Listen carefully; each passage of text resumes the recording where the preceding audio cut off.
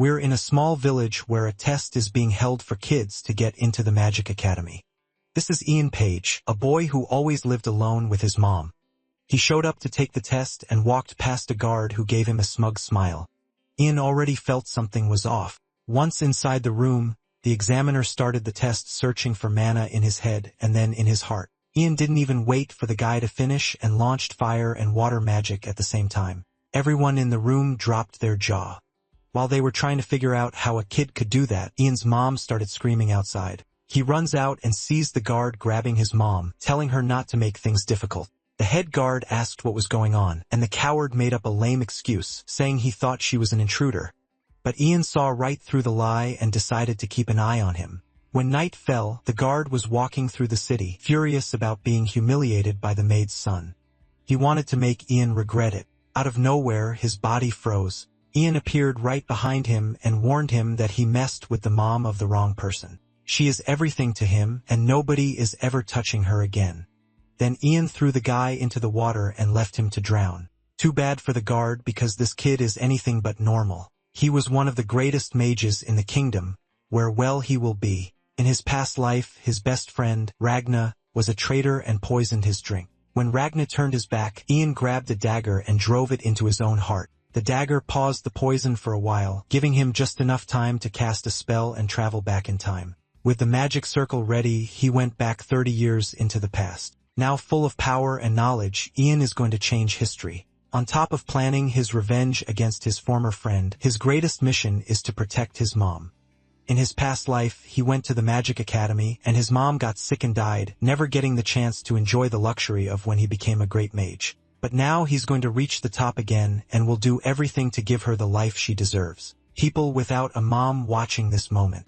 The next day, he woke up with the village surrounded by the royal order. The thing is, the king found out that he can cast 2 spells at the same time and sent him a message acknowledging all his talent. He was taken straight to the Empire's palace. Arriving at the Morgrian family mansion, Ian and his mom were treated like royalty, welcomed by Lord Marcus Morgrian.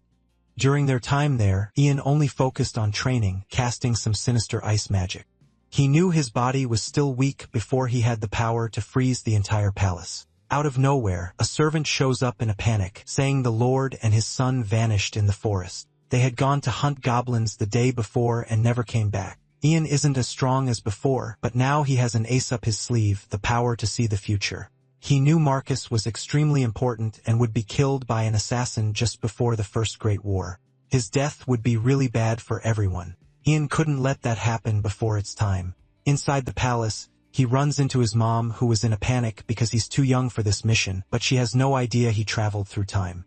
To help with the rescue, Marcus's daughter, Margaret, gave him a magic ring that boosts his magic. He thanks her, sticks with the soldiers, and goes after the Lord. Searching through the forest, he found blood marks and several goblin bodies. To make the job easier, he created a spirit wolf that sniffed the blood and followed the scent. Meanwhile, Marcus and his son were still alive, but surrounded by goblins with no energy left to fight. One of the monsters saw the Lord was exhausted and attacked from behind. A millisecond before the hit landed, everything around them turned to ice. Ian arrived just in time and froze every goblin in the area with a single attack. Before passing out, Marcus looked at Ian and was blown away by the boy's power.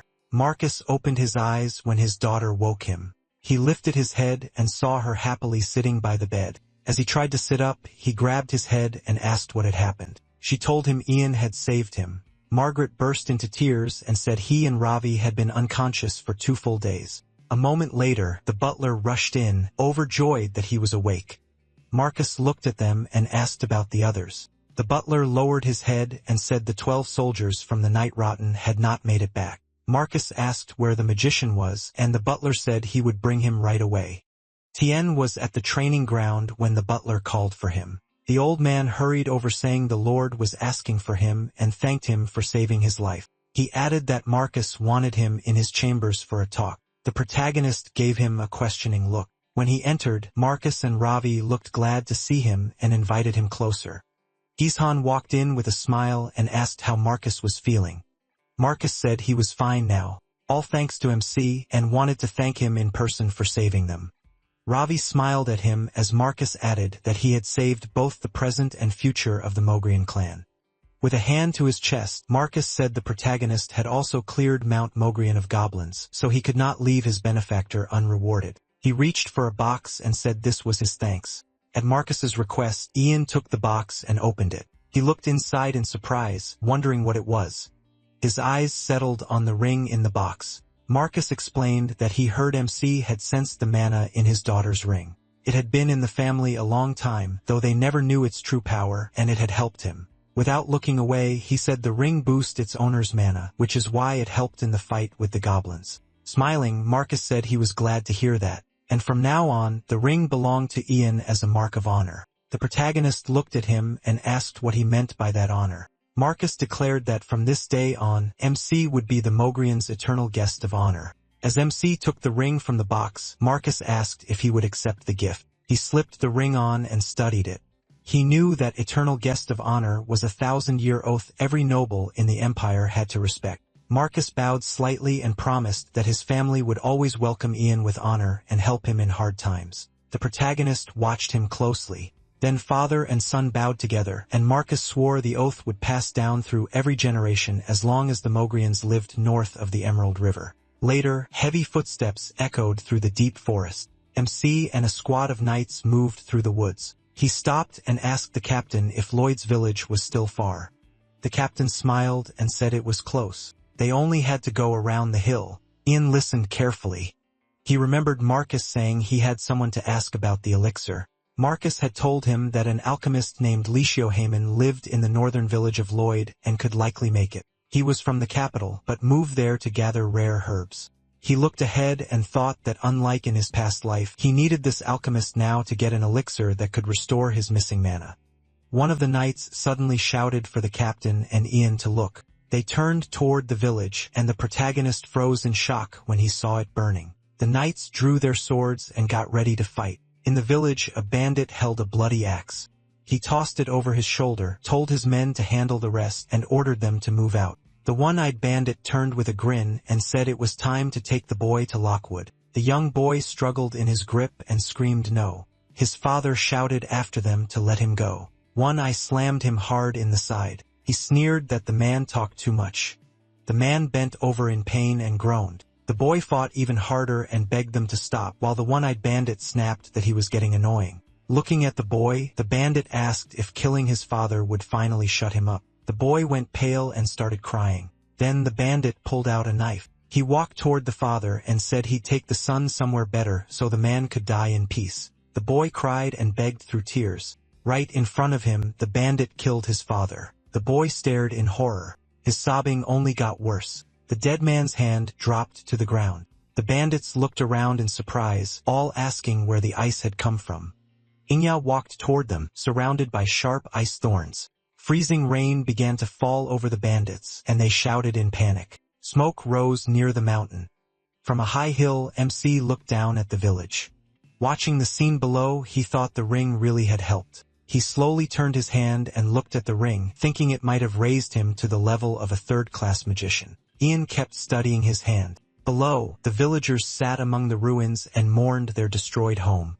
Standing in the wreckage, he heard someone call his name.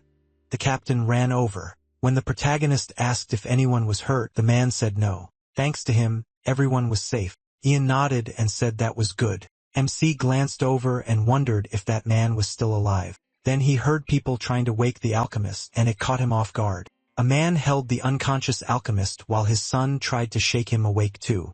He put a hand on the boy's shoulder and asked to examine his father.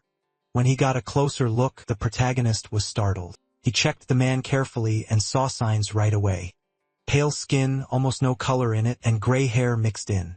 Yihan wondered if this was mana addiction. A dark memory flashed through his mind. This illness was also called God's curse. In some people, mana stays trapped in the brain, causing non-stop pain because it can't move through the body or leave it. They suffer like that until they die. MC looked aside and thought the man likely couldn't have done this to himself. An evil sorcerer probably caused it, and now it had gotten much worse. He placed 2 glowing fingers on the man's forehead. There was only one thing he could do for now. Clear out the stuck mana and replace it with fresh mana. The man's face eased, and he let out a slow breath. Ian told him to treat his injuries. The man agreed at once and thanked him. Before he could leave, the boy grabbed his cloak and asked him to wait. Turning back, the protagonist heard the boy ask if his father would get better. Sadly, MC said it was only temporary.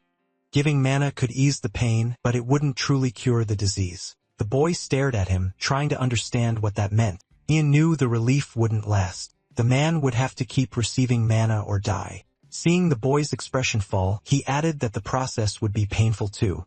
The boy burst into tears and swore he'd find the reindeer flower soon and save his dad. Then he suddenly spun around and ran off. His father called after him, asking where he was going. Ian froze for a second when he heard the boy's name.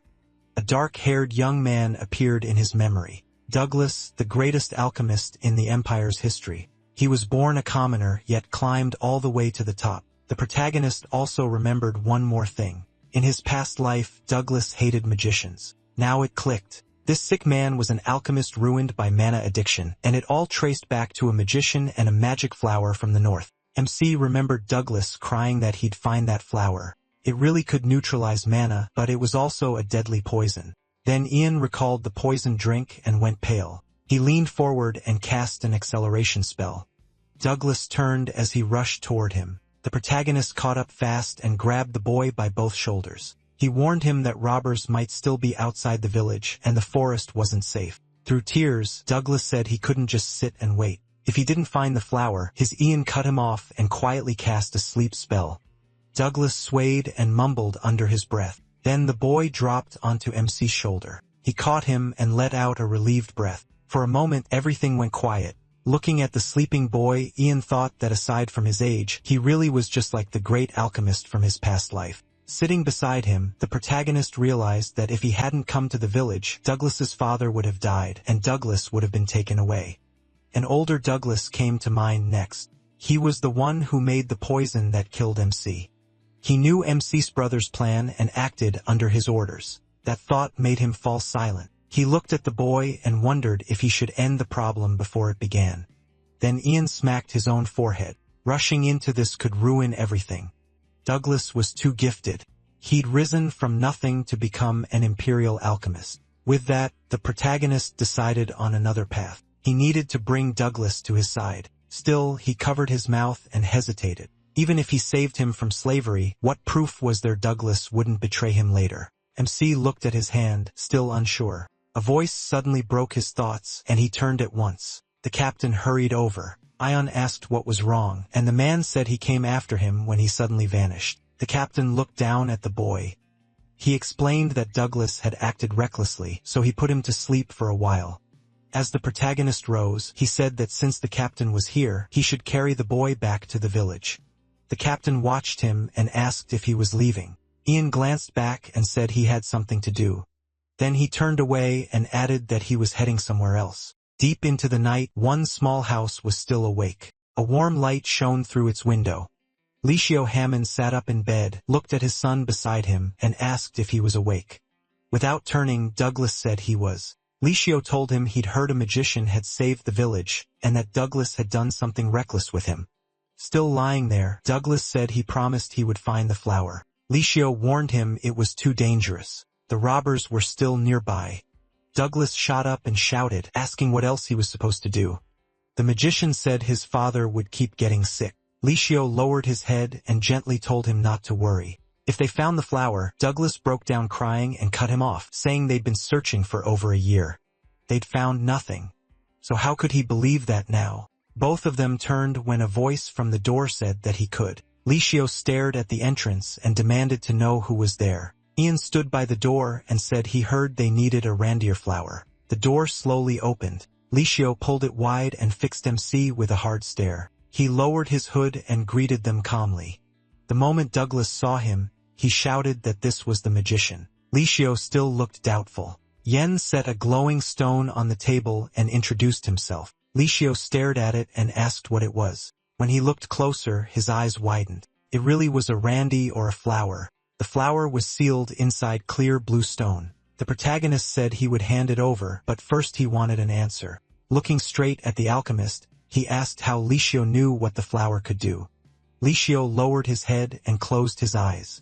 He said he had read about it. Ian kept watching as Licio added that it was written in a reference book. He pointed to the book and said his father had given it to him. Then Licio opened it, turned the pages, and told MC to look. He read the entry.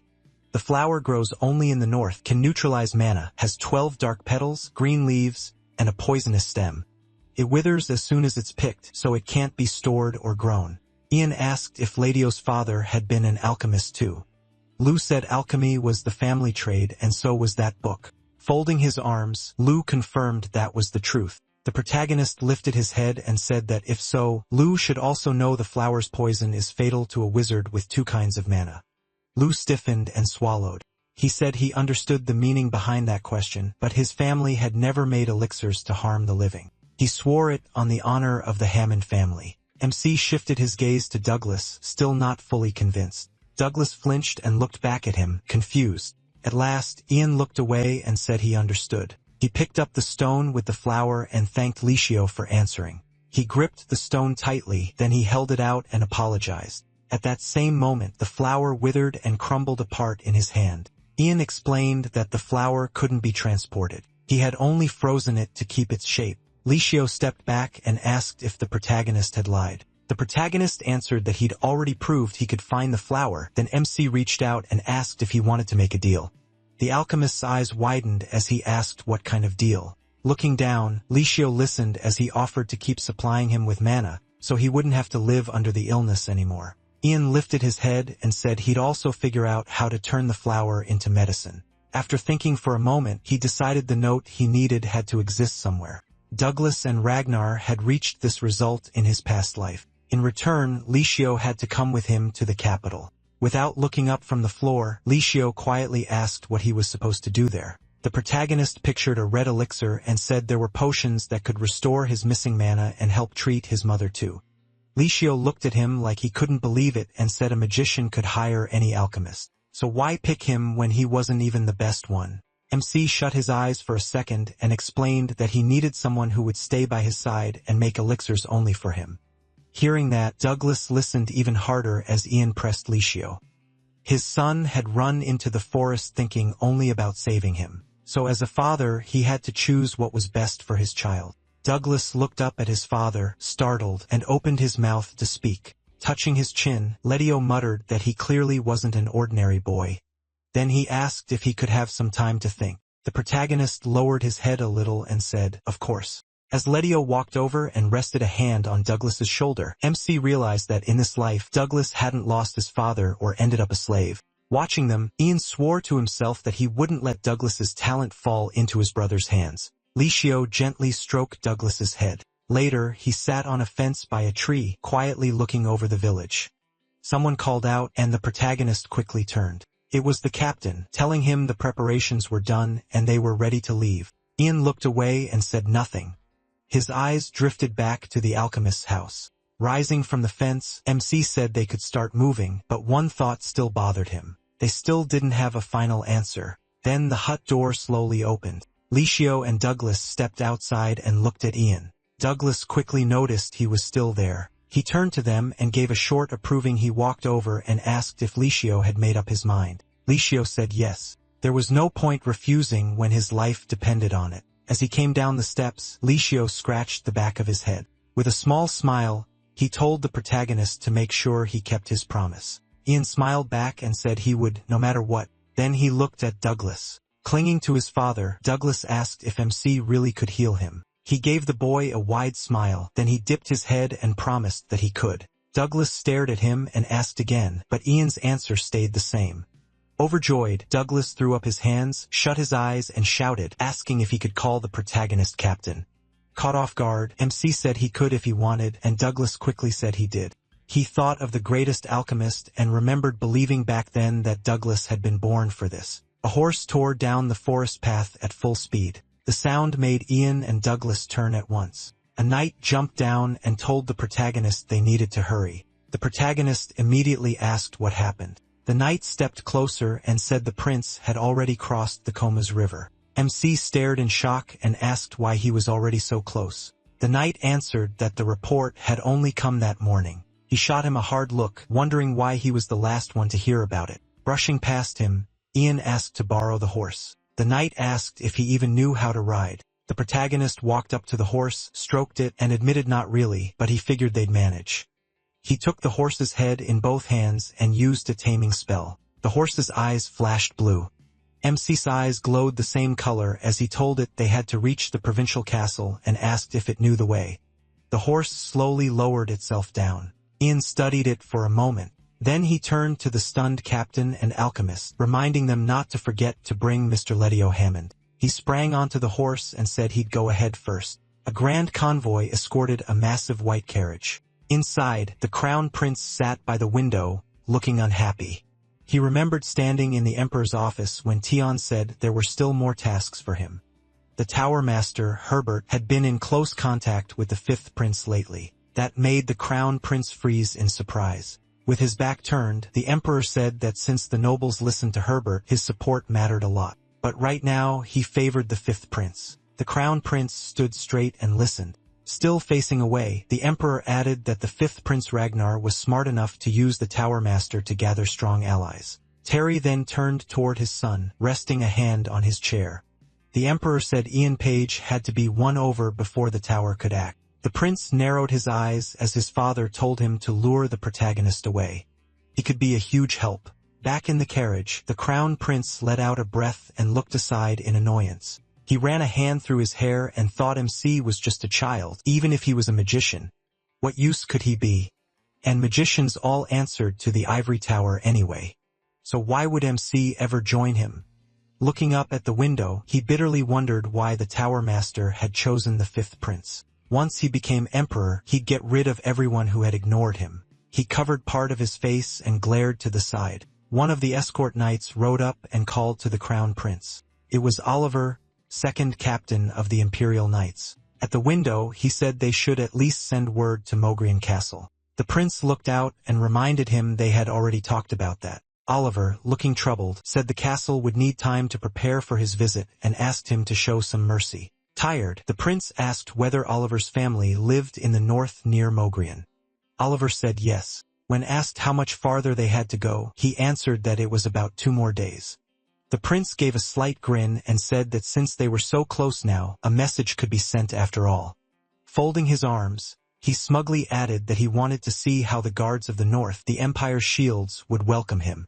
Oliver looked into the carriage with relief and thanked him. Soon, the provincial castle appeared in the distance, already ringing with shouts that the crown prince would arrive very soon. The lord pointed sharply and yelled that not a speck of dust should be left anywhere. Marcus pressed a hand to his forehead, wondering why no one had warned them sooner. He hadn't expected the visit to happen this fast. Turning to the butler, he asked if the other families had arrived. The butler said yes. The Macfadians and Oliver would be there soon, and everyone else was already present. Marcus then asked if there was any news from the magician. The butler lowered his head and said not yet. Marcus covered his face for a moment, muttered that this was bad, and said he had to go. Then a knight shouted that His Highness, the Crown Prince, had arrived. The huge convoy rolled up to Mogrian Castle. The carriage came to a hard stop. The prince stepped out and looked straight ahead. He walked up to Marcus and immediately asked where the magician was. Marcus started to answer, but a horse rushing in cut him off. It skidded to a sudden stop on the road. Ian was slumped over in the saddle. Lifting his head a little, he apologized for being late. Marcus flinched in surprise, then said he was glad he had made it. The crowd behind him stared, confused that this child was the magician. Marcus gave the protagonist a light hug and said the emperor's order had been sent to him personally, so he needed to stand in front. Together, Marcus and Ian stopped before the prince and Oliver. The crown prince looked down at him and asked if he was MC Page. He stared back and thought it had been a long time since he'd seen him. Then the protagonist glanced aside and noticed people in white cloaks. His eyes settled on one girl. The dark-haired girl turned, gave him a faint smile, and MC recognized her as Cecilia. That caught him off guard. He knew she was a spy for the Coldwood Empire. The group moved into the hall. Oliver bowed his head slightly and told the prince to please show some restraint. Holding a glass of wine, the prince replied that wine was the only thing worth having here. He looked around and complained about coming all this way. This place was boring, and he didn't like the magician either. Oliver only looked at him in confusion. After a pause, the prince said he'd rather go rest. Nearby, Cecilia leaned against a column with a glass of wine, watching the room. As she looked around, she thought the Emperor's missions had been getting stranger lately, especially this sudden interest in a boy. Cecilia narrowed her eyes and remembered the 2 orders she got a few days ago. First, check if the rumors about the young magician were true, and if they were, kidnap him and his mother for cold wood. She studied the banquet, wondering what made this boy important enough to take. First, she had to find out. Cecilia headed to the training ground and scanned the area. Then she spotted Ian in the middle of the field. There he was. A faint smile crossed her face as she started casting with her left hand. She decided to test him first with something simple. Wind stirred her hair as she called out a spell, magic arrows. A rain of magic arrows shot straight at him. Cecilia stared ahead, surprised. Ian had already blocked it with a shield. Glaring at her, he demanded to know who she was. She only smiled and said she was a magician from the Ivory Tower too, just here to greet him. The protagonist turned fully toward her, clearly annoyed, and asked if attacking from behind was how they said hello. She stepped back a little and warned him to mind his tone. She was older and he should show some respect. Ian suddenly went quiet, lowered his head, and said one name, Cecilia. She froze and stared at him in shock. Then he finished it. Cecilia Coldwalker. That made fear flash across her face. Trying to steady herself, Cecilia demanded to know who he was and how he knew her name. MC just asked what she thought. With a small grin, he said that was the name used by every Coldwood spy. He even claimed he knew everyone working with her. As he slowly walked closer, Ian started listing names. Yule, the caretaker of the Molten Stable. Cecilia moved toward him in disbelief while he kept going. Robin, the Emperor's secretary. Iriel from the 9th Division. Isabel, a palace maid. He glanced at her and asked if she knew they were all connected because he did. Cecilia narrowed her eyes and looked at him like he was just a foolish child. Then rage flared in her eyes.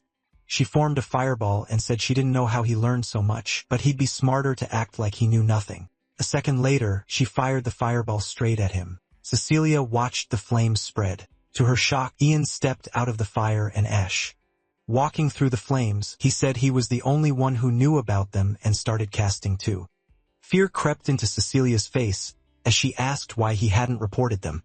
At the same time, she couldn't understand how he was completely unharmed. The protagonist tossed a glowing sphere of magic upward and said he still knew plenty. Cecilia looked up in horror. Sharp ice shards came flying at her. Ian swept his hand aside, more fragments forming behind him, and said he also knew why she was after him. Then he thrust out his hand and cast Ice Spear. The spears shot at Cecilia at once. She tensed and took her stance, throwing up a mana barrier. She barely shielded herself from the attack, but cracks quickly spread across the barrier. Sweat ran down her face as she struggled to keep it up. Ian raised his hand, and a huge red orb formed in his palm. He glared at Cecilia, then he hurled it at her and shouted, "Fire explosion." Cecilia bent under the strain. She couldn't fight back while holding the barrier, but if she didn't move now, she'd die. She leaped away just as the barrier broke. Ice shards sliced her leg. She ran, but more shards tore into her body and drew blood. Cecilia kept sprinting as the fragments kept cutting her. A massive blast went off behind her, and she stumbled in fear, turning toward the explosion. She could only stare in terror. Cecilia kept looking back at the blast. She dropped to the ground, shut her eyes, and thought she had survived. He probably burned through all his mana with that last attack, and people would come soon. Then she opened her eyes and looked up, telling herself he had no proof. No one would believe a child, and the tower's magicians would side with her. Ian started walking toward her slowly. Cecilia snapped her head toward him. She had been thinking she'd recover first and decide what to do later, then heard MC say he could expose her. Stopping beside her, he said that right now. She turned to him sharply and asked if that was really true. The protagonist smirked and said, yes, there was evidence. Evidence even the Cold Walkers themselves didn't know about. Cecilia whipped around and shouted that he was lying. At that moment, guards appeared at the training ground entrance. Oliver demanded to know what happened and rushed over to the girl. He ran up, lifted Cecilia, and saw she was hurt. From the crowd, Ian shouted that he was the one who did it. Everyone turned toward him. Oliver fixed MC with a hard stare and demanded an explanation.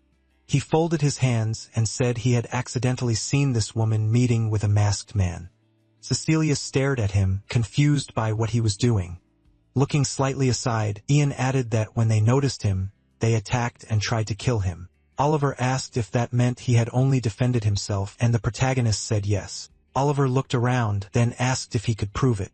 Said they had been checking each other's bodies for marks. The guard lowered his head for a moment, thought it over, then ordered Cecilia to be examined. The two men with her immediately protested, saying the captain was going too far and insulting the tower's magicians. A knight slowly drew his sword. An instant later, the blade was right in front of the shouting man's face.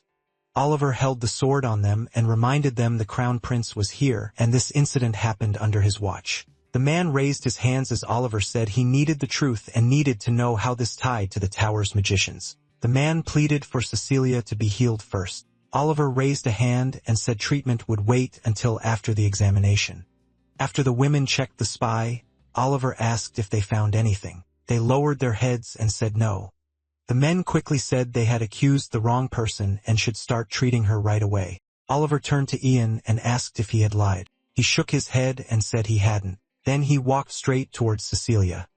He turned her over by force and asked her to forgive him. Cecilia watched as he brought his glowing hand to the back of her neck. The whole crowd stared in surprise. A bright mana mark appeared on her back. Cecilia shot Ian an angry look and demanded to know what he was doing. Rising back up, the protagonist said he had seen them touch that area like they were checking a mark. He remembered the man he had tortured and thought about how all cold walkers were sent to training camps where they received a hidden mark. Only the trainers knew about it until one person finally broke after a year of torture and revealed the secret. Oliver looked at the others and asked if anyone knew what the mark meant. One man turned his face away and admitted he'd never seen it before, then asked if Ian knew either. Oliver looked down, thinking that maybe no one knew its exact meaning, but it clearly proved there was more going on. Cecilia glared at him as Oliver ordered them to heal her and save the questioning for later. The men looked uneasy when they were told to prepare a mansion for her. Oliver then turned sharply to MC and called out to him. He said that if Ian was right, he would personally tell His Highness about him. He only looked back in silence. Later, the prince sat on a sofa with his arms crossed and asked if the protagonist had really beaten a third-class magician. Oliver said it was true, and the prince remarked that it was hard to believe. Leaning back, the prince asked Oliver what kind of impression MC had made. Oliver looked aside and said Ian was nothing like the other magicians he had met. The way he spoke and acted was far beyond a normal teenager. The prince folded his hands tighter across his chest and thought it over. After a moment, he closed his eyes and said he wanted to meet him himself. Then he ordered Oliver to bring him in. The protagonist entered the prince's chambers, bowed slightly, and said he had been summoned. The prince rose from the sofa, clasped his hands behind his back, and said yes. He had heard Ian exposed a Coldwood spy and defeated her even though she was a high-ranking magician. Looking toward the fireplace, the prince said it was a victory worth praising. MC lowered his eyes a little and said that praise was an honor. The prince held out a hand and said he deserved a reward.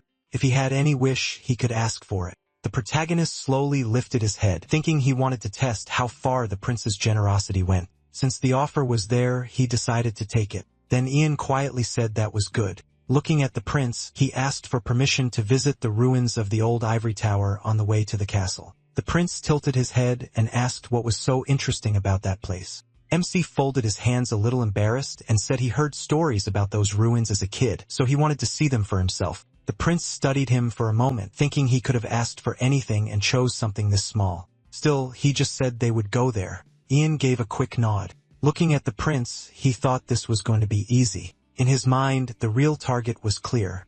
A hidden book under the old tower ruins. A dungeon lay below, and inside was a book of dragon spells written in the dragon tongue, a key part of time magic.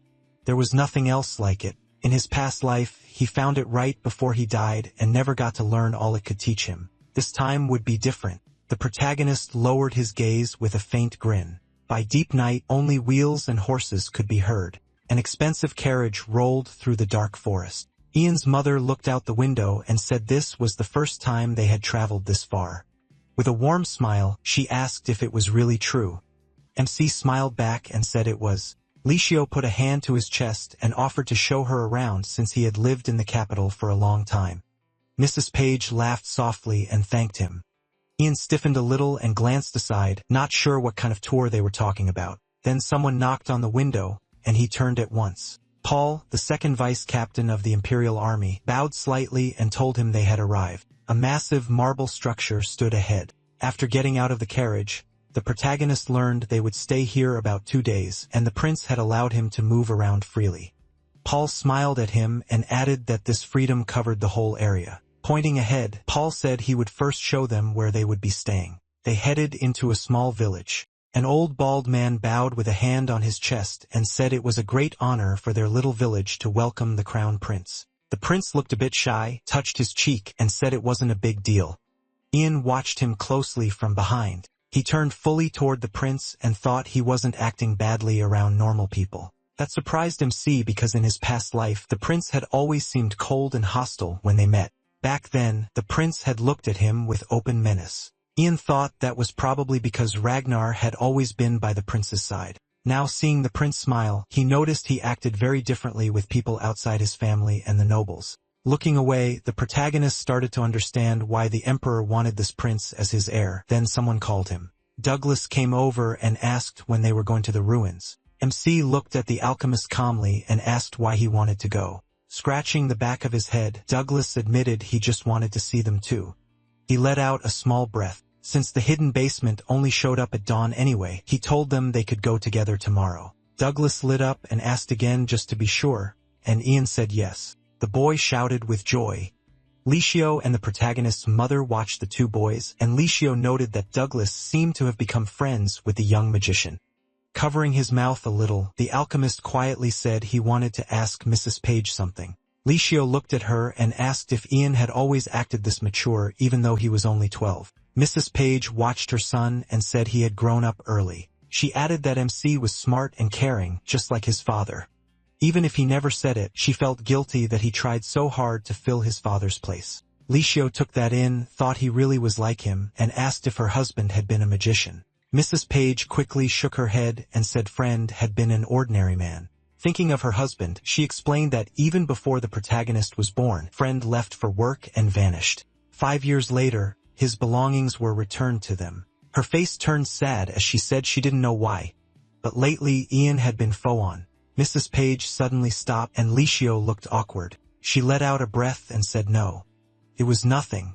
Ian thought back to his past life. After the war, he escaped both the Emperor and the Ivory Tower and wandered under the stars with no real destination. That road eventually led him here. Staff in hand, he had crossed open fields in that life. At first, he called finding the old tower ruins a coincidence, but deep down, it had felt like he was meant to come. He walked toward the marble ruins. In his past life, young MC had stood in the same place. Looking up, he thought nothing had changed. As he studied the structure, Ian remembered that 300 years ago, this had been the site of a war between the tower's magicians and the dragon descendants, the Draconians. In his mind, dragons and gargoyles unleashed black magic strong enough to wipe out an empire, but the top mages of the Ivory Tower, led by Mitchell, had stood against them. Those magicians broke the dragon's will and destroyed the gargoyles to protect their land. After leading the nation to victory, the emperor gave up his throne and devoted himself to the tower, founding a new one in Green Riverium where it still stands. That great tower rose in Ian's thoughts. Standing among the ruins, he thought the old tower had eventually been abandoned and left to fade into history. He stopped at a certain spot, feeling this had to be the place. The protagonist pressed a hand to the stone, and light glowed at his fingertips. He stared at one point without moving. Then a staircase opened before him. Leading down, Ian started descending into the dungeon. He raised a hand, cast a light spell, and a small glowing orb formed above his palm. Then he sent it upward. The light landed on a stone gargoyle's head. Ahead of him, on a pedestal, stood an ancient gargoyle. Ian remembered how shocked he had been the first time he saw it. Then the gargoyle began to move. A second later, the monster shed its stone shell.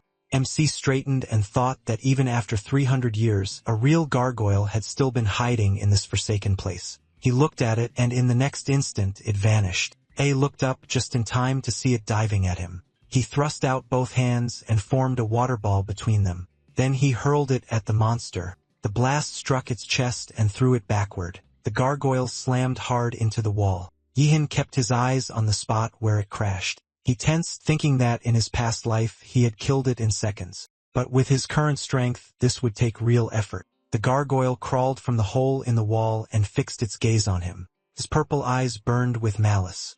A moment later, it shrieked and flew at him again. Tion dropped low, pressed a hand to the floor, and cast ice spears. Huge spikes of ice tore through the gargoyle.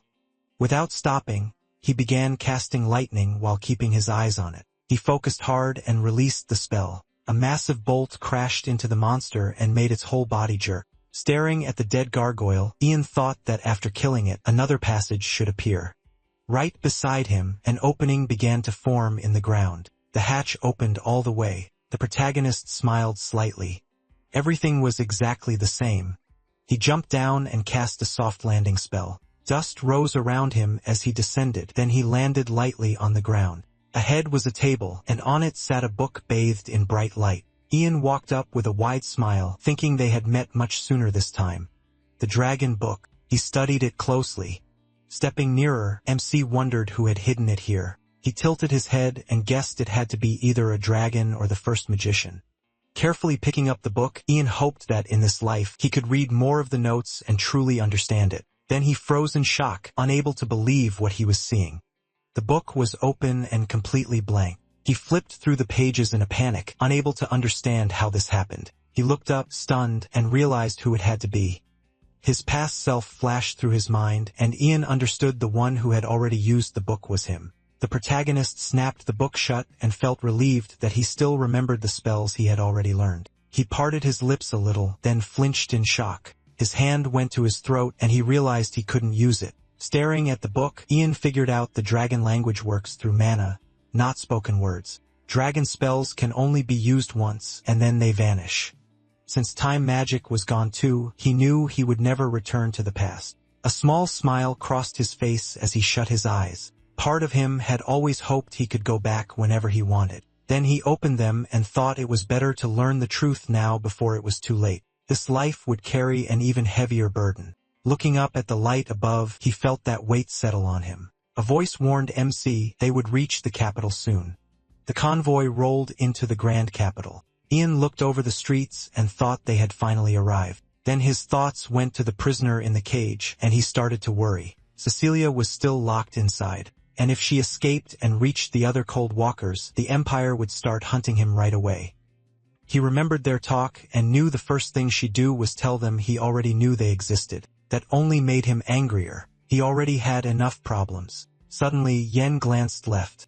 A magician in a gray cloak stood in front of the convoy. The owner of the tower stepped forward, raised a hand, and the crowd behind him shouted for them to stop. Oliver slammed on the brakes, confused. He looked at the old man and called out to him. After getting off his horse, Oliver demanded to know why he was blocking the crown prince's path. The captain stiffened when he heard it was the emperor's order. The tower master held out a scroll and said the case involving the girl magician had been handed over to the ivory tower, so she must be given to them. Keeping his face calm, Oliver remarked that they must be in a rush if they weren't even waiting to enter the castle. The tower master shut his eyes and said it was better to settle this right away. A fifth-class magician walked past Oliver and told him to take it easy. They would handle the investigation themselves so everyone else could rest easy. Oliver clenched his teeth, veins bulging.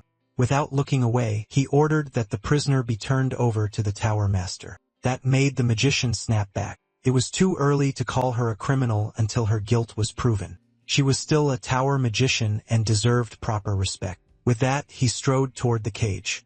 The knights by the carriage argued that they had escorted and guarded her the whole way, so the magicians couldn't just take over.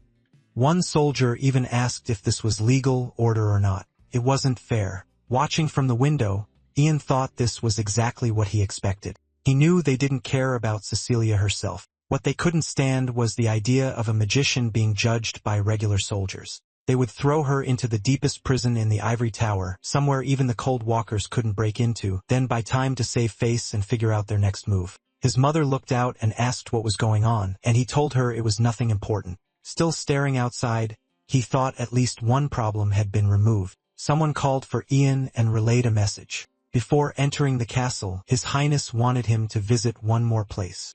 Their carriage stopped in front of a grand mansion. The protagonist stepped out, studied it, and recognized it at once. In his past life, Ragnar had given him this same mansion after he became a fifth-class magician. The prince walked over and asked if he liked it. Smiling, the crown prince explained that his father wanted to give it to him.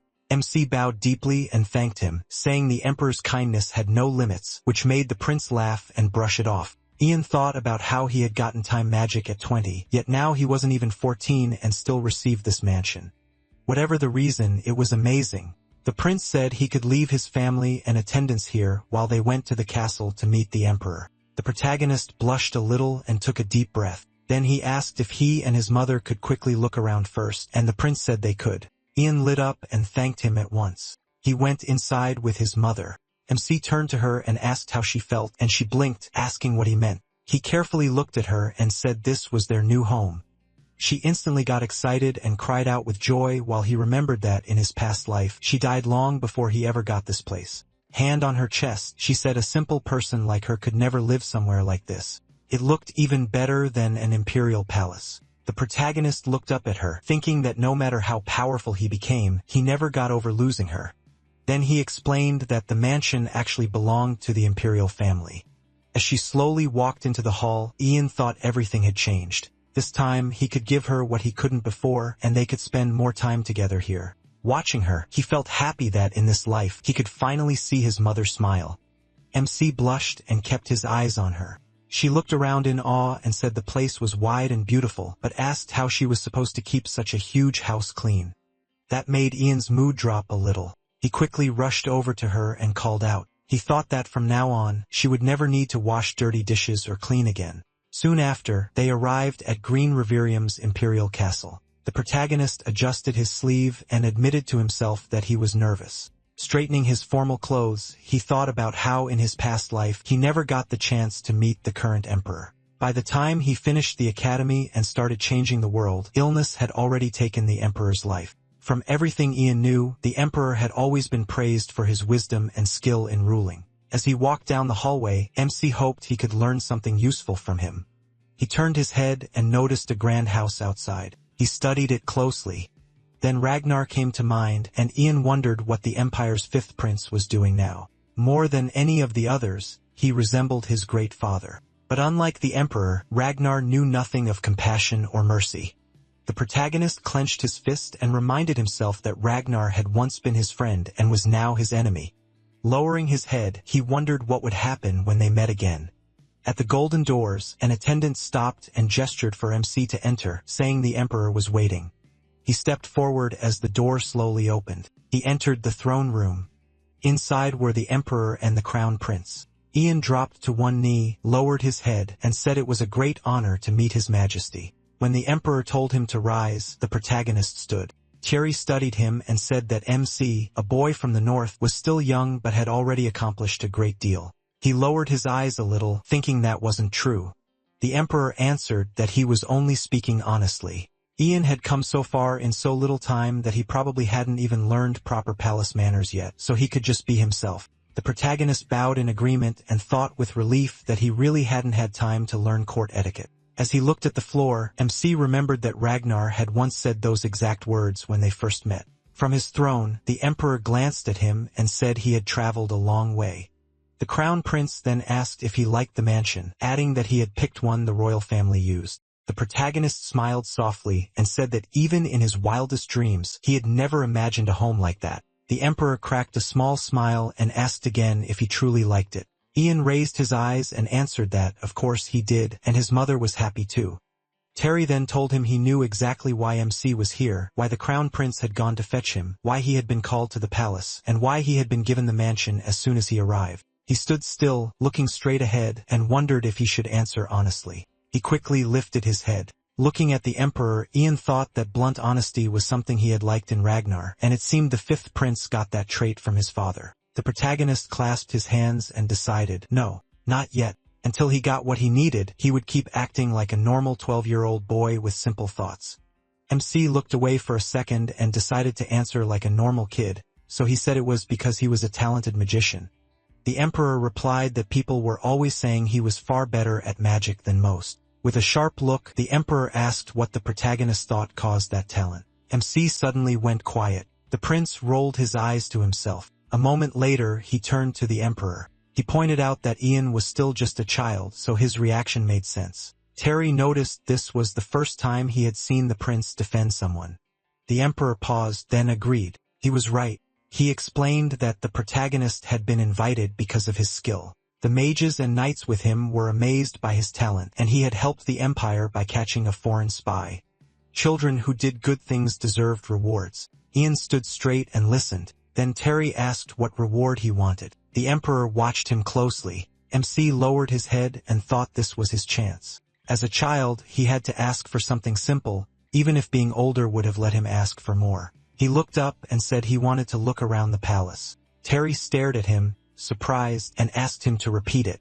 Ian said yes. He wanted to see the inside of the castle and how beautiful it was. He added that he wanted to tell his mother all about it later. The prince reminded his father that he had already wanted to see the ruins of the old tower on the way here. Kids were naturally curious. The protagonist gave a small careful smile and said that was all. If it was allowed, Terry told him that with a certain sign, he could enter any room in the castle. A servant stepped up and handed Ian a golden tablet. As MC took the engraved tablet, he was told the guards could also guide him anywhere he wanted. When asked if he wanted anything else, he said nothing else came to mind. Terry smiled and said that in that case, he would reward the protagonist a little more on his own. Ronan looked toward the maids, and the emperor ordered them forward. A chest full of gold was brought out. The maids bowed, and the emperor said the gold and the servants would be sent to Ian's mansion at once. They had worked in the palace for years, so there should be no trouble. MC thought that at least now his mother would not have to worry about cleaning. He thanked the emperor for his kindness. Then he slowly backed out of the throne room. Once he left, he admitted the emperor was impressive. He had not expected that kind of generosity. Still, the feeling of being tested never went away, so he knew he had to stay careful around everyone, including the fifth prince. Ian studied the golden tablet. As he hurried down the hall, he remembered Ragnar's words. Distrust is the base of politics and rule, but there was something else he needed to handle, and time was running short. Soon, he reached the royal garden. A soldier noticed him at once. The guard asked why he was there, and the protagonist answered with a question of his own. Was this the royal garden? MC showed the golden tablet and said the emperor told him to present it. The shocked guard allowed him through and offered to guide him. MC decided to act like he was only sightseeing. He stopped by a marble building and realized he had finally reached the royal sanctuary. He gazed at it and thought how much he loved this place. He remembered standing here with Ragnar before. Only the royal family could enter this resting place of their ancestors. One day, Ragnar would be buried here too, but not for a long time. Back then, Ragnar had smiled and asked if the protagonist agreed. Ian peeked around the corner to check the area. The guard at the entrance was asleep in his chair. Even so, MC moved in carefully and cast a sleep spell just to be safe. Inside the dark room, he used a light spell and guessed he was near the tomb of the first emperor. Walking among the graves, he searched for what he came for. He kept moving slowly, scanning each spot. Then his eyes snapped to one place. He found it. Near a column, Ian spotted a cluster of stone heart mushrooms. He fired an ice spear and smashed them free. Carefully, he gathered the mushrooms into a bag. This was more than enough. He flinched when a voice suddenly asked what he was doing there. So late, he spun toward the sound, wondering who it was. With a quick wave, he canceled his light spell. Then he ducked behind the graves. From there, he saw torchlight coming down the passage. Ian tensed and wiped at the sweat forming on him. A red-haired man stepped in, talking about the princess. Hidden behind a column, the protagonist wondered which princess he meant. The royal family had 3, and, obviously, the 5th prince was not one of them. A blonde girl smiled and said no one came here. It was quiet with no one around to listen. She placed a hand on her chest and said she came because it was her duty as a princess. Mr. Kevin, she added, was only checking how secure the sanctuary was. They had good excuses. Peeking out, Ian recognized her. It was Haley, the crown prince's sister. Kevin warned that someone might report this to the tower. Haley's face darkened, and she snapped that would not happen. Angrily, she asked if he had any idea how dangerous the tower was. Then her mood shifted, and she said her parents would understand. She was doing this for her brother and father. Kevin lowered his head and said he would help however he could. He asked if she remembered the methods he taught her before, and Haley clenched her fist, saying she did. She focused and said she needed to start with light by gathering mana. A moment later, she held out her hand and cast a light spell. A tiny glow appeared over her palm. Watching from hiding, Ian was shocked. The princess could use magic. Haley frowned at how small the light was, and Kevin told her she was still a beginner. MC remembered her future. She had lived quietly, trapped like a bird in a cage, followed the crown prince after Ragnar took the throne, and was executed with him. He still could not believe it. He never knew Haley was a magician. But why was it being hidden? That made no sense. Learning magic in secret and hiding magical skill were both against the law, and Kevin, as a magician, had to know that. Haley then asked him to teach her a defensive spell, maybe volcano magic or something like it, but Kevin admitted that kind of spell was hard even for him. Suddenly, Haley felt something behind her. She turned at once. Kevin asked what was wrong, and she said she heard something. Kevin panicked, waving his arms and saying they might have been discovered, so they had to leave fast. Haley told him to calm down. It was already getting dark, and only members of the royal family could enter this place anyway. Ian stood outside again. Looking up, he thought about what he had just seen. Today had brought a huge surprise. He turned slightly and wondered who else knew Haley was a magician. Thinking back on the sanctuary, he figured Kevin was hiding her power. That made even more sense because the master of the tower supported the fifth prince by the fountain in the garden. Ian realized the trip to the sanctuary had taken too long. As he headed out, the guard asked if he was done looking around. The protagonist smiled to himself, knowing he had gotten what he came for. He thanked the guard and said yes. Then MC returned to his mansion. Licio Hammond saw him come in and called him over. Ian hurried up to the alchemist and asked where his mother and the others were. Smiling, Licio said Miss Page was speaking with the maids while Douglas was checking out the mansion. At that moment, Douglas was running through the house, amazed by how huge it was. He studied the alchemist for a moment, saw this could help them both, and asked Licio to talk in private. They stepped into an empty room, and the protagonist shut the door behind them.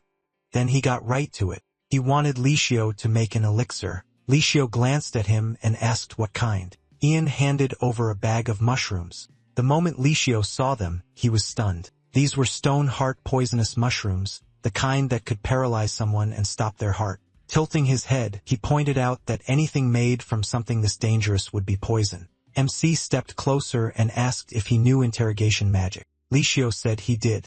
Ian lowered his gaze and said he needed an elixir that could get past it. Glancing at the bedside table, he asked if he could make it. Licio said he'd need to test it first, then asked how urgent this was. The protagonist half closed his eyes and said it was very urgent. The sooner, the better. Suddenly, MC turned toward the door. Someone announced that a letter had arrived from the ivory tower. A maid entered carrying a tray with the letter on it. Ian quickly took it and opened it. The letter said the newly arrived magician, Page, was expected at the tower. By their rules, he had to begin training there, and they fully recognized his talent. Reading on, he saw that an official meeting would be held in exactly 1 week. As a magician of the tower, they expected him to attend. After finishing, the protagonist said Licio had 1 week. He turned to him and asked if he planned to sleep at all. A little shaken, Licio answered that a week was a week. This was work. Walking up to him, Licio said he just wouldn't sleep and would do everything he could. Ian gave a small grin and said he was counting on him. A fancy carriage rolled through the forest. Inside, MC sat quietly and looked over the carriage. In his hand was a bottle of black liquid. Licio's elixir made from the stone heart mushroom should last 2 hours. Ian looked at it with concern. 2 hours was all he had. Then he turned toward the window. The huge ivory tower came into view. He stared at it, thinking how many memories that place held, yet here he was again. When the carriage stopped at the tower, servants noticed their arrival. The protagonist stepped out at once, then turned when someone called to him. A girl in glasses greeted him. Smiling, she told him to follow her and said she'd take him to the owner of the tower. As Ian walked with her, memories from his past life began to surface. She guided him across the first floor, explaining that it was called the Hall of Enlightenment. MC lifted his head. As he moved down the corridor, he thought the place hadn't changed at all and probably never would. The girl pointed ahead and asked if he could see the golden disc. Ian said yes, and she explained it was a lift magicians used to travel between floors. She added that high-ranking magicians used it to reach the very top. After asking if he wanted to try it, he stepped forward without hesitation. Once he got on, she told him the tower's owner would be waiting on the top floor, then said goodbye. golden light spread under his feet. A second later, the lift shot upward. Ian looked down at the bottle in his hand, then he opened it and drank. Not long after, the lift came to a sudden stop. The protagonist fixed his eyes ahead. A dark, elegant door stood in front of him. It opened on its own, and bright light spilled out. Ian walked in without slowing down.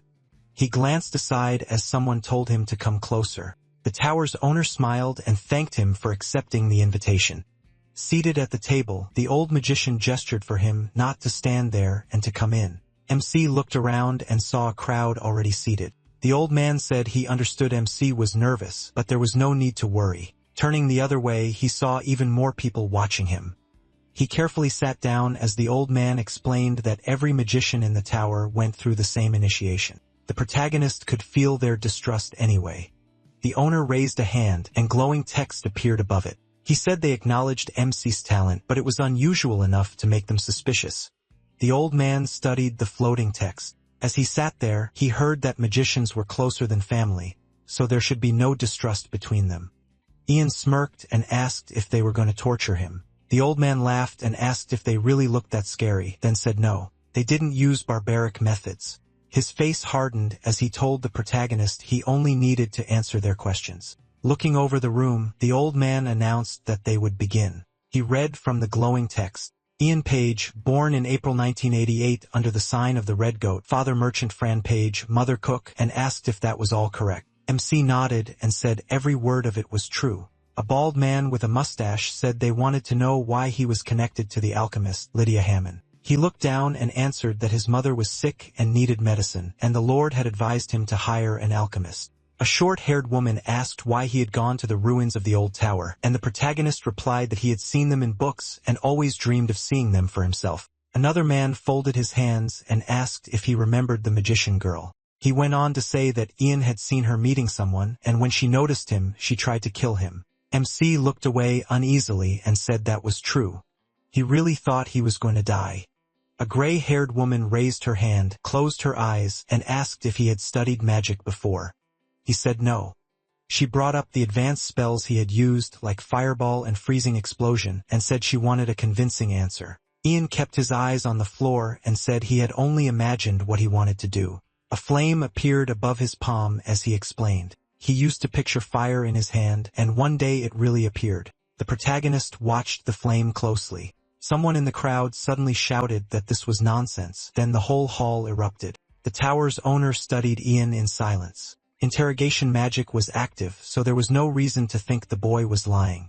Could a legendary first magician really be reborn as a child? The old man wondered if MC was some top-class magician able to resist interrogation magic, but that should have been impossible at his age. Staring at him, the owner could only wonder who he really was. Then a red-haired woman shot up from her seat and yelled that this had gone far enough. She jerked her hand to the side and snapped that they should stop asking stupid questions. What mattered was why they were all really here. Ian looked up at her with innocent eyes while the others tried to calm her down, but she shot back that they all wanted the same answer. Helene stood right in front of him and demanded to know who he was. With one hand on her belt, she said they'd heard enough of his filthy lies and wanted the truth, who he was and why he kept lying. The protagonist looked at the red-haired woman and thought she hadn't changed at all. He remembered that Helene had once been the youngest fourth-grade magician. Before he appeared, people called her the Fire Lady because of her temper. Putting on a guilty look, Ian asked if she didn't know. Helene glared and demanded, "Know what exactly?" MC glanced at the floating text and said it was all written there. Turning fully toward it, he added that he was Page, born in April under the Red Goat, and asked if she could read. Helene clenched her fist in anger, then she wheeled on the others and shouted for them to stop. A fifth-class magician looked at Ian and said he had one last question. The protagonist remembered a soldier harassing his mother as the tower's owner brought up the incident. On the day of the inspection, he clashed with a soldier named Jonathan for disrespecting her. MC stayed silent as the magician continued. Jonathan died the very next day. An image flashed through his mind of Jonathan's body rising to the surface. The owner added that traces of mana had been found when the body was examined. Fixing Ian with a hard stare, he asked if Jonathan's death was connected to him. The protagonist sat up straight, stared at the floor, and thought the Tower Master clearly hadn't earned his title for nothing. Watching the 5th-class magician, MC realized the man didn't trust magic alone. He questioned everything and thought things through. He lifted his head and thought calmly that if a normal person got accused of murder, panic would make them look guilty either way. So he stayed still and thought it over. Since this was the last question, the protagonist wondered if he should shake off the elixir's effect or just give them the answer they wanted. A second later, he put a hand on his chest and said he knew nothing about it. The hall exploded with noise. Ian didn't move. The Tower Master gave a faint smile and asked if that meant MC had nothing to do with it. He said yes without hesitation. The 5th-class magician lowered his head a little, said that was good, and apologized for asking something so harsh. Then the Tower Master admitted he lied about the mana traces. Jonathan had really just fallen off a bridge. Ian only glared at him in silence. Leon raised a hand and said he knew lying was wrong, but hoped the protagonist understood. Every magician went through this test. He added that MC's case was different because the Ivory Tower knew almost nothing about his real strength. They needed to find out not just what he could do now, but what he might become later. The other magicians stayed quiet and listened. Then Ian looked at the orb in front of him as Leon explained it was a mana storage device, the tower's main power source. Right now it was neutral, but the more mana it absorbed, the bluer it would turn. He just had to pour his mana into it. The protagonist asked if he should send in all of it. Leon said yes. They wanted to see everything. Walking up to the orb, MC thought it could store mana up to a 3rd-class level, so stopping at 2nd class would be safer. He placed both hands on it and figured that if he gave them what they expected, they'd finally relax. But his face darkened. He wondered why. As an 8th-class magician, his name never stayed in history beside words like wise ruler or great leader. As memories of his past life rose up, the orb shone bright blue, and Ian thought he had always lived however the moment demanded. Keeping his hand on the glowing orb, he told himself he never cared about power, status, or honor. He never needed any of it. As magic swirled around him, he realized the only thing precious to him was magic itself. He thought again. No one had ever been stronger than him. The wind around him kept getting stronger, then the orb started to crack. And in the next instant, it shattered into tiny pieces. Everyone threw up their arms against the blast of wind. White steam spread through the room. Ian bent forward and started breathing hard. He doubled over more, trying to catch his breath, and Leon stared at him in shock. Every magician in the room was stunned. Helen could barely believe it and asked how that was even possible. Picking up a broken piece, she said they thought he was only 3rd class. Now it was clear his level was beyond what they expected. Ian slowly stepped away. One hand on his chest. Sunlight spilled onto the balcony. One magician slammed the table and shouted that the rumors were true. He jumped up and said the protagonist wasn't 3rd class at all. He was 4th class and only the Tower Master could match him here. Remembering Ian's face, the man said they had all seen his expression when he denied killing the soldier. Then he shouted, asking if everyone understood what that meant. The hall fell into thought as he argued the Ivory Tower had to bring MC in and control him before he became a real monster. There was no need for academy training or a 5-year mana mission in the provinces. The Tower Master nodded to himself and said him entering the academy made no sense. With sweat on his face, the magician listened as Leon added that the protagonist would only become a burden to beginners. Even top magicians felt shaken by him, so imagine the students. The room silently agreed. Leon Shanes then said it didn't matter whether Ian killed the soldier or only helped cause his death. That wasn't the issue. What mattered was that interrogation magic still worked on him, so they could always tell if he lied. Looking over the hall, Leon Shanes said, no one needed a reminder of how important the Ivory Tower's reputation was. The stronger their magicians were, the stronger the tower would be. So he proposed recognizing Ian as the 12th Archmage and officially announcing him as a 4th-class magician. Because of MC's age, Leon added, he should get private training from a high-class magician. Did everyone agree? The whole hall answered that they did. Leon smiled, pleased, and asked who wanted to train him. A hand went up at once. Standing outside the tower later, he thought he never expected to be named Archmage this fast or called back here so soon.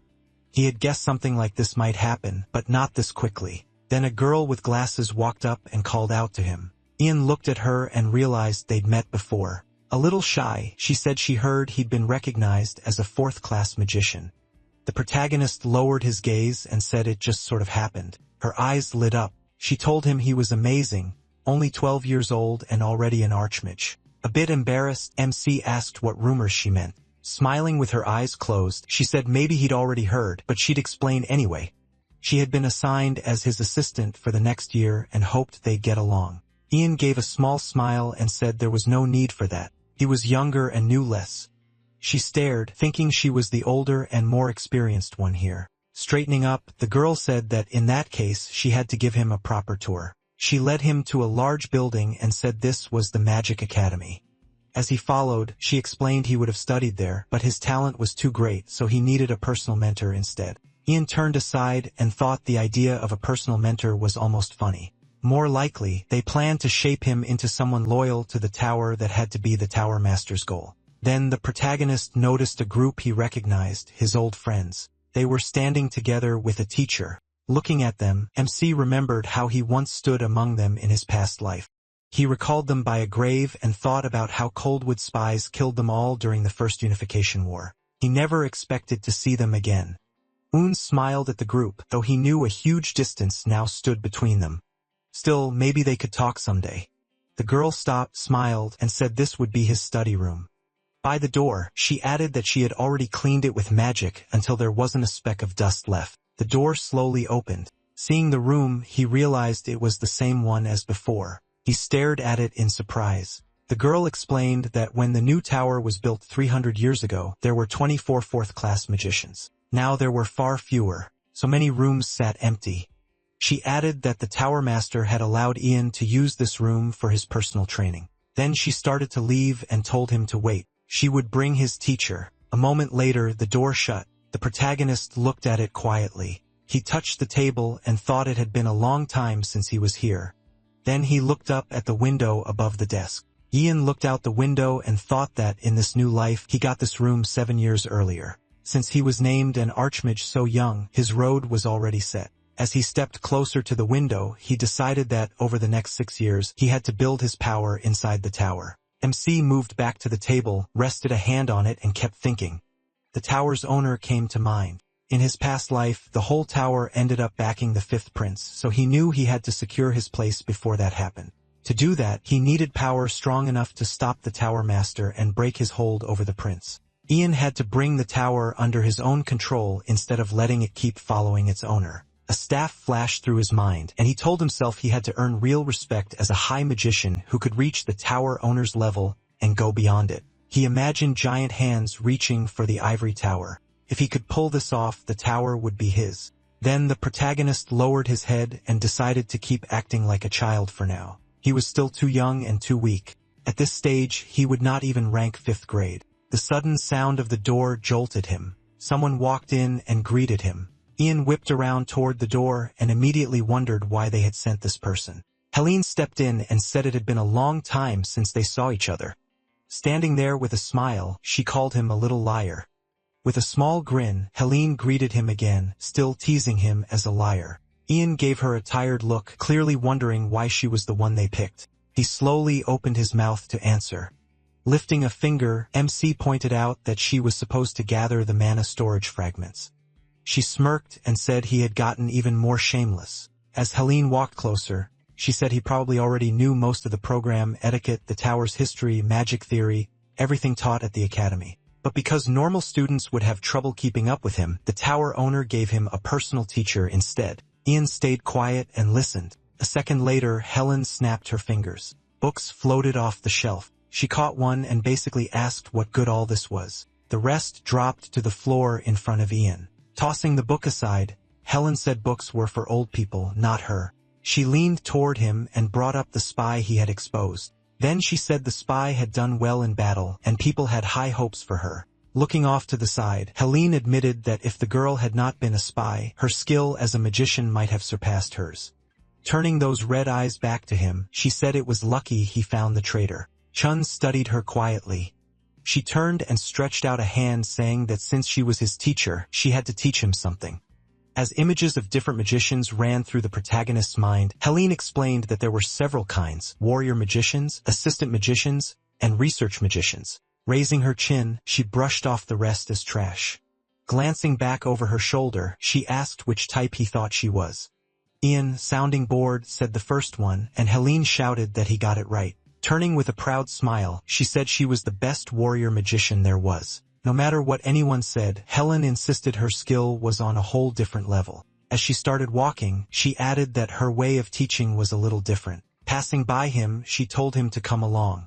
Refusing was not an option. Ian only looked at her and stayed silent. Soon, they reached the training ground. Spreading her arms, Helene asked if he knew what they were about to do. Then she answered it herself. She was going to teach him how to fight without fearing death. MC watched her closely and thought things were moving just as expected. He remembered Helene from his past life. Back then, she never stopped bothering him. But this time, he glared at her and decided he would show his ability right from the start. The nearby students started whispering, asking who picked this fight and whether facing the lady was dangerous. Helene glanced at the crowd, smirked, and said enough people had gathered. They could start. While stretching his shoulder, Ian heard her say he could move first since she was the teacher. He quickly took off his cloak and asked if she could handle it. That made Helene bristle, and she snapped that he should worry about himself instead. He tossed the cloak aside. It vanished in the air, and he simply said he understood. Then he narrowed his eyes, and blue smoke started swirling around him. Red smoke spread around Helene as she told him he should put up a shield. Flushed and grinning, she warned that whatever he tried, she would crush him. 3 huge fireballs formed behind her. Yazan focused and cast ice block. Ice spread over his whole body. In an instant, he was sealed inside a solid block of ice, and Helene stared in shock. She frowned and asked if he was joking. Walking up to the block, she knocked on it and asked why he chose ice block of all spells. Was he planning to sit there until all his mana ran out? Tion stayed still inside, but he knew ice block was one of the best defensive spells. His weakness was simple. The caster fell asleep and could not use anything else. Helene spread her arms, confused about his plan though. To her, he was still just a boy. Then a strange sound made her turn. The watching students heard it too. Helene snapped her head back toward Ian. Fear crossed her face as she looked at the ice block and thought this should be impossible. The protagonist started moving inside the block, and Helene could not understand how he was able to move while using ice block. She slowly stepped toward him, then she froze. Huge stems were sprouting up beside her. Looking up, Helene realized this was bad. The towering stems were so big they could be seen from far away. One suddenly burst from the ground, shaped like a bolt of lightning. Helene darted around and fired off flames, thinking they had to burn, but how many more were going to appear? Staring ahead, she realized she was about to lose. Her eyes went back to Ian, and she thought the only chance was getting him out of that ice block. From inside the ice, MC kept watching her. Helene was shaken. How do you get close to a magician who can move inside ice block and still cast spells? A sharp stem rose behind her and shot forward. Helene stiffened in fear, the stems wrapped around her body. At that point, Ian slowly stepped out of the ice. Bound in place, Helene looked down and finally understood why so many thought he was the reincarnation of the first magician. With a soft look, she admitted defeat and said he won. He gave a small smile. When she asked him to let her go, he said it was too soon.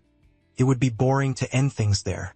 He started walking toward her, and Helene had no idea what he meant. Nervous now, she reminded him that she had already lost. Yao raised his hand. Sparks danced around his fingers. The sky darkened. Helene panicked and yelled for him to stop. Ian caught a lightning bolt in his hand, and she cried out that this was only training.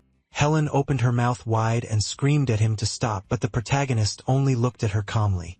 Then he pointed at the ground and cast a lightning spell. A massive bolt came down toward her. The students watching stood in total silence. The stems were left blackened and burned. Helen stared in terror at the lightning mark on the ground between her legs. She quickly caught her breath and realized she was still alive, then anger hit her all at once. As Ian knelt beside her, she shouted for him not to come closer. He leaned over her and looked her straight in the face. Moving in close, MC asked if she really thought she had anything to teach him. A cold smile spread across his face as he held her gaze. Helen quickly lowered her head and hid her eyes. Seeing that, Ian smiled again. Then he stood and said that, in that case, he would be leaving. He turned and walked away. He kept moving across the training ground. The stunned crowd just stared at him. As he passed through them, Ian told everyone to clear out. He was exhausted. By evening, sunset light washed over the tower. The tower owner walked down a corridor with another magician. Lady O asked how Helen was doing. The magician lowered his head and said it was bad. She had refused food for days. The tower owner stared ahead, his expression turning dark. He thought losing to a 12-year-old boy was humiliating. Li Yun had sent Helen to crush Ian's spirit and pull him to his side, but instead she was the one who broke. A wolf with a chain in its mouth came to Li Yun's mind, and he realized the protagonist wouldn't be easy to tame. He wasn't some house pet. He was a wild wolf. Li Yun quickened his pace, thinking this would take far more time than he expected. Then the door suddenly opened. Ragnar carefully held his book and seemed pleased. Leon had arrived. Leon bowed and apologized for being so late. Ragnar stood by the table with the book still in his hands. The fifth prince snapped the book shut and said it was fine. They had planned to meet. Leon quickly looked up at the prince. Ragnar gave a small smile. With his arms folded, he asked Leon to tell him more about Ian. Sunlight filled MC's mansion. Douglas ran down the corridor, stopped short, and shouted that he was ready to go. Licio Hammond walked over to his son with a smile and said it was time. The alchemist told Ian he was taking Douglas to the academy. Douglas cheerfully called out that they'd be back soon. A moment later, the door shut. He kept his eyes on it for a while. Then he reminded himself that today was the first day of classes. As Douglas and Licio Hammond got into the carriage, Ian noted that the alchemist's son had been accepted into the best alchemy academy nearby. Clearly had talent. The protagonist went back to reading, thinking study was easy since he had learned all this long ago. Then he suddenly shut the book. Leaning back in his chair, he realized there was nothing else to do. MC stood up, thinking that since coming back to the past, he hadn't had a single real break. Ragnar still hadn't made his move, but that wouldn't last. He headed down the corridor. Looking into the mirror, Ian thought the best thing would be to train his body and raise his limits. He stared at his trembling hand and wondered if he could just rest for once and do nothing. Then he quickly turned toward the door. A maid entered, carrying a tray with a letter on it. She told him an invitation had arrived from the palace. Ian turned to the tray and asked her to repeat that. He carefully picked up the envelope and looked it over. The seal told him it was from the Crown Prince. He froze for a moment, still staring at the envelope. Later, he arrived by carriage at a grand house. After stepping out, Ian wondered why he had been invited at all. Everyone knew magicians without noble blood usually weren't welcomed into high society. One hand at his side, he looked at the entrance and wondered what the prince was planning. He also noted that this was the first time the Crown Prince had taken charge of a banquet. In his past life, the Crown Prince never hosted public events. He wasn't close to the nobles, stayed passive, and never found a place in imperial politics or high society. Ragnar came to mind instead. The fifth prince was the opposite, social and bold, and he built his power by taking control direct. Seeing Ragnar's wide smile in his thoughts, Ian guessed the emperor, the crown prince's only real supporter, had finally pushed his son to act. The protagonist folded his arms and looked aside tiredly. Still, he figured this might work out well for him too. As he walked into the hall, MC decided he'd keep quiet, sit through it, and leave. He had never liked events like this anyway. Inside, a servant took his invitation and announced, "Mr. He Page may enter." The doors swung open.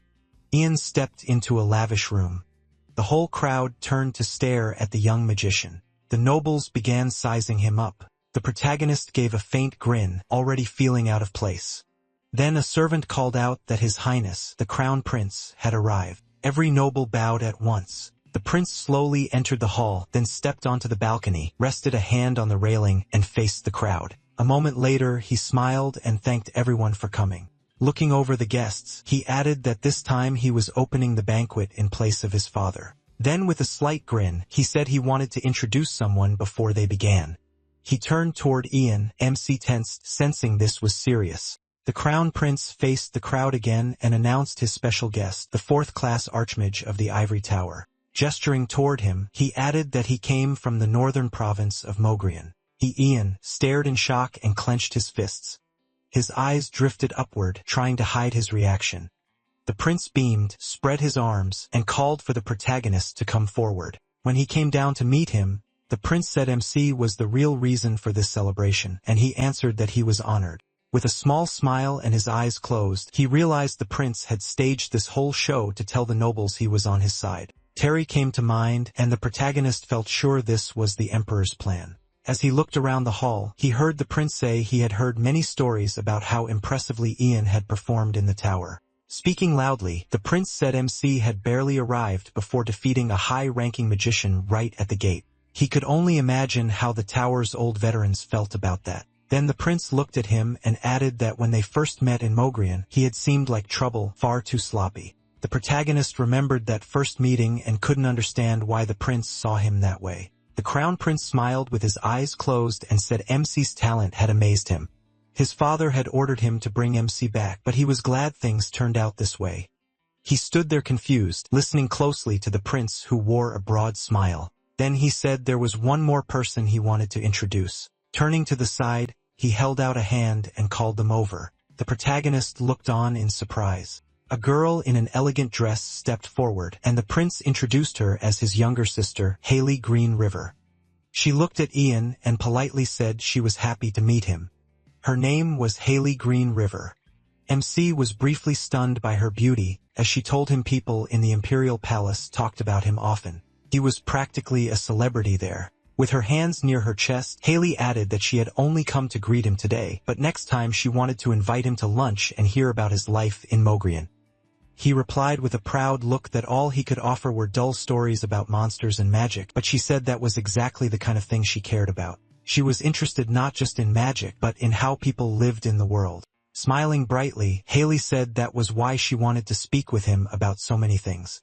Standing beside her brother, she said she would send him an invitation soon and hoped he enjoyed the banquet. Ian thanked her for the kindness, then the prince and princess moved away. The protagonist watched them closely, deep in thought. He realized the princess wasn't at all like he had thought back in the sanctuary.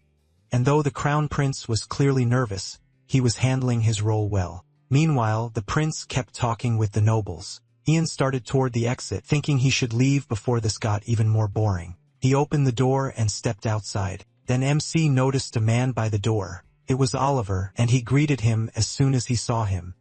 He walked over and noted that the knight looked surprisingly good in a tailcoat. Oliver dipped his head and said the crown prince had ordered him to dress formally. The two looked at each other. For a moment, neither said anything. The silence turned awkward. Ian looked away, thinking he probably shouldn't have come out to the terrace. While Oliver said he knew what rumors were spreading, the protagonist asked what rumors he meant.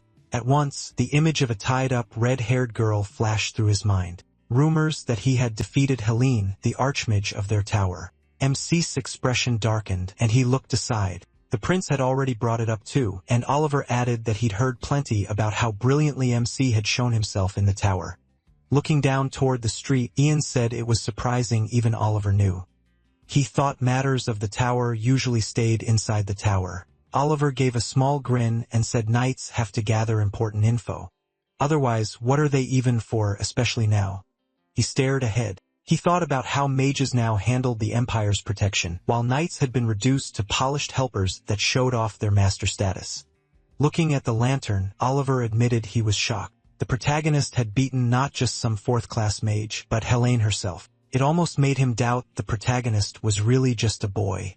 MC got a little awkward and tried to stop him, but Oliver turned to him and said the crown prince trusted him enough to invite him to a banquet for top nobles, so he had a right to know. Then Oliver dropped to one knee and asked whose side Ian was on. He froze a little as Oliver said it didn't matter who he was or how someone so young got that kind of talent. Watching him closely, Oliver asked if the protagonist knew the ivory tower backed the fifth prince and whether he stood with them too. MC gave a faint smile and said that kind of question wasn't something he could answer on the spot. Oliver lowered his gaze and said that as the crown prince's chief knight, he needed to know who was an enemy and who was an ally. He glared at Ian. He met his stare, thinking Oliver was the kind of knight who would die protecting the crown prince. Then he answered that he still didn't know. He could already tell that answer wouldn't satisfy Oliver. So the protagonist looked at him and added one thing for sure. He would never side with the fifth prince. That caught Oliver off guard. As Oliver turned, Ian told him not to worry. He had cast magic, so no one could hear them. Smiling, MC asked if that answer was enough. Oliver smiled back and said it was. Then Oliver looked up and asked for a favor. He asked what he wanted. Oliver said that before the protagonist chose a side, he wanted a duel. He needed to get stronger. MC tilted his head and asked if Oliver wanted to learn how to fight mages, even though one day his sword might be aimed at MC himself. Oliver gave him a hard look and said he couldn't deny that. Ian smiled and called him ruthless. Then he shook his head and said no. There was nothing in it for him. Oliver reached behind his head and started unfastening something. He pulled off a gold necklace and held it out. Oliver explained that the late Empress gave it to him when he became the Crown Prince's personal knight. She said it was magical and could clear the mind. Ian studied it closely, wondering if this was one of the lost imperial treasures once owned by the Empress. A picture of a woman covered in gold jewelry flashed through his mind. Oliver said he was willing to give it up. He was sure it would help him more than it helped him. Surprised, the protagonist pointed out that it had been a gift from the late Empress. Oliver answered that her last request was for him to protect her son. Lowering his head, Oliver said training with MC would help him keep that promise, and he believed she would understand. After thinking for a moment, Ian closed his eyes and agreed. He slowly took the necklace. Oliver broke into a wide smile, then a huge explosion went off nearby. Both of them looked over in shock. A massive fireball slammed into the Imperial Palace. Oliver reacted at once and shouted for the Crown Prince. He rushed inside, searching for him. Soon, Oliver spotted the prince and called out. The Crown Prince shielded Haley and asked what was happening in the palace. Running up to him, Oliver asked if he was hurt. The prince said he was fine. A squad of knights arrived and asked the same. Oliver ordered them to report. One knight nervously explained that an explosion had hit the palace grounds. The cause was still unknown, but they had already activated the emergency communication system and called for reinforcements from every post. Yun looked aside, thinking about that system. He remembered the Imperial Emergency Network, the link between the palace, the army, the country, and the ivory tower. Once it was activated, everyone had to rush to the palace. Yihian realized that meant soldiers and mages would be here any minute. He scanned the room and thought that if the explosions were meant to cause this, he suddenly looked up and tensed. At once, he threw up a mana barrier. It enclosed all the important people nearby. Looking back, the protagonist asked Haley if she could keep the barrier going with her own mana. Frightened, Haley asked him to repeat that. Yen said there was no time and told her to answer clearly.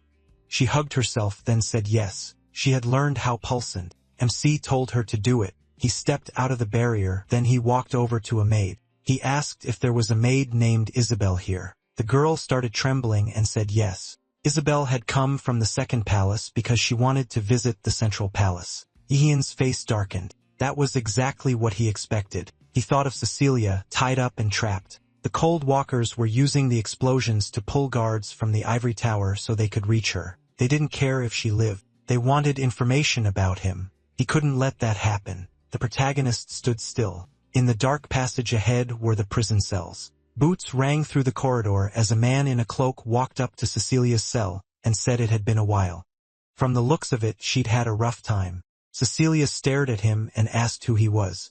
The man pulled back his hood and said it was him. It was Daniel. Taking the hood off fully, he said he was disappointed. He had expected more from her. Cecilia rushed to the bars and screamed for him to free her. Daniel waved a hand and said, of course. But first, they needed to clear something up. Grabbing the bars, Cecilia insisted she hadn't told them anything. Yajen was the one who knew about the Cold Walkers and the orders they'd been given. Daniel tilted his head and asked if MC really knew that much. Cecilia said he even knew about the magic marks, unlike her. Her words echoed down the hall as Daniel said almost none of the Cold Walkers knew about those marks. Most had only heard recently.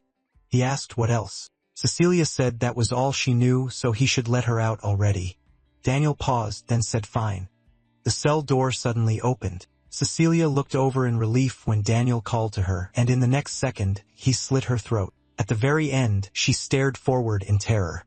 Daniel held the knife out as she dropped to her knees, clutching her neck. Looking down coldly, he said the leaders had spent a long time deciding how to get into the tower and what to do with it. As Cecilia shook and held her bleeding throat, Daniel went on. She was still a third-class mage, so maybe saving her would have been better. Standing over her body, he added that this was the final decision. With a small grin, he told her to rest peacefully. Then Daniel heard a voice behind him and spun around. He instantly pulled out a dagger and threw it. The blade shot straight at Ian. It buried itself in the wall beside the protagonist's head. MC stood there with his arms crossed as Daniel demanded to know who he was. He glanced at Cecilia's body and wondered if Daniel had already killed her. Then he thought that actually made things easier. Daniel's legs slowly started freezing over. Ian walked toward him and said Daniel was unbelievably unlucky to run into him here. With a deadly look, the protagonist added that he had wanted to kill Daniel with his own hands for a very long time. Daniel gave a faint smile and said it would be better to capture MC alive. He answered that now he could finally avenge his friends. Confused, Daniel shouted that he had no idea what he was talking about. What friends? The protagonist kept moving closer and said those events were still 10 years away. Ice spread over Daniel's whole body as Ian remembered returning to the past and swearing to change everything. Mitty touched the ice with his fingers and shoved it, sending the frozen body crashing down. He watched without any emotion. Then he walked over to Daniel. He reached for Daniel's neck, thinking he had to find the mana seal there. Footsteps sounded behind him. 3 mages came around the corner and saw the scene. The archmage asked what happened here. Ian stayed calm beside the 2 bodies and looked at him. The archmage noticed the seal on Daniel's neck. Furious, he slammed his fist down.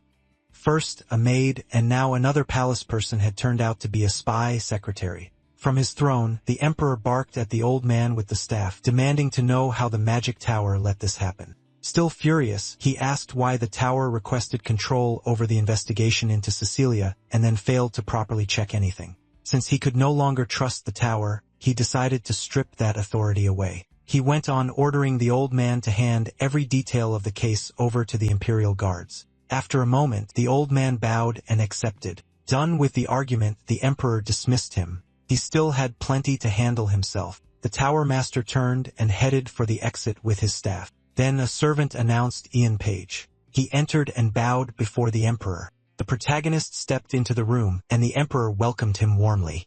He called him MC Page, a young norther. The emperor praised him, saying his skill had once again protected the empire from spies. Without Ian, secret information could have fallen into enemy hands, and the imperial family's secrets might have been exposed. As he stood before the throne, the emperor said he never ignores loyal and responsible service, so he chose to reward him.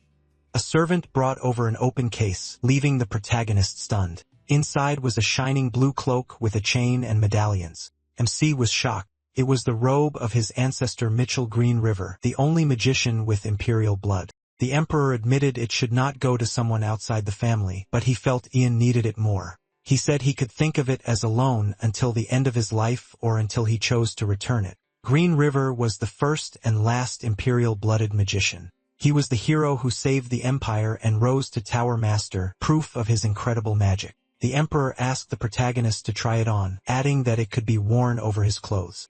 With a flick of the cloak, Ian put it on, but it hung too loosely on him. The emperor noticed too and joked that one day he would grow into it. Then MC remembered the robe's special ability and adjusted it. The cloak glowed and began to shrink. A moment later, it fit him perfectly. The people around him were stunned by what they saw. From the throne, the emperor praised Ian's quick thinking and said the robe suited him, especially the color. He smiled and bowed. He said he was honored to receive such a gift from His Majesty. Later, at the White House, the princess approached Ian and asked him to hear her out. When he bowed, she shyly asked him not to do that anymore. With her hands clasped, she asked again for a moment to talk. She looked nervous. There was something important she needed to say. The protagonist understood right away. He apologized for how rudely he acted that evening and bowed again, which left the princess confused. Then he promised their secret would stay hidden and put a finger to his lips. That finally eased her worries. Just then, a man walked up behind them and praised Ian. MC froze. Without seeing who it was, he was suddenly on edge. The newcomer kept praising him, saying he had saved not just the palace, but the whole empire from spies. He turned around and saw a young man. As his father supposedly said, Ian was a true hero of the nation, but the protagonist went pale. The man terrified him. It was the empire's 5th prince, Ragnar Green River. Memories from the past rushed back. Ragnar had once been his old friend, then one of the people who tormented him. Back then, MC could only show fear, while Ragnar looked at him with hatred and pity. Now the prince seemed calm and smiling, but even hearing the name Ragnar filled Ian with fear. Ragnar kept talking, saying it might be late, but he still wanted to congratulate him on the Ivory Tower's recognition. The protagonist barely heard him. He was too shaken, staring in silence. He didn't remember Ragnar being this young. Then, as thanks for protecting the Empire from spies, Ragnar invited Ian to dinner and waited for his answer. Still shocked, MC couldn't respond. He clenched his fist to steady himself, but someone cut in. It was the princess.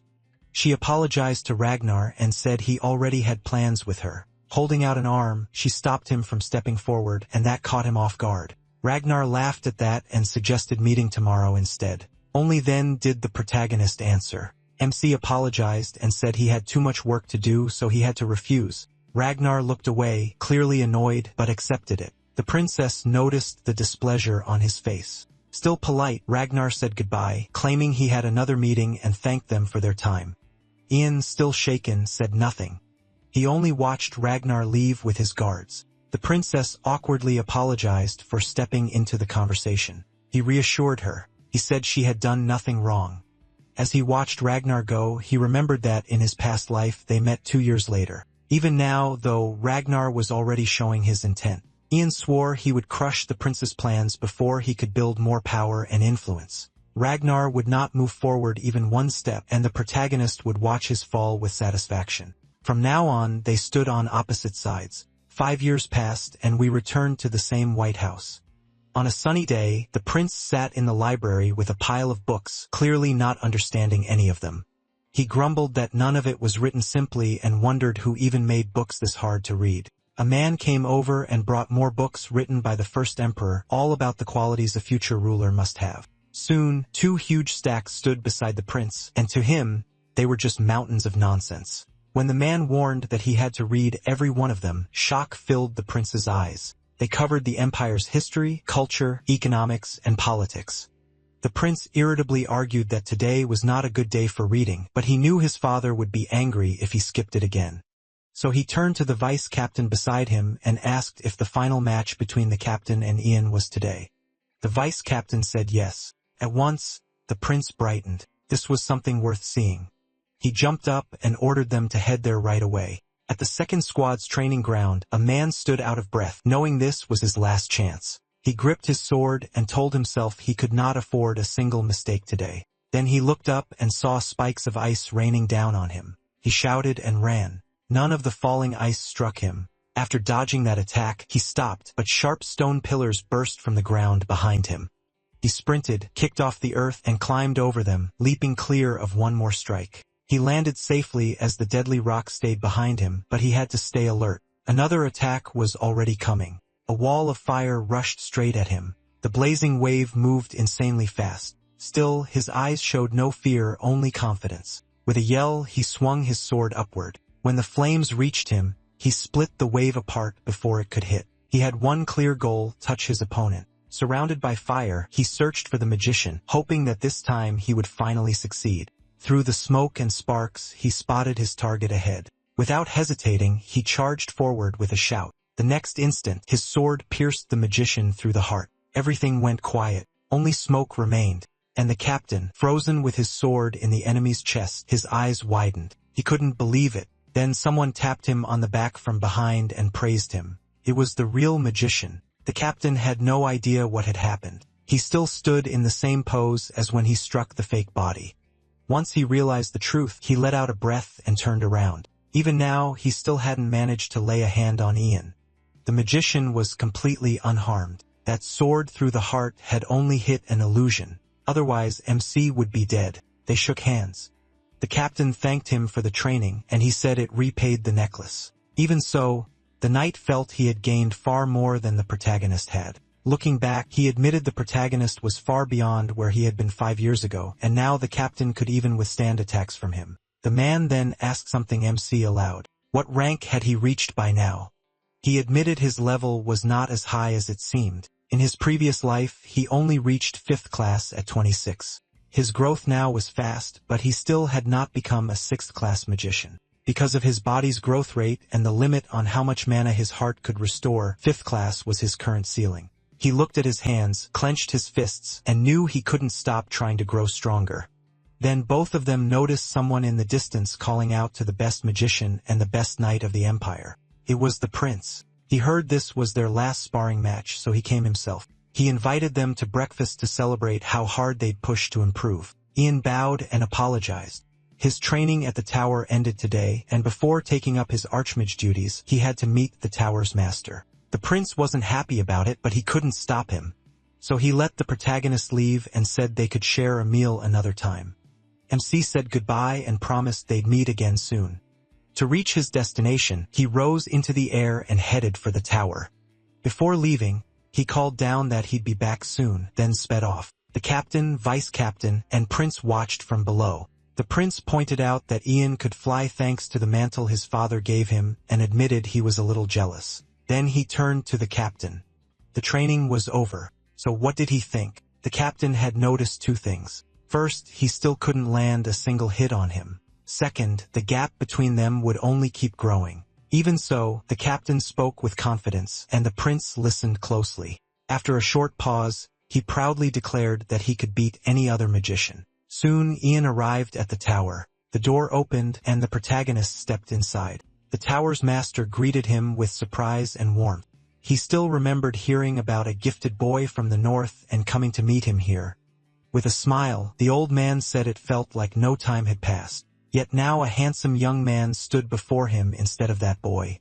Ian closed his eyes and told him he still had plenty of years left. The tower master began sorting through papers filled with praise for MC. They called him a blessing to the tower and the whole empire and said new magicians were trying to follow his example. Reading it aloud, the old man said he was practically a guidebook for the perfect magician. He asked him not to praise him so much. The old man said they'd see soon enough whether it was too much. Today was the famous hero's final day of training. A normal academy student would graduate and then be sent to the provinces for testing, but the protagonist's case was special. The old man asked how he felt about spending such an important day talking with an old man, and the protagonist said it was an honor. The tower master knew that was the polite answer, but still thanked him for saying it kindly. He congratulated MC on becoming a true magician and handed him a badge marked with a cross. With that sign, anyone in the empire, from soldiers to common people, would have to heed his words. He studied the gift carefully.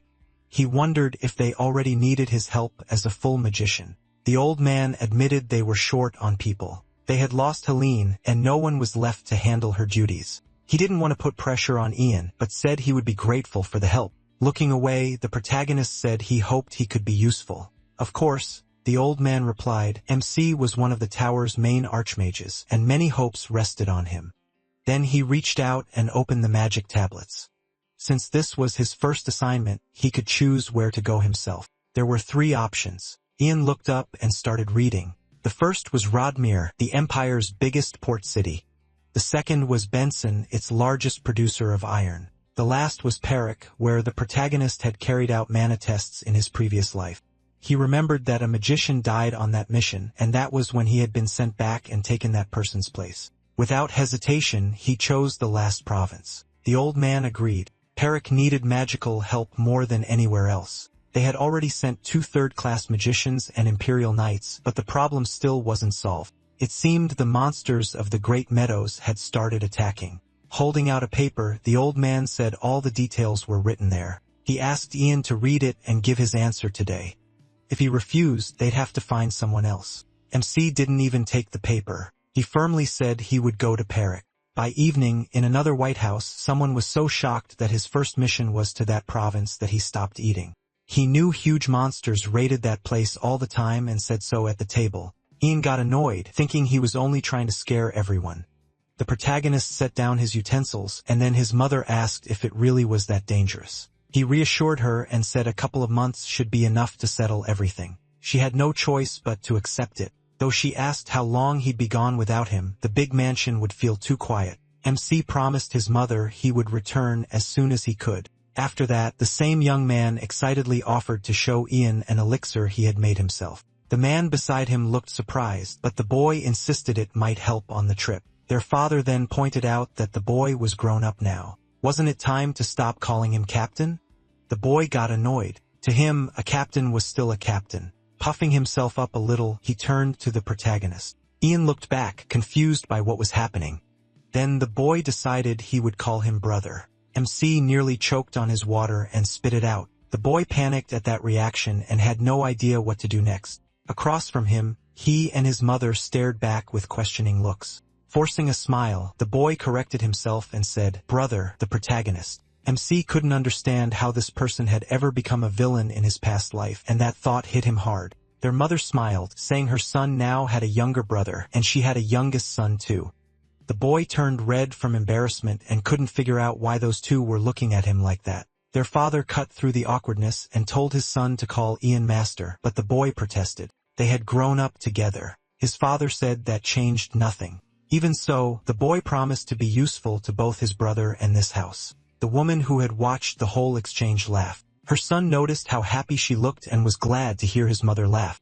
At that moment, he realized this kind of life wasn't bad at all. After dinner, Ian told him not to call himself brother anymore, which left the boy upset. The next morning, the magician was ready to leave. When the driver asked if he wanted to head straight to Parik, he said he would first say goodbye to the tower master, then continue to the province. He reminded Legium Han that mana traps had been set up for their protection. Legium was ready to risk his life to keep the protagonist's mother safe, and the protagonist hoped nothing would happen while he was gone. Legium's son ran up and called to Ian like a brother. Seeing the mage's displeased look, he quickly apologized and switched back to captain. He had brought an elixir. His father had made one too, the same kind, but this one was his own version. He leaned in and whispered to MC that his potion would work even better. Ian smiled and thanked him for the gift. Even though his younger brother still had 3 years left at the academy, his talent had already been recognized by the Empire, and he was given the title of Imperial Alchemist. His father admitted that was impressive, but said he still had plenty to learn. He, though, trusted the younger boy's elixir. The boy asked if the protagonist would fly there with his mantle, but the protagonist said that would draw too much attention, so he'd travel by carriage instead. Then his mother hurried over. She had packed food for the road and extra, as always. The top held food that would spoil fast, while the bottom had dried meat and vegetables that would last longer. She had even made his favorite bean pie. Ian thanked her for taking such good care of him. She stepped closer and hugged him tight, telling him to be careful, not push himself too hard, and eat well. MC was touched. He smiled and hugged her back. He promised to do all of that and return soon, so she didn't need to worry too much. Then it was time to go. He got into the carriage and left. His family and the servants stayed behind. As he ate, he looked out the window and told himself he had to trust that his mother would be safe even without him there. Everyone slowly went back inside, but his mother kept watching the carriage disappear. The mansion was large and well guarded. The city was safe with little crime, and the mana traps could only be controlled by Douglas, his mother, and Lydio Heyman. That should be enough to keep his family and home safe. It had been 25 years since his last visit to Parik. Back then, a terrible battle broke out there as monsters attacked from every side. They were storming the city, and he ordered the soldiers to bring back 100 monster corpses. Until then, they weren't allowed to even think about dying. The knights obeyed and charged into battle. Then a mounted knight suddenly rushed up. As a captain, he was alarmed and hurried over at once. When he arrived, he reported that a group of orcs had struck from the rear. He couldn't believe it. How had they gotten around them? He ordered the second and third squads to stay with the magicians while the first squad came with him. Then he led his forces to rescue the city. These monsters might be strong, but they follow patterns. Veteran soldiers can handle them, but for newer troops, orcs are a real problem. The captain just hoped they weren't already too late. As he rode forward, snow suddenly started falling, but snow never falls in the east. So how could this happen? Huge blocks of ice began rising in front of them. Frozen orcs were trapped inside them, and that both shocked the army and stopped the monster charge. No one understood what had just happened. Then in the distance, a man stood on top of one of the ice pillars. He was spotted, waved his cloak, and vanished. The battlefield suddenly went silent. Ice blades skewered some monsters, while others were sealed inside giant blocks and left unable to move. Soon, the man came down to the ground, and spears were aimed at him as the soldiers demanded his name. He calmly said he came because they needed help. The commander and his men could only stare in disbelief. Then he removed his robe and introduced himself, Ian Page, Archmage of the Tower. The captain was stunned. Was this really the same mage from the northern village of Magrian? He never imagined he would be this young. They said that even as a child, he cleared goblins from Mount Magrian. Meeting him was a great honor for the captain, and Ian said it was an honor to meet the East's finest warrior, Colleen Pyrrhic. Colleen Pyrrhic. They shook hands, and though the protagonist had just arrived from a long trip, Colleen asked if he could still spare time to talk about the war, since there was something important to discuss. So they left the battlefield behind and returned to the city. In Colleen's room, the warrior explained that he expected monsters to return, just not in numbers like this. Today's attack was far bolder than usual, which made it clear something major was changing in the Great Grasslands. If Ian didn't already know, they had sent requests to both the palace and the tower. One asked for reinforcements and supplies. The other asked for an archmage because only a top-class mage could help now. MC's ice wall bought them time, but not much. They had fought monsters for years, and the invasions never stopped. Food was short, soldiers were too few, and if their requests had been accepted, they could have kept fighting. But it looked like the palace ignored them. As for the tower, since they sent Ian, that must be their answer. He understood right away. He said the ice wall should hold for about 10 days. If the monsters didn't cross the mountains, they were safe for now. During that time, the protagonist would head into the Great Meadows alone. He needed to find the source of the problem and end it. Ian sounded sure of himself. The province had guarded these lands for ages, but still no one knew where all the monsters were coming from. The only thing they had learned was that many kinds of monsters were working together instead of fighting each other, and all they wanted was to kill humans. Green River wasn't the only target. The Sorcerer Empire in the north and the Ro Kingdom in the west were attacked too, but their rough narrow roads limited the damage. Most monsters came through the Great Snake Canyon. The strange part was the south. The kingdom of the Agaton Aborigines was never attacked. MC pointed to it on the map. It was like something there scared the monsters away.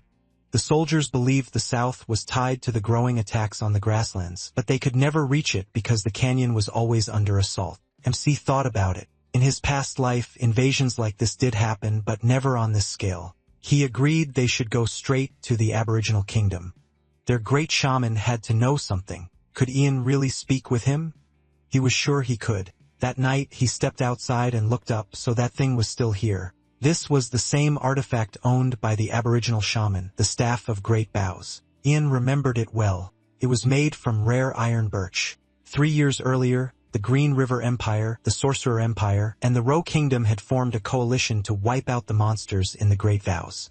Since most of them appeared there, the three nations even planned to split the land between themselves. But in the protagonist's past life, the great shaman vanished and the Aborigines were enslaved. Because of that, none of this happened before. His return might have changed history or even caused these strange invasions. He kept moving across the barren land. This was where the Aboriginal territory began. Something felt wrong. The north was full of monsters, but there wasn't a single one here. Why had they attacked Pariki and avoided this place? A little farther on, he spotted a group of men. They were clearly nervous about the stranger. Ian raised his hands to show he meant no harm and said he was a mage from the Green River Empire. Hearing him speak their language only scared them more, but he didn't waste time. He said he was looking for the shaman. That stunned them because the king of shamans held a rank as important as the tower's master. A shaman was a being born with the heart and mind of mana. Even so, shamans weren't mages, and at the top of their order stood their king. Ian explained he was investigating the monsters attacking the north, and he was sure their leader knew the reason. One warrior pressed a weapon to MC's neck and warned him he was going too far. Who did he think he was? If he kept speaking like that, they'd offer him to the spirit of the Great Meadows. He had no reason to obey them, and that set the warriors off. They rushed him, but Ian formed an ice spear in his hand and swung it. With one strike, he sliced through his enemy's weapon and warned that heads would be next. They could avoid a fight if they just took him to the king. Then footsteps came from behind them. It was the king himself, asking why Ian wanted to see him. The warriors were stunned by his sudden appearance. From the way they reacted, the protagonist knew this was the Shaman King. He was surprised the old man came in person, but got right to the point. Monsters were attacking the three nearby nations, even though this had never happened before. So Ian believed the old man knew why. The ruler claimed raids were just in monsters' nature and said he knew nothing. MC knew that was a lie and stared straight into his eyes. The old man looked serious, but he couldn't fool Ian. He demanded the truth. The warriors bristled at how he spoke to their ruler, but the old man stopped them. And seeing through his deception magic surprised him. He admitted lies wouldn't work and agreed to explain. The old man said that long ago a prophecy appeared. A sea of fire would swallow the great meadows, and the golden land would run with blood. It also said their people who had lived there for thousands of years would be enslaved. The story shocked Ian. They had no idea what to do because war would mean their end, so they kept living as usual, hoping prayer might delay the inevitable. Then one day a woman came to the village. She gave them the powerful staff and disappeared without a trace. A woman? Ian paused. Her final warning was clear. If a stranger appeared, he had to be killed at once. Suddenly, flames erupted around the protagonist, and the dead began crawling out. The ruler apologized, but said MC would die here today. He understood at once. It was black magic, a forbidden art banned 300 ago and believed extinct. Yet somehow it still existed, and now it had reached him here. Still, Ian had no plans to die. He declared he'd take the staff tied to that black magic. The old man answered, "Take it if you can." The protagonist told him to watch closely, then started casting his spell. Meanwhile, back in the province, Colleen wondered if something had happened. 10 days had passed since Ian went into the meadows. The ice wall would melt soon, and once it did, everyone would be in danger again. As he thought it over, Colleen turned to Ardal. He ordered him to put everyone on alert, gather every unit, every weapon, every catapult, and call back the guards on the mountain too. Ardal moved at once to carry out the order. They had to defend themselves and protect the province and its people. No matter what, they had to be the shield that held. Fog rolled over the mountains and the catapults were set. When Colleen gave the order to prepare, he noticed a figure coming through the fog. Ian coughing as he stepped forward. Colleen was shocked by how bad he looked. He called out, but MC only lifted his head and warned them not to touch the staff in his hand. Later, EA opened his eyes and realized he was in a room inside the castle, so everything worked out for now. They still had to deal with the staff he brought back. He sat up, clutching his head. His body was wrapped in bandages. Colleen entered and said he was finally awake. A had been unconscious for 4 full days. When asked how he felt, the doctor said he should stay on bed rest, but the protagonist insisted he was fine and sat up anyway. He asked where his staff was. The Lord said the magicians locked it in the chest in the corner, a kind of mana prison. He praised Ian for handling it so well. Then the Lord paused. He said MC's mana and body were completely drained. If he had arrived any later, he would have died. Even so, the Lord needed to know what nearly killed him and what happened in the Great Meadows. He said the staff in front of them caused everything. It had been made from a black poppy the shaman used to drive monsters away. That alarmed the Lord. Black magic had been banned and thought gone for 300 years. He believed the shaman was involved, but someone else had made the staff. Ian still didn't know who that was. When the shaman died, the black magic started to fade, and the monsters attacked the staff's new owner. It was like a curse meant to hide the truth. That was why the protagonist returned so late. If the staff was that dangerous, why not destroy it or leave it behind? Ian simply said he liked it. That's it, the Lord asked, still confused. MC explained he had already removed the black magic and was pretty happy about it. But right then, his vision went dark and his heart started pounding hard. His legs shook. Clutching his chest, Ian collapsed. The Lord panicked and rushed to him. He looked like he was caught in a whirlpool. Blood soaked through his bandages. The Lord couldn't believe it. Blood splashed onto the floor. He shouted for a doctor at once. Then Ian suddenly woke up and said he was fine, and no one needed to panic. Nothing serious happened. He had just shed his skin in a way. The Lord asked what that meant. The protagonist said his mana heart still wasn't big enough to hold all his mana, and sometimes this happens. That calmed the Lord. He asked if MC was really okay, and MC assured him he was.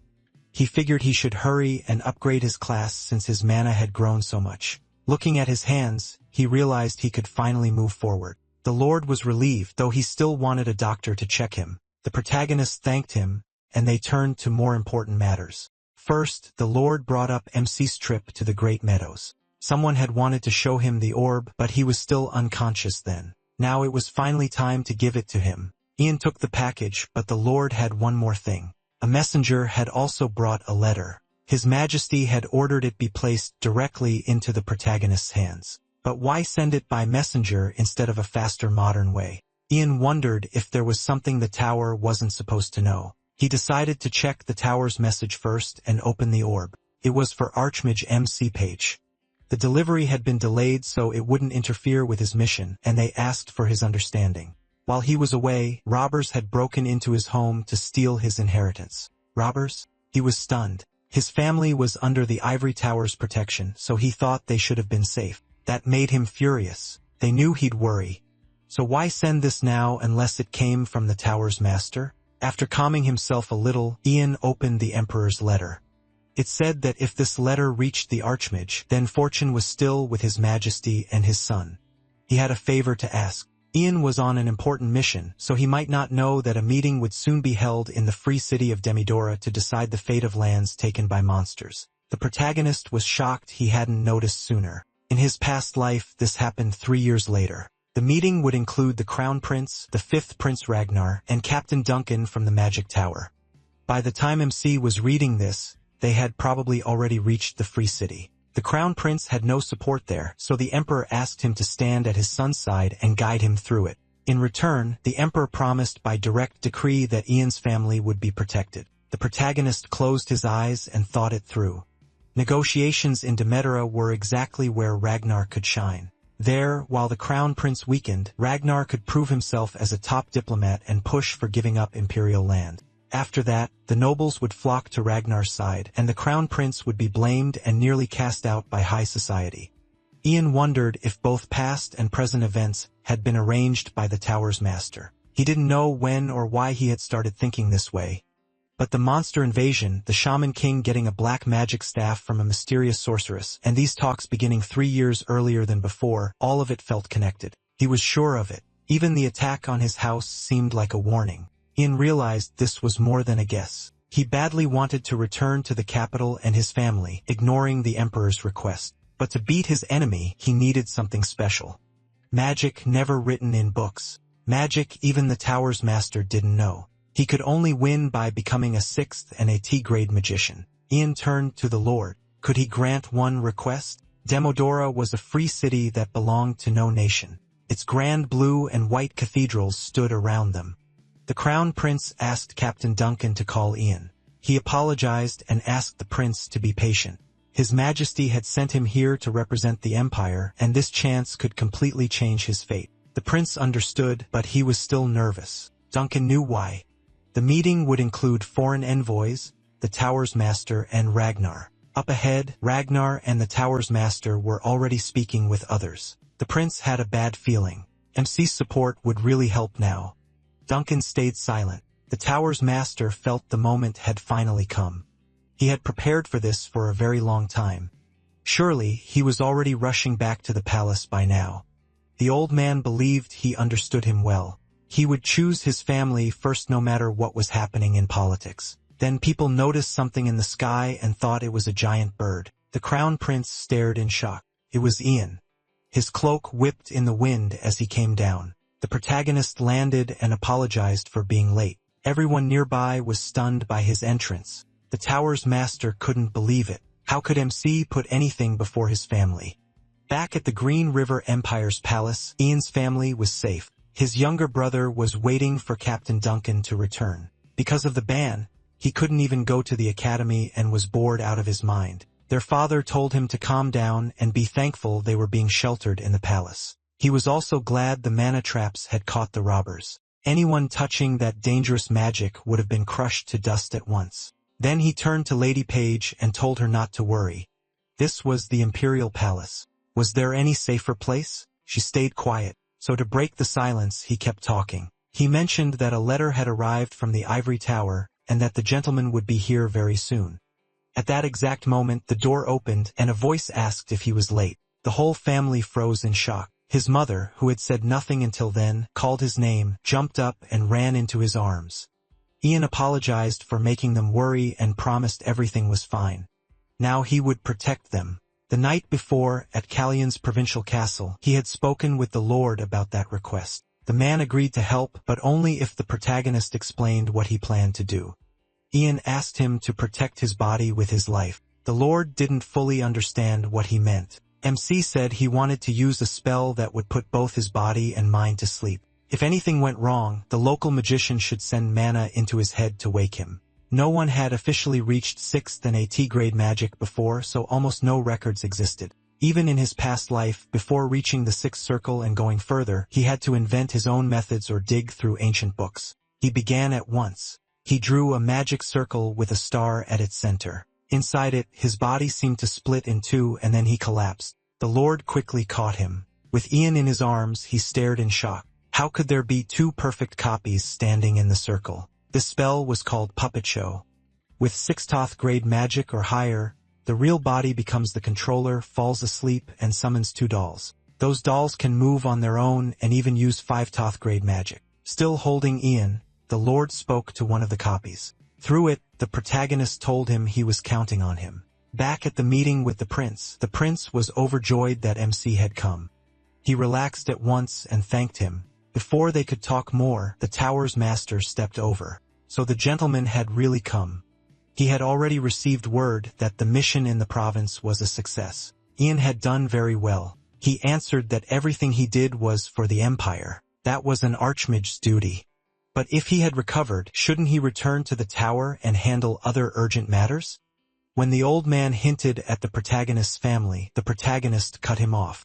He had received a letter from the tower, but also one from the emperor. In that letter, the emperor personally asked him to help the prince at today's meeting. The old man asked to see it, and Ian handed it over without objection. As soon as he folded the letter, the tower owner knew the emperor would pull something like this. Still, he couldn't believe MC would leave his family behind and come here. He admitted it was the emperor's letter, but said Ian still couldn't stay.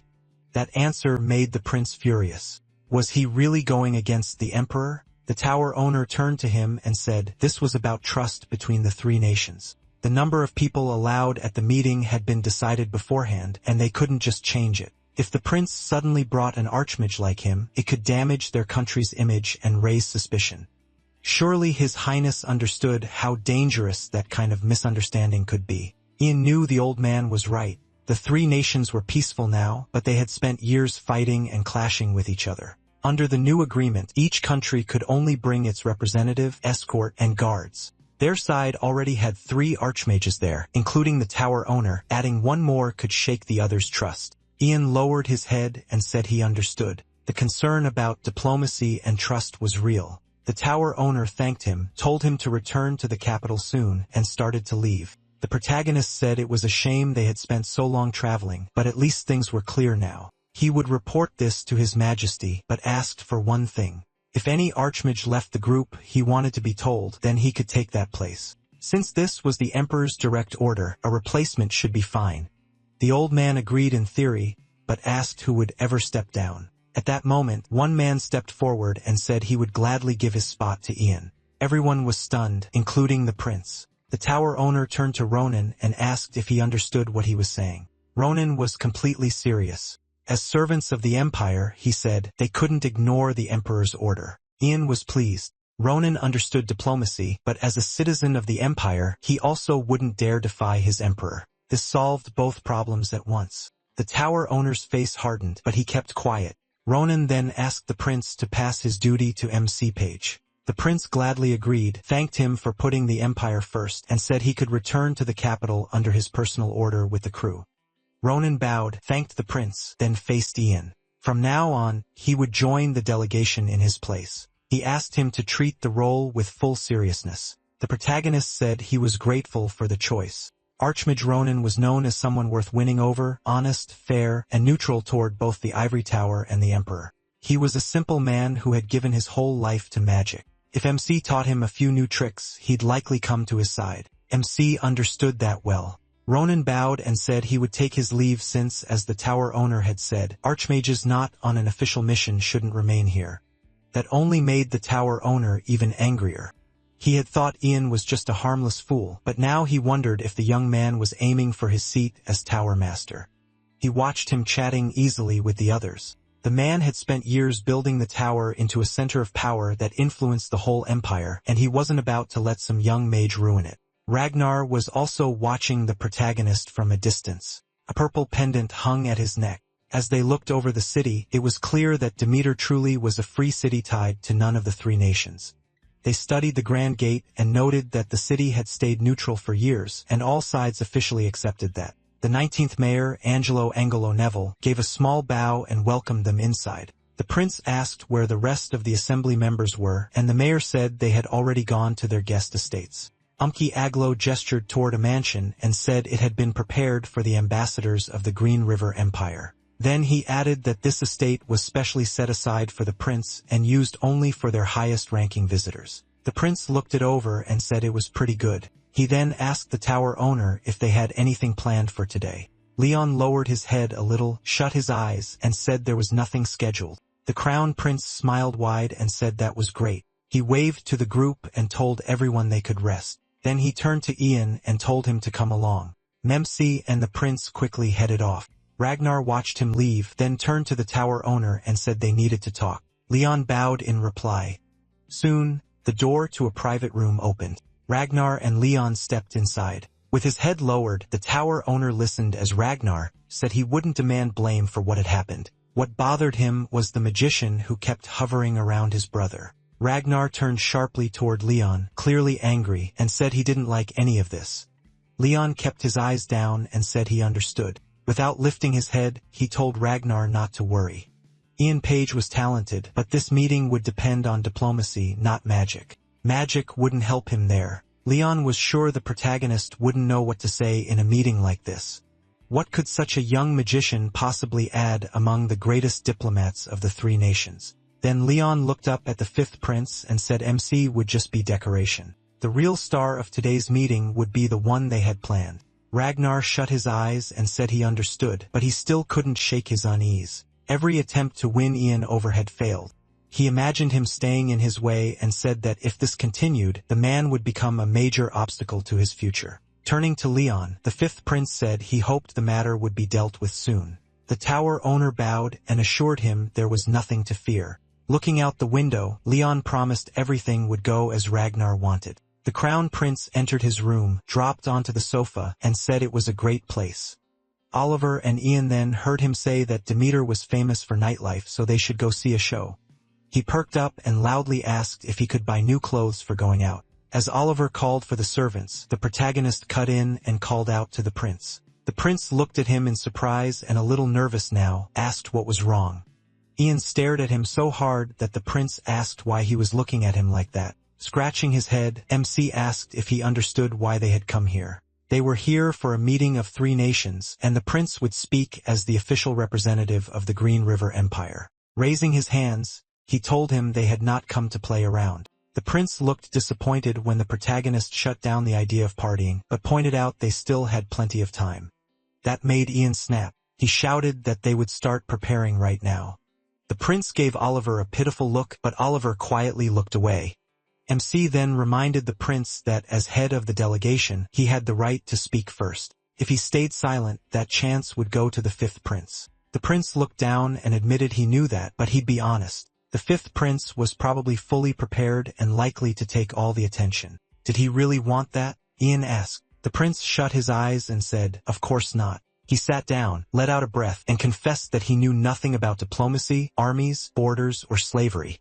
No one had ever taught him these things. He studied him in silence. The prince gave a faint smile and said maybe it was better to stay quiet than say something stupid in front of important people. Ian could tell he was just trying to run from his own weakness, but that wasn't an option. Looking away, the protagonist reminded himself that the crown prince was the key figure needed to bring down the fifth prince. Ragnar's image flashed through his mind. MC lowered his head, closed his eyes for a moment, and said the prince had to become the center of attention at the meeting. The prince stared at him, confused, and asked how that was supposed to happen. Ian snapped his fingers, deciding to give the crown prince a real chance and help him. Papers and a pen appeared in the air as he said the emperor had sent him to support the prince at the meeting, and in his heart he meant to help him prove himself. The pen kept writing in midair as the protagonist said he'd give the prince every answer he needed, so he wouldn't lose his place or let all the attention go to the fifth prince. He narrowed his eyes a little and raised a hand. A strange noise filled the room, and he said that from now until the meeting day, the prince had to study. The prince stared in horror at the papers flying all over the room. Ian gave him a hard look and said he'd have to memorize them. A week passed, and the day of the meeting finally came. That night, Ragnar walked with the master of the tower. The fifth prince turned to him and said he'd heard his brother hadn't left his residence once since arriving. Glancing aside, Ragnar asked what had kept him so busy. Leon replied that he found it odd too, but the guard said nothing unusual happened there. The crown prince only took short walks in the garden. Looking deep in thought, Ragnar gave the magician a knowing look and said he understood. Then he turned sharply and spotted the crown prince. After wishing him good morning, the prince fixed the fifth prince with a cold stare. Standing across from him, Ragnar asked how his night was. Calmly, the prince answered that it was fine. Ragnar gave a small smile and said that was good. He studied his brother, then said he'd head to the meeting room first. The crown prince quickly moved closer as Ragnar said they'd meet again soon. Ian strode past the fifth prince without hesitation. He moved in behind the prince, then the prince turned toward his brother. The crown prince's fists tightened. The protagonist caught it at once. When Ian called out, the prince looked ahead stiffly, fear flashing across his face. Turning to him, he heard the protagonist say not to worry.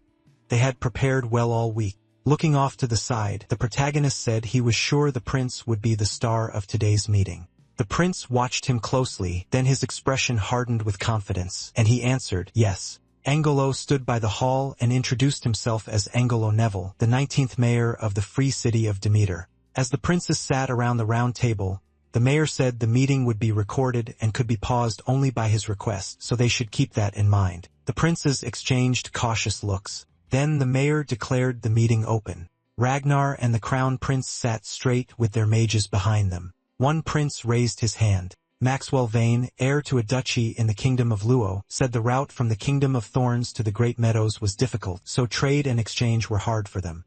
Because of that, he said they wanted to help with magicians and elite knights instead of regular troops, money, or supplies. The Coldwood Empire had already agreed. Maxwell looked around the table and said there was no need to overthink it. Then he added that if the Green River Empire refused, they were always willing to revisit the choice. Ian watched the Crown Prince and thought they had started with military support. He told himself this was the right moment to answer, just as they had prepared for. Ragnar looked at the Crown Prince with a broad grin.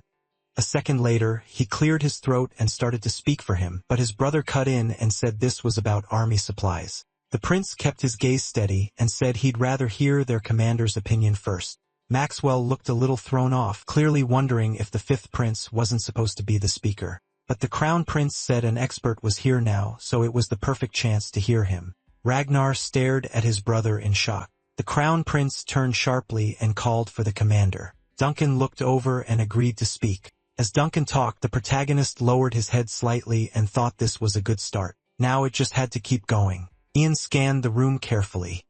His attention moved across the whole table while the discussion on supplies carried on. The prince argued his point with another prince, calm and sure of himself. Maxwell answered with a smile, one hand on his chest. Ragnar sat rigidly and said nothing. The talks went on until evening. Ian watched closely and realized they had reached the final topic. One prince clapped his hands. Hector Coldwood of the Coldwood Empire held out a hand and said they needed to be honest. They wanted to split the land into 3 equal parts, but who could prove those parts were truly equal? He pointed out that such a huge land had different resources and soil, so why should one side get the good parts while another got the bad ones? All the princes turned toward him as Hector said the side that lost out would surely try to take land from the others, and that would lead to war between all 3. Ian shifted his gaze and thought this was the key issue of the day, how to divide the Great Meadows among the 3 nations. Hector folded his hands and said his empire didn't want that. They wanted peace to last many more years. So if anyone had a better plan, they should say it now and avoid a fight. After that, the whole hall broke into discussion. Ragnar turned and called to the master of the tower. Leon tilted his head toward him. Ragnar lifted his chin to speak, but his brother suddenly cut in and announced that he had a great solution. The crown prince shot up from his chair. Every prince looked at him in surprise. Eyes shining, the crown prince declared that he would present it. Ragnar slowly lowered his hand, confused. Adjusting his monocle, Angelo said he believed everyone present would want to hear the prince of the Green River Empire. Leaning on the table, the crown prince said the Ivory Tower, also called the Tower of Magic, had created a new method to detect resources hidden underground and measure how much there was even across a wide area. Ragnar and Leon both stared at him in shock. Sweat slid down the Tower Master's cheek as he wondered how the prince could know that. Maxwell turned sharply and asked if it was true. The prince answered with full confidence, saying they had surely heard of the magician standing beside him. The prince tilted his head, stretched out a hand, and said the method had been created by Ian Page, the youngest archmage in their empire. The whole hall was stunned and could barely believe such magic existed. Leon grew tense and angry. This had been their plan too, to use that method to gain an advantage. But how had that kid known this would become the meeting's biggest topic? Leon stared hard at the protagonist. The prince stood straight and held a hand out, adding that they could use this to make a resource map that also showed soil quality. He pictured the map in his mind and said it could help divide the land fairly. The prince admitted the results might only be close, not perfect, but said that in 10 years, every nation would focus on pulling resources from the land anyway. Ragnar clenched his fists and trembled with anger. He shot an angry look at the protagonist. Ian met it without fear as the crown prince declared there was no better answer than his. The protagonist gave a faint smirk. Lifting his chin, the crown prince said they should settle it this way. By sunset, the meeting was over. Oliver waited in the corridor, leaning against a column. He looked up at once when someone called to him. The crown prince came down the hall, beaming. Rushing over, he shouted that Oliver should have seen it. He had won everyone over in the meeting. Stopping in front of him, he added that it was a shame Oliver missed the Tower Master's sour face. With a smug look, the prince said he'd tell him everything while they walked. They hadn't had any time to enjoy themselves while preparing. Then he turned to the protagonist and told him to come too. When else would they get a chance to have fun? Ian nodded in approval. That made the prince even happier. He walked up to the protagonist, put his hands on his shoulders, and said that soon he'd be an adult, so maybe he could have one more drink. The prince smirked and said he'd teach him, but Ragnar rudely called out and cut him off. The fifth prince stood nearby, watching them closely. Ragnar wore a smile, but said nothing. Annoyed, the prince looked at his brother and asked what he wanted. Ragnar placed a hand on his chest, bowed, and said he had been magnificent today.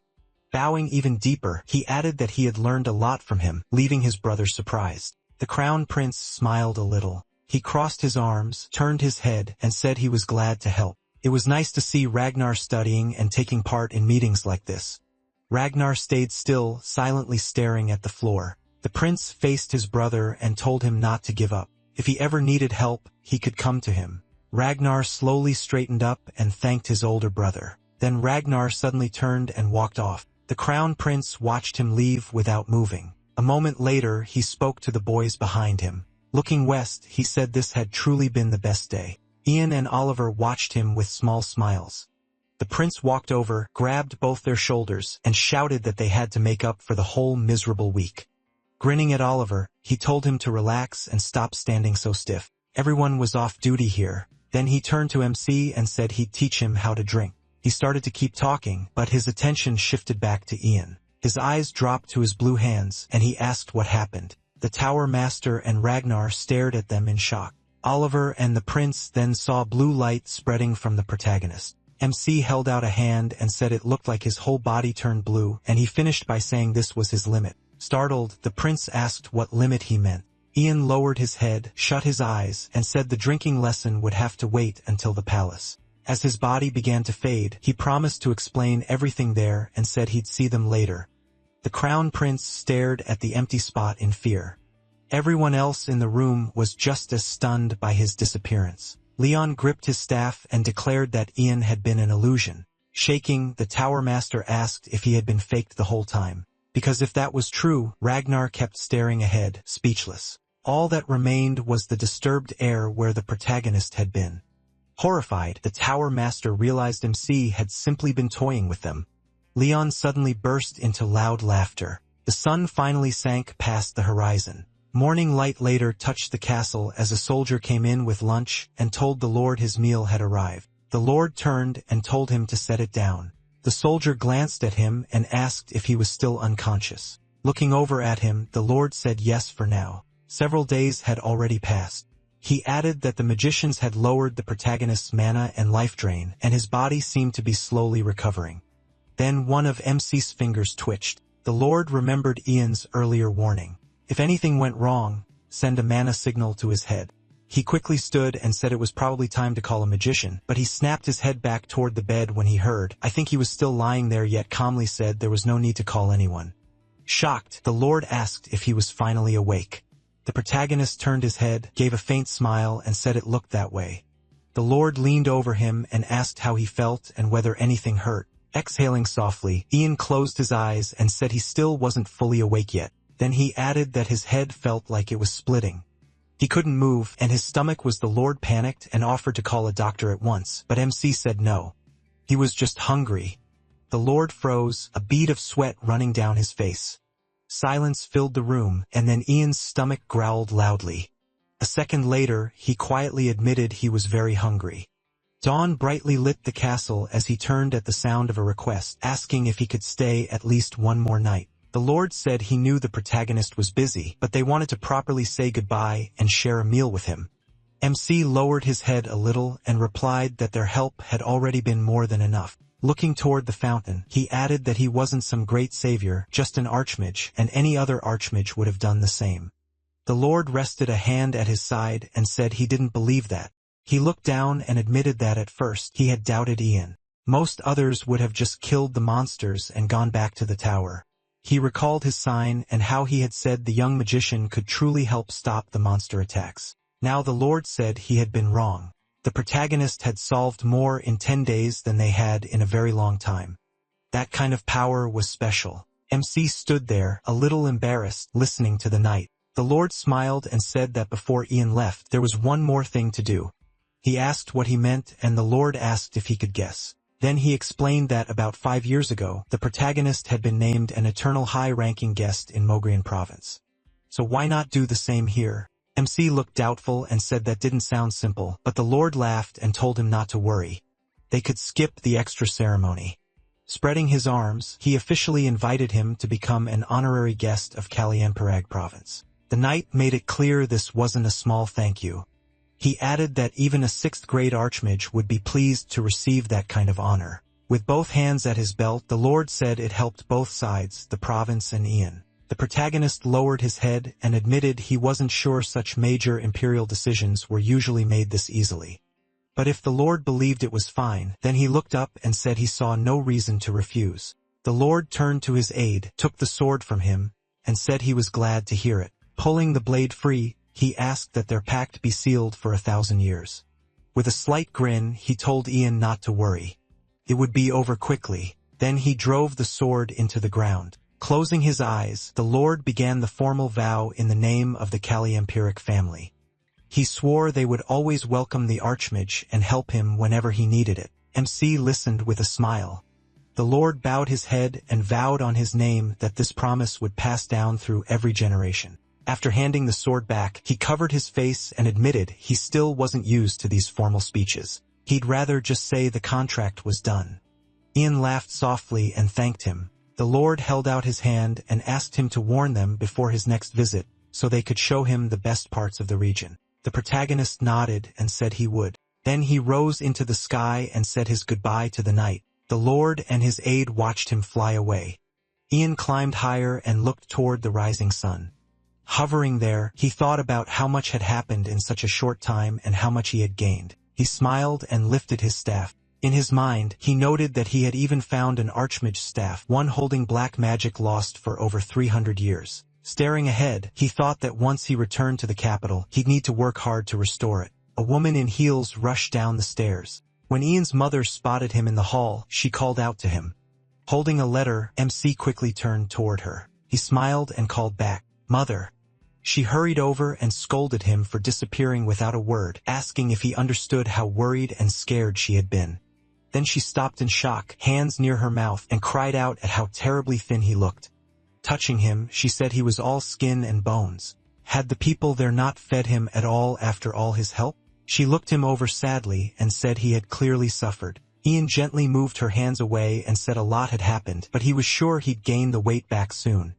Then he slipped a hand under his cloak and said he had something for her. He held out a blue orb and explained that it was a communication sphere powered by mana. He had a workshop on the road to the capital, make it so she could always reach him when he was away. After giving it to her, he pointed to the one in his staff and apologized for worrying her. His mother looked at him warmly, holding the sphere in both hands. Tion told her he'd try to stay closer from now on. Douglas suddenly rushed into the hall, calling for him. The alchemist's son came out and asked what kind of magic that was. He learned many things at the academy but had never seen anything like it. Licio followed behind him. Eyes shining, Douglas hurried up and asked how the protagonist had been both here in the capital and in Demeter. Was it an illusion, mirroring, or something like that? MC tilted his head and asked if they could do one question at a time. Looking up, he said he could explain it simply. Ian straightened up and said he had reached 6th grade so he could use spells like that now. Everyone stared at him in shock.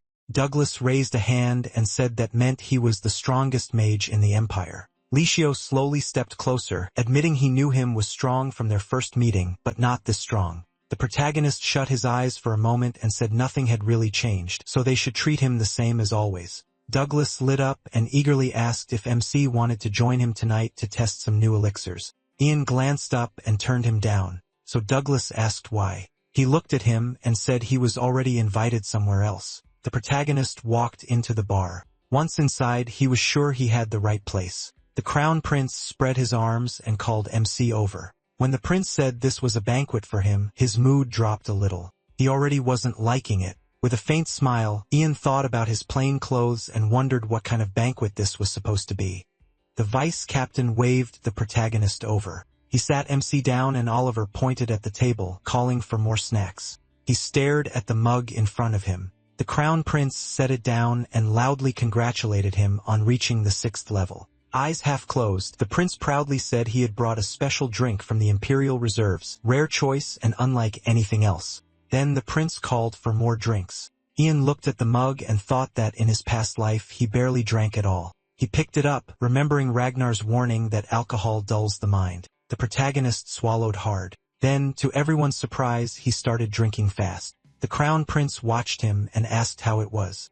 Ian slammed the mug onto the table. Wiping his lips, he said it was really good. The Crown Prince smiled. Glad MC liked it. Then the bartender greeted the prince and asked him to talk about Demeter. The prince turned with a big grin and agreed right away. He walked over and started telling the story with full confidence. Ian noticed and stared in surprise. He kept watching the prince until someone offered to refill his mug. He turned and saw Oliver holding a bottle. Oliver poured him another drink and warned him to take it easy since it was his first time. With a joke, Oliver said if Ian got drunk, his mana might make the whole night order vanish. Taking the mug, the protagonist said they were worrying for nothing. He was still surprised by how easily the Crown Prince mixed with the knights. Was that normal? Pouring himself a drink, Oliver said it was. The local knights had sworn loyalty to him, and the trust went both ways. MC rested his head on his hand and quietly repeated, an oath and trust. Oliver looked over at him. As he drank, Oliver said he finally understood why he had no friends. He sat up at once and asked why he would say that now. Oliver calmly replied that he figured it out the first time they met. He asked if the protagonist remembered their first talk 5 years ago in Mulgren after catching that spy. Oliver remembered how young MC had already been a third-class mage and had captured a dangerous criminal, yet looked totally unbothered. He controlled his emotions far better than kids his age who still didn't know how to act in society. Yihun tightened his grip on the mug. Oliver added that his face barely showed anything more like a veteran knight than a child. Resting his head on his hand, the protagonist wondered what that was supposed to mean. He knew he had never acted like other kids. Oliver grinned and said that was when he realized MC already carried a lot of secrets. With that kind of distance, making friends would be hard. Then he looked straight at him and said he was good at seeing through people. The protagonist closed his eyes a little, thinking Oliver was right, even if hearing it so plainly stung. He admitted that he had once had a friend, but that friendship ended badly. Oliver took another drink and said he was curious what kind of person that friend had been. Leaning closer, Oliver said there was something else he had learned after 5 years of knowing MC. MC braced himself, worried another harsh truth was coming. Oliver bent toward him and said, talking to him always felt like talking to a grown man. The protagonist shut his eyes, thinking Oliver really did read people well. Then MC glanced at him in deadpan that he was actually 48 years old and used magic to stay young. Oliver recoiled in horror, and Ian quickly told him it was a joke. He broke into a wide smile and said Oliver himself had said he was bad with people, so, Of course, he was still bad at jokes too. Oliver looked at him and smiled a little. Beaming, he declared that as the generous captain of the knights, he would forgive him. The protagonist grinned and thanked him. Much later, night had fully set in. Outside, it was quiet except for the noise from the bar. Holding his head, Ian stepped out and thought he had definitely drunk too much. Even in his past life, he never drank this much. Then someone called out to him. Akong turned and saw the vice captain squatting near the bar. Walking down the steps, he asked what he was doing out there. The vice captain said he was weak with alcohol. 1 glass was his limit. Paul looked at him and said he had come out for some air, then asked why Ian had left. Leaning against the wall, the protagonist exhaled and said he had also stepped out to breathe. He wasn't used to nights like this. Arkong Tinadrik Roy, Gustoichin, empty studied him and thought that Paul, the knight's vice-captain, had been the most skilled swordsman after the captain in his past life. Watching Paul crouch there, he remembered that even though Paul came from humble roots, his loyalty to the crown and the country made him one of the crown prince's trusted men. Paul asked if today had been the protagonist's first time drinking and what he thought of it. MC lowered his head a little and said it wasn't bad. Maybe he'd spend evenings like this now and then. Paul smiled wide and said he was glad. The knights were all thankful for Ian's help, and they hadn't seen the prince this happy in a long time. It was all thanks to him. He looked away with a small grin and thanked him for the kind words. Thinking of the well-dressed crown prince, the protagonist said he only gave them a push. They were moving forward together. Then MC opened his eyes a bit wider and repeated, "The prince was happy?" With a faint smile, he said he'd take that as a compliment. Paul looked at him with surprise, almost entranced. He turned to him and asked what was wrong, and Paul said he just hadn't expected him to smile like that. The protagonist looked up into the dark sky, not sure what he meant. A moment later, someone poked his head out of the bar, spotted them, and shouted that the vice-captain was over there. Paul looked tired and alarmed when the man said His Highness was calling for him, and if he kept dodging drinks, he'd get demoted. Paul muttered that this was too much. He stood up, turned to Ian, and apologized because he had to go back inside. NC smiled as Paul said the crown prince would probably pour him even more this time, so he'd better keep watch himself. He glanced toward a tree then started walking. He stopped at the railing, looked out over the city, and realized the memories of his past life no longer felt so heavy. A memory flashed through his mind, him standing in a field at sunset. Then he pictured the crown prince laughing in the bar. Ian wondered what his choices had been and what changes they had caused. He thought of a sad Ragnar by the window and realized things were completely different now. Ragnar's image lingered, and the protagonist thought he could no longer know where Emperor Terry's choices made as he sat in his office studying papers would finally lead. He reached out and caught the feather. He stood across from the girl as she watched the white magic bird. Ian's mother sat at dinner with Douglas and Licio, laughing warmly. That happy image of his mother flashed through MC's mind. He realized protecting the people he loved felt simple now. His past self stood still, staring into the distance. Under the stars, Ian looked ahead in silence. He smiled and thought that from now on, he would live with a clean heart. As the king piece dropped toward him, he realized the game had finally begun right now with Ragnar. Moonlight covered the fifth prince's estate, then a voice came from inside by the window. By the window, Ragnar lowered his head and asked the tower owner what they were supposed to do now. He spun toward the magician and reminded him that he once wanted Ian removed before he became a problem. So what now? Leon kept his head lowered and admitted Ragnar was right. Ragnar studied him and asked if that was all he had to say. He told him to wait, promised to remove the protagonist, and this was the result. Turning fully toward him, Ragnar said coldly that Leon had become their biggest problem. Leon, sweating with nerves, said his earlier words had been a mistake. He only wanted to end this faster, but even then, he was too late. He lifted his head and said he hadn't known the boy would be this clever. Looking up, Leon said he was done making excuses, but asked for one last chance. Ragnar gave him a tired look and asked what he meant. Leon lowered his gaze and said this was the final time he would ask Ragnar to wait. Then he looked up sharply and said they were finally ready. A girl in a black cloak stepped out from behind him, and Leon told Helene to introduce herself. Ragnar stared at her in shock and asked if she was the archmage who had been hiding all these years. Fear crossed Ragnar's face. Helen slowly pulled back her hood. Once it was off, she looked at him with her black eye and said she was pleased to meet His Highness. Ragnar stumbled back and raised a hand in fear. Leon stepped in front of her and told him not to panic. She was only a novice acting under orders. With anger in his eyes, he added that she was willing to do anything for them. Ragnar shook and said Leon was the tower owner, and yet Leon cut him off with a wide smile asking, "Really what?" Ragnar glared at him and said she was a forbidden black magician. Leon answered that Queenie and Page would soon kneel before them. Ragnar stared at him in fear as Leon told him not to worry. Leon said everything would go as planned and the crown prince's seat would become Ragnar's. Dawn lit the ivory tower. In his office, Leon muttered about the 6th grade. Gripping the table hard, the old man repeated it again. The 6th grade. Purple energy burst from Leon and blew everything apart. A plate shattered and papers flew across the office. Staring at the desk in horror, Leon wondered how that kid he suddenly looked up. A magician had entered the office, and Leon said he had called for him. The man looked around the wrecked room in surprise. Leon stood by the desk surrounded by scattered papers and broken dishes. He gave a faint smile and said Marco had arrived. Marco stepped closer, folded his hands, and asked what happened. Leon brushed it off and said it was nothing. Holding one hand with the other, Leon smiled faintly and said he still remembered their first meeting. 20 years had passed, and back then, Marco was only a tiny child. Marco listened as Leon said he remembered it clearly. Turning aside, Leon said Marco had been an abandoned child wrapped in cloth. He added that the baby kept tossing and reaching out, and he could never forget the joy he felt when he saw him. Then Leon told Marco he knew that child would grow into not just a mage, but an official magician. It had seemed impossible, and that was why he was proud. Marco smiled and said it was all thanks to the tower owner's wisdom.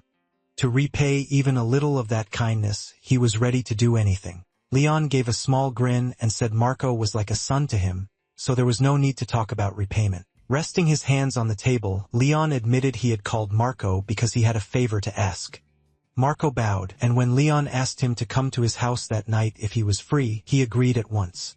Leon smiled thinly, thanked him, and said he would be waiting. Late that night, every window was dark, then the door suddenly swung open.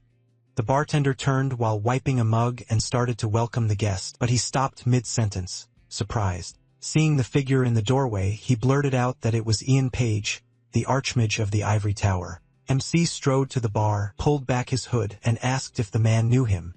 The bartender spread his hands and said everyone had heard of him.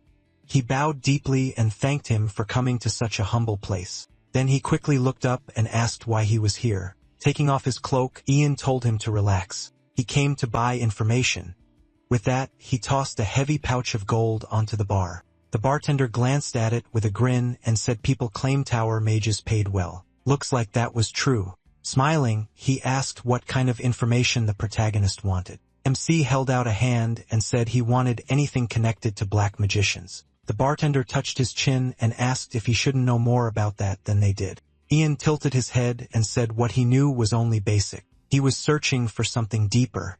Opening his eyes, he looked straight at the bartender and added that any detail could help, but he especially wanted something most people didn't know. The bartender spread his arms with a big smile and said he understood. Lowering his head, he said they had been lucky lately. They had focused hard on this issue. Leaning on the bar, he asked if Ian had ever heard of the Order of Dragons. The protagonist watched him closely. The bartender explained that it was one of the Empire's religious groups, one that worshipped dragons as gods. It wasn't very large or famous, but it had existed for centuries. He went on to say the order first began as a small group of believers in a village. Then a grave robber claimed he was the dragon's only descendant and started convincing people he had special power. Most people didn't believe him at first, but over time that little group kept growing. Now the whole order was buried in mystery. No one knew who led it, how many followers it had, or what it really wanted. Because of that, rumors spread, even stories that they could bring the dead back. The bartender raised a finger and said he didn't know if those dragon followers were real, but one thing was clear from all the rumors. Yihun grew tense and listened closely. The bartender leaned in and said there was definitely a link between the Order of Dragons and black magic. He added that some people believed members of the Empire's upper class were tied to the Order too. Black magic needed more than a mage. It needed people and support. MC lowered his gaze, thinking as the bartender explained that only powerful forces could provide that. Arms folded, the bartender said the group was so closed off that it was hard to learn how to reach them or even tell who belonged to it. But if they really could control people, then tricking those in power for their own goals might not be impossible. Dropping his smile, the bartender said that was all they knew for now. Still, they could keep digging, and if they found anything, he would send word. Ian turned, pulled up his hood, and gave the bartender one last look. He said he understood and hoped the investigation went well. Watching him leave, the bartender waved with a big smile and called out, thanking him for the generous payment. Late that night, moonlight covered his house. The protagonist sat alone in his office, thinking about the Order of the Dragon. He touched his chin and frowned. In his past life, he had never heard that name. So how could a group this old stay hidden? His eyes shifted to the staff and he thought of the Shaman King. Looking closer, Ian remembered the black symbols carved into it. The shaman had used that staff for black magic. He recalled the burning Shaman King with monsters behind him and wondered if black magic needed more than mana. MC looked away trying to sort it out. Then he thought of Leon with his scrolls. He couldn't prove it, but the tower's master likely knew about the Great Meadows and black magic. Maybe he was tied to the Order of the Dragon himself. Leaning back, he held his head and thought about how much had changed from his last life, and not just because he had returned. Studying his hand, Ian realized the world may have always been this way. Still, the gap felt too big and it kept growing. He pictured a chest leaking black dust and wondered if this came from using the dragon language or from going back in time.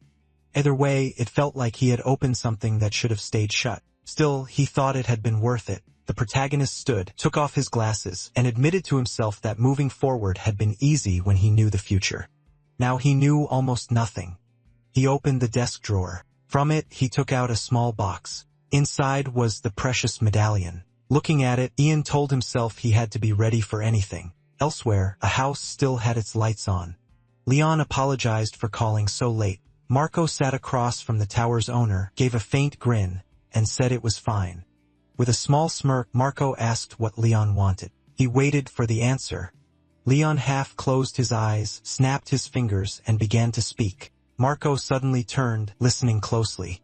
Looking away, Leon said no one else could know about this. Then he stood and asked Marco to come with him. Marco watched him carefully and asked where they were going. Instead of answering right away, Leon pulled a book from the shelf. When he opened it, blue light spilled out and he said the book would show the way. The glow grew stronger. A portal opened in front of Leon and he stared into it. Marco looked at him and said this was the same thing as before. Leon asked what he meant, but Leon just turned, stepped into the portal and told him to come.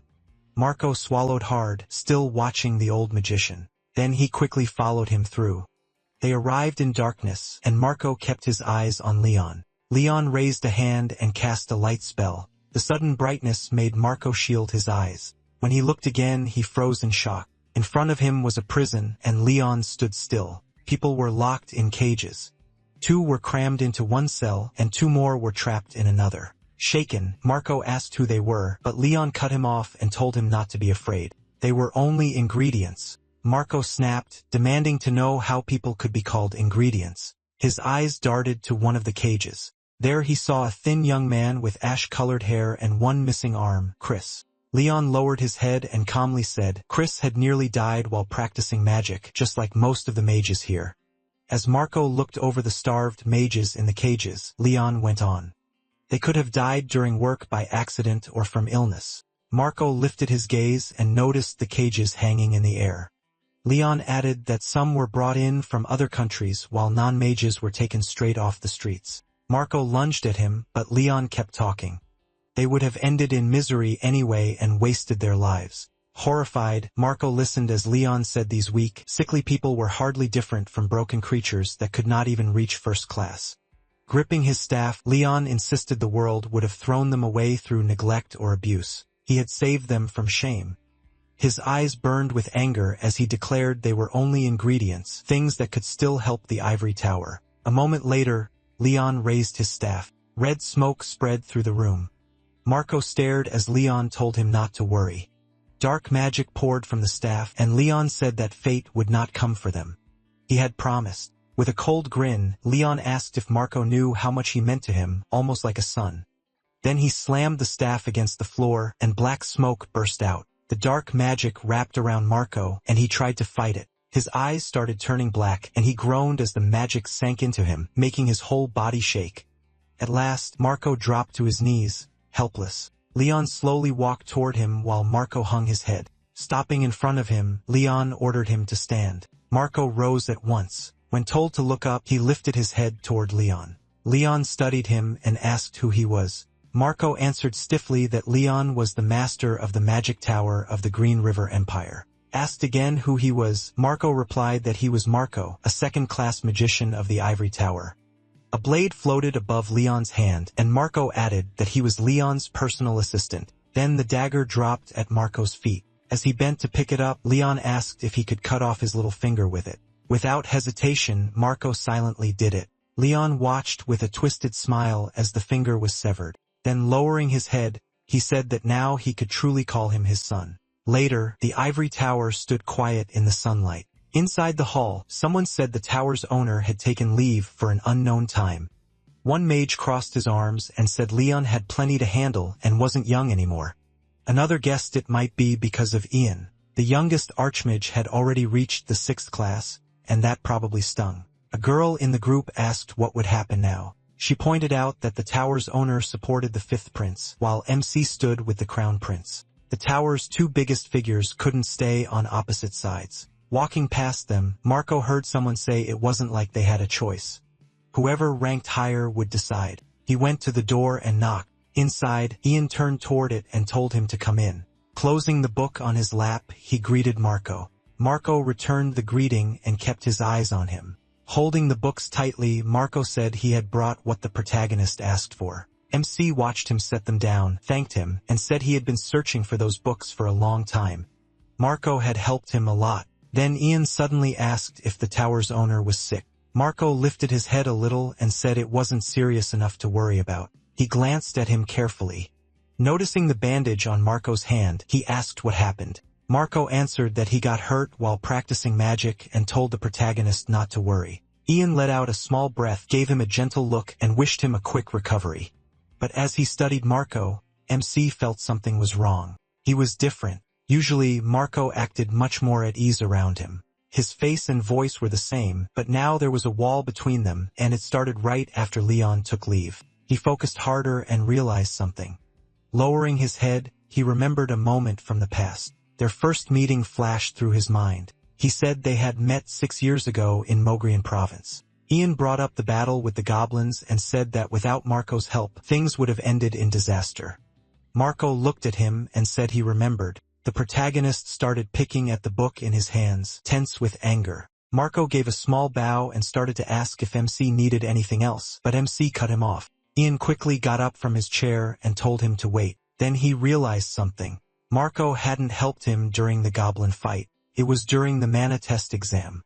Marco just stared at him, confused. He slowly walked over and apologized for not remembering sooner. A second later, his staff appeared in his hand, and Marco was stunned. The protagonist suddenly thrust the staff forward. It lit up at once. With a calm sure look, Ian cast Big Cancel. A huge blue magic seal spread out in front of him. Marco raised an arm against the violent wind. Dark magic started leaking from his eyes. He dropped to the floor as black smoke curled around him. Then he coughed hard, and more black magic poured from his mouth. His eyes flashed bright red. Ian watched closely as Marco writhed on the ground. Kneeling beside him, MC asked if he was back to himself. Marco slowly lifted his head and shakily asked why. He told him black magic had taken hold of him. He added that he used anti-magic, leaving Marco staring at the floor in shock. Then Marco jolted up and shouted that they had to stop the tower owner. Yen studied him and told him to explain everything. Marco looked at him with resolve and began from the start. As Marco spoke, the story shifted to a house at sunset. Leon was having tea when a servant told him the protagonist had come to see him. After taking a sip, Leon asked if Ian was alone, and the butler said yes. Leon lowered his cup and told him to bring the guest in. His eyes narrowed. Everything was going just as planned. Thinking of Marco, Leon recalled casting black magic on him on purpose. A mage like MC would notice it. That meant the trap was ready. Even all those spent materials were worth it to catch a 6th-class mage. He calmly sipped his tea and thought he could always get more ingredients. Then the door slowly opened. Without looking up, Leon said he hadn't expected this visit. Ian entered, bowed. and greeted him politely, saying he heard Leon was sick and came to pay his respects. With a hand to his chest, he wished him a quick recovery. Leon thanked him and invited him to sit. The two sat in silence, drinking tea and sizing each other up. Leon mentioned that Marco wasn't feeling well and said he worried the sickness might spread. Ian narrowed his eyes a little and said he didn't think so. Looking away, Leon said that was good to hear. He always worried about Marco since the boy worked so hard. The protagonist set down his teacup and said Marco had told him an unbelievable story. Leon said nothing and simply watched him. MC went on, saying Marco claimed there was a hidden lab on the estate where Leon did cruel black magic experiments. Leon suddenly laughed with his eyes closed and dismissed it as nonsense from a delirious boy. He then stared back and said Marco seemed to be under a black magic spell. Then he added that the caster appeared to be the man Marco saw as his father. Without looking away, he said Marco begged him to stop, though Leon acted like he had no idea what that meant. Leon gently set down his cup and explained that he did have a portal to a lab made with an artifact he got by chance. Laughing again, he insisted the black magic part was complete nonsense. Leon rose from the sofa and said Ian could come inspect it himself. If the protagonist didn't trust him, he should see the truth with his own eyes. MC gave him a wary look and stayed seated for a moment. Then the protagonist gave a faint smile and said, with permission, he would. Leon started walking out, then turned back to Ian. Leon slowly straightened and said he would show everything. As head of the ivory tower, he couldn't allow rumors of black magic to spread. He walked up to a red curtain and grabbed it. With one sharp pull, he swept it aside. A blue portal was hidden behind it. A book appeared in Leon's hand, his artifact's power. Opening the glowing book, Leon said its magic let anyone use portal spells, even ones normally limited to the 8th class. Ian said nothing and stared at the book. Leon stepped toward the portal and told him to come through. Soon, he and Leon were inside a dark room. As he followed, the protagonist remembered that in his past life, Havert Leon had been known as one of the best ivory tower masters. He had helped lay the groundwork for uniting the continents, led the 5th prince to the throne, and greatly raised the ivory tower's power. Since Leon supported the 5th prince, Ian had once respected him deeply too. Then Leon stopped. Red energy began rising around him as he called MC by name. With a small grin, Leon looked straight ahead. Stopping by his staff, he said he had once wanted to be a hero too. He said he wanted to save the empire with his own hands and help the poor in suffering. Looking at his shaking hands, Leon said he learned something over time. Clenching his fists, he admitted he couldn't change everything alone. Then he looked up at the staff. A moment later, he reached for it and said this was the power that could make him one. Holding the staff, Leon turned to Ian and said it wasn't what he first imagined. Dark streams of mana rose around him. They quickly wrapped around him. Leon watched as the protagonist struggled to breathe. A point of light appeared over Leon's hand as he said this power would make countless mages obey him, so he could save the empire from ruin. Gripping the staff tightly, he flashed a wild smile and told Ian its name was Power. Dark mana spread through the whole dungeon.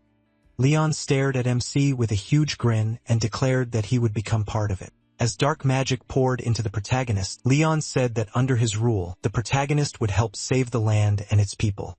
With crazed eyes, Leon said a man like Ian and an old man like him needed this to become heroes. MC collapsed, held down as the dark magic forced its way into him.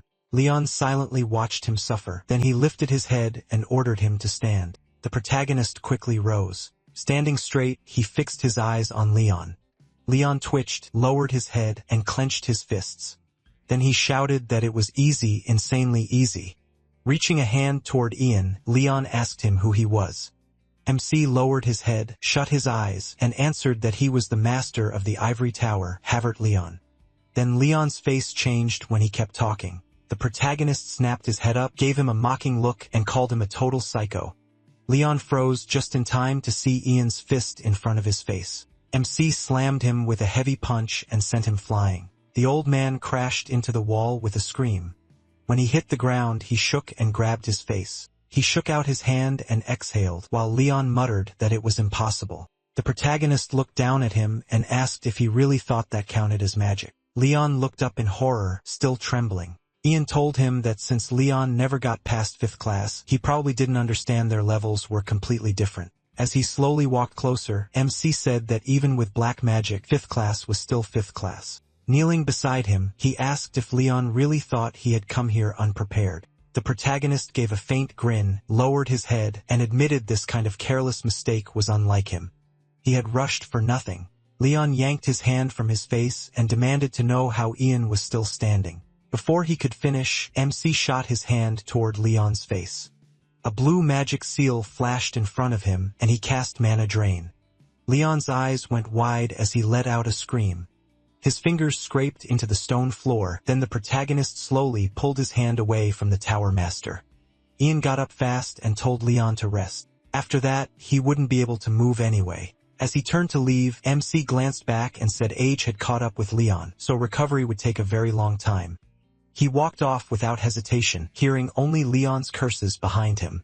He raised a hand and cast a light spell. The spell lit up a dark chamber packed with treasure. Ian spotted a giant chest overflowing with coins. Next to it were shelves lined with costly potions and fancy ornaments. Looking around, the protagonist smirked and mocked Leon for being such a modest tower master. He turned back to the old man and asked why someone with nowhere to spend it hoarded so much wealth. Had Leon really planned to carry it into the next world instead of giving anything to the Empire? Leon clutched his head, shaking as he groaned. That was when Ian noticed something strange. He slowly walked toward the cages holding people inside. Peering in, he saw they were in awful condition. Though some were still alive, 2 of them were already dead. MC studied the prisoners through the bars and told himself to wait a little longer. He'd get them out and make sure they were treated. With his last strength, Leon opened his mouth and said something that caught Ian's attention.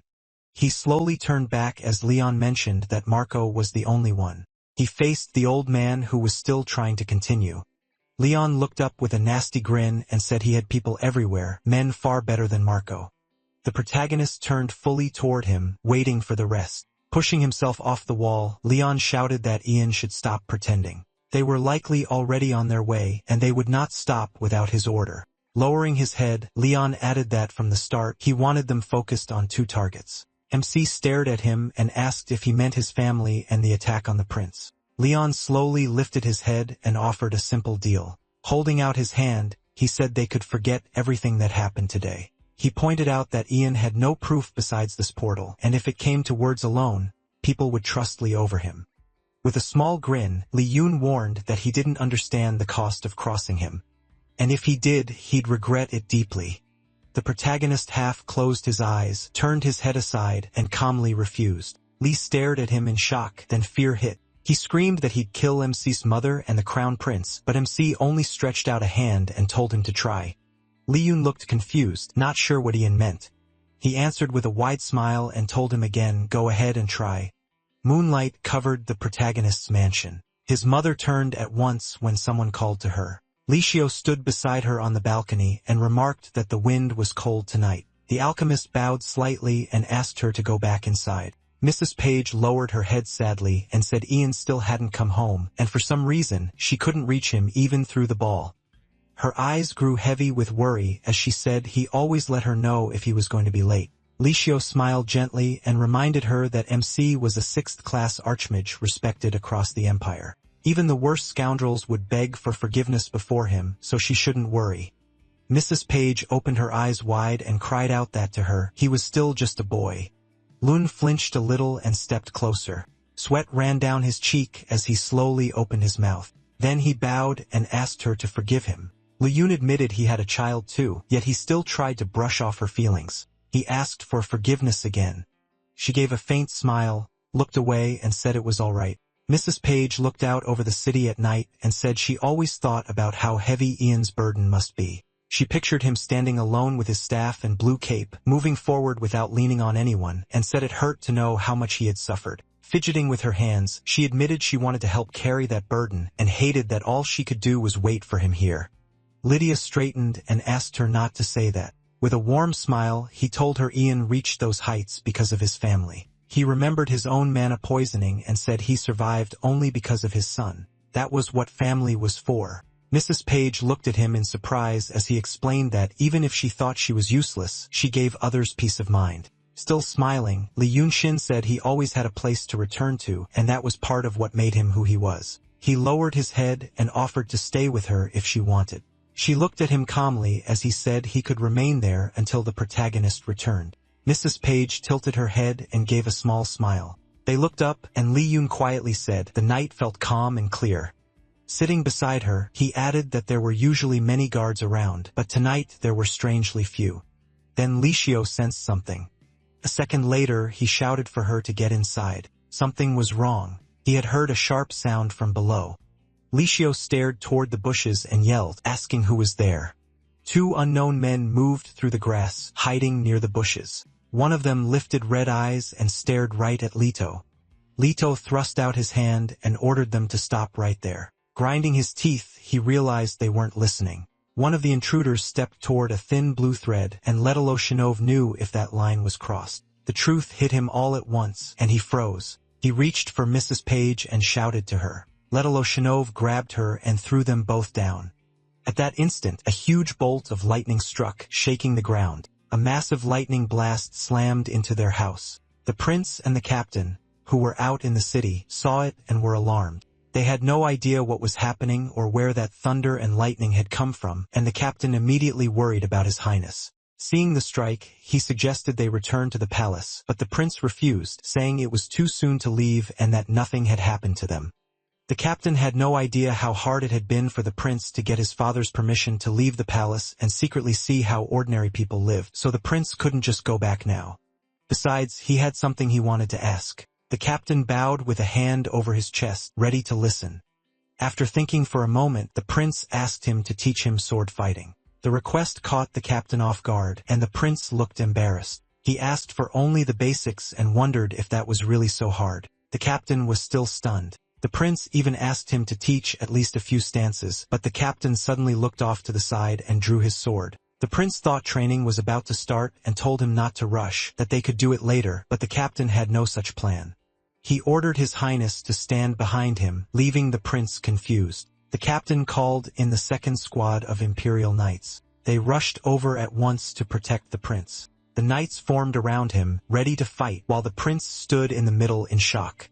The captain then demanded that the hidden person show themselves. A cloak appeared on the wall, and then the full shape of a person emerged. It was Helene, the ivory tower archmage with bright red hair, stood before them. The captain thought she had disappeared years ago, so why was she here now? Helene said nothing and kept moving forward. The captain ordered her to stop for the prince's safety and explain why she had come. After a brief silence, the girl answered, Hayden Green River. Then she coldly said she would kill anyone who got in her way. Her eyes were empty. Without a trace of fear, the captain knew this would not be easy. He didn't wait long before charging straight at her. As he swung, Helen blocked the strike with her staff. Up close, he saw that the eye hidden beneath her hair was completely black. She leaped back and took her stance again. Then the girl decided to use a fire explosion. She swung her staff. A wave of fireballs shot toward him, but the captain didn't panic. He trained for this before. He charged in and sliced through each fireball with his sword. Step by step, he cut his way closer. The girl looked stunned. She clearly didn't expect him to fight back. He kept rushing straight at her as she retreated, then drove his sword forward at her staff. She slipped aside just in time and let the blade hit the staff instead. Still, the captain didn't stop. He leaped up and attacked again. Right as the strike landed, she raised a mana barrier. With that shield up, nothing from outside could break in. So, of course, his attack bounced off. Even so, the captain was amazed to finally see that barrier for himself. He'd wanted to train with Ian so he could face something like this. The captain pulled off his gloves and realized he still had a way to fight through the barrier. He can't control mana like others because he's a half-blood with only a mana heart, but the mana in his blood could still help him beat her. Now he was ready to show her what a half-blood could really do. Blue magic wrapped around his sword and started to spin. With one strike, he cut through the barrier, reached her, and stabbed her. He didn't mean to kill her. He still needed to learn who ordered the attack on his highness. At this point, all she could do was pray for a quick death. Then we cut to the tower's master and the magician beside him. The old man looked shaken, wondering what this kid could possibly do, but Ian wasn't bluffing. Over the last 5 years, he'd built ties with all kinds of people. The old man started yelling, but MC calmly asked if he really thought he'd been sitting around doing nothing. Back in Demeter, It was that same old man who sent those unwanted guests to his home. That wasn't going to happen again. Anyone sent this time had probably already fallen into a trap or died. There was no point trying to bargain with Ian now. He wanted nothing from the old man. The only thing left was full punishment under the law. The old man deserved death, and the protagonist would see it through. He smiled and said the ivory tower, the thing the old man sold his soul for, could guard his body too. MC hadn't planned to go this far, but then he reached out toward the old man and aimed for his head. He said the tower's master should at least protect its name, then used magic on him. The magician nearby clearly understood why the old man favored the fifth prince over the crown prince. He once thought the same prince should rule. The old man was driven by greed for power and money. That much was obvious. As he spoke, the old man writhed in pain. Magic swirled around him and kept tearing at him, but he didn't stop. He only pushed harder. The old man had crossed the line by targeting the protagonist's family. People should answer for what they do, and the protagonist kept making him suffer. Next, we moved to a large white hall. The emperor lashed out as the tower master's crimes became known to everyone. From his throne, he shouted that the man had forgotten his duty, fallen into black magic, and used innocent bodies and souls for monstrous experiments. Striking the bell on his throne, the emperor declared that even death couldn't wash away those sins. The crime was too great for mercy or understanding. From this moment, Herbert Leon loses every title and honor and is sentenced to death. As the crowd erupted, the emperor added that the execution would be public. He declared that this man would be remembered as one of the empire's worst criminals, and any helpers or relatives tied to the case would be dealt with at once. Everyone who knew about the crimes would be punished, and mages using black magic would be hunted down too. The emperor said he would personally judge everyone connected to this matter. No one would escape investigation or punishment. Then he turned to the nobles and demanded their full cooperation. He was sure others in the tower had helped without thinking about the outcome, so he ordered all black magic users to stop and turn themselves in. There was only one exception, Archmage Helene. She tried to kill the prince, and a different punishment awaited her. The prince beside him lowered his head and listened. Even if she acted under the tower master's orders, her attempt on the crown prince's life could not be ignored. In the ruler's name, the emperor sentenced her to life in prison. It was a terrible scandal, but it also shined a light on two heroes whose deeds deserved praise. The emperor spoke of the magician who exposed the tower master's dark crimes, and of the knight Oliver who bravely protected the crown prince. He called Oliver forward. Oliver stepped up, and the emperor noted that the magician had also played a key role in the investigation with even more expected from him. Then he asked everyone to look at the knight who had protected the crown prince from a fourth-level mage as Oliver walked toward the throne. Oliver stopped right before the emperor. The emperor called him closer, Captain Oliver of the Knight Order. Oliver placed a hand on his chest and bowed. The emperor praised him as a true blessing to the empire. He hadn't just saved the crown prince. He proved people can go beyond their limits. Oliver, he said, would become an example for the whole empire, even the world. Of course, service like that could not go unrewarded. So the emperor announced that Oliver would gain authority over every knight in the empire and receive the title Lord of Swords. The crowd was left speechless. The emperor said this title had gone without an owner for a very long time. For centuries, no one had earned it because magic had overshadowed the greatest deeds of knights. But Oliver had restored its meaning by proving his loyalty to both the imperial family and the empire. In the crowd, the prince smiled. He knew this honor was deserved. The emperor said he hoped the spirit would continue and that Lord of Swords fit Oliver perfectly. Then he lifted a beautiful white and gold sword, drawing it from its sheath. He told the imperial knight to kneel. Oliver obeyed. The emperor stepped forward and began the ceremony. In the name of the first channel of the Emerald River, he officially granted the title of Lord of Swords to Oliver. He touched Oliver's left shoulder with the blade, then the right. Then he asked if Oliver was ready to accept this title, one that had waited centuries for its owner. The captain swore by his honor that he would give his life to defend the empire. Later at the palace, the prince called out to his father. He still didn't understand the sentence. How could the empire execute the tower master? He begged his father to think again. Didn't they realize how hard this would hit the empire? The tower master was an archmage. Killing him was like losing hundreds of ordinary mages. The prince argued that this solved nothing. Once the punishment was carried out, every nearby country would hear about it, especially Coldwood, which had long wanted to expand. They would finish with the Great Meadows and strike while the empire was shaken and its strongest mage was gone. It was the perfect time to attack. His father explained that the Tower Master was no longer truly a mage and no longer the strongest one either. That title now belonged to Ian Page, the Ivory Tower's new 6th grade mage. He could take the Tower Master's place, so there was no real problem. The Emperor even saw this as a chance to raise the tower standing across the continent. The prince fell silent, but his father pressed him. Was he wrong? The prince admitted his father had a point. MC could bring something new to the tower. Still, the old master had years of strength and experience. If he had worked with Ian, the tower might have grown even faster. A young genius and an older veteran could have pushed each other to become even better. They also could have watched each other, which would ease the burden on the imperial palace. Wasn't that useful too? His argument did make sense. The prince tried to go on, but his father cut him off. The Tower Master had used forbidden black magic and studied it, though calling it study was too kind. The materials for those experiments were mages he was meant to protect and innocent soldiers. He was willing to sacrifice them without a second thought. That crime was far too serious. His goal had blinded him. For power, the Tower Master was ready to kill countless innocent people. He even tried to drag a powerful mage to his side through black magic. The prince closed his eyes and understood. The Tower Master was one of the Empire's most important figures. The heir agreed the man was wrong, but he still believed black magic could have been used to strengthen the Empire's defense.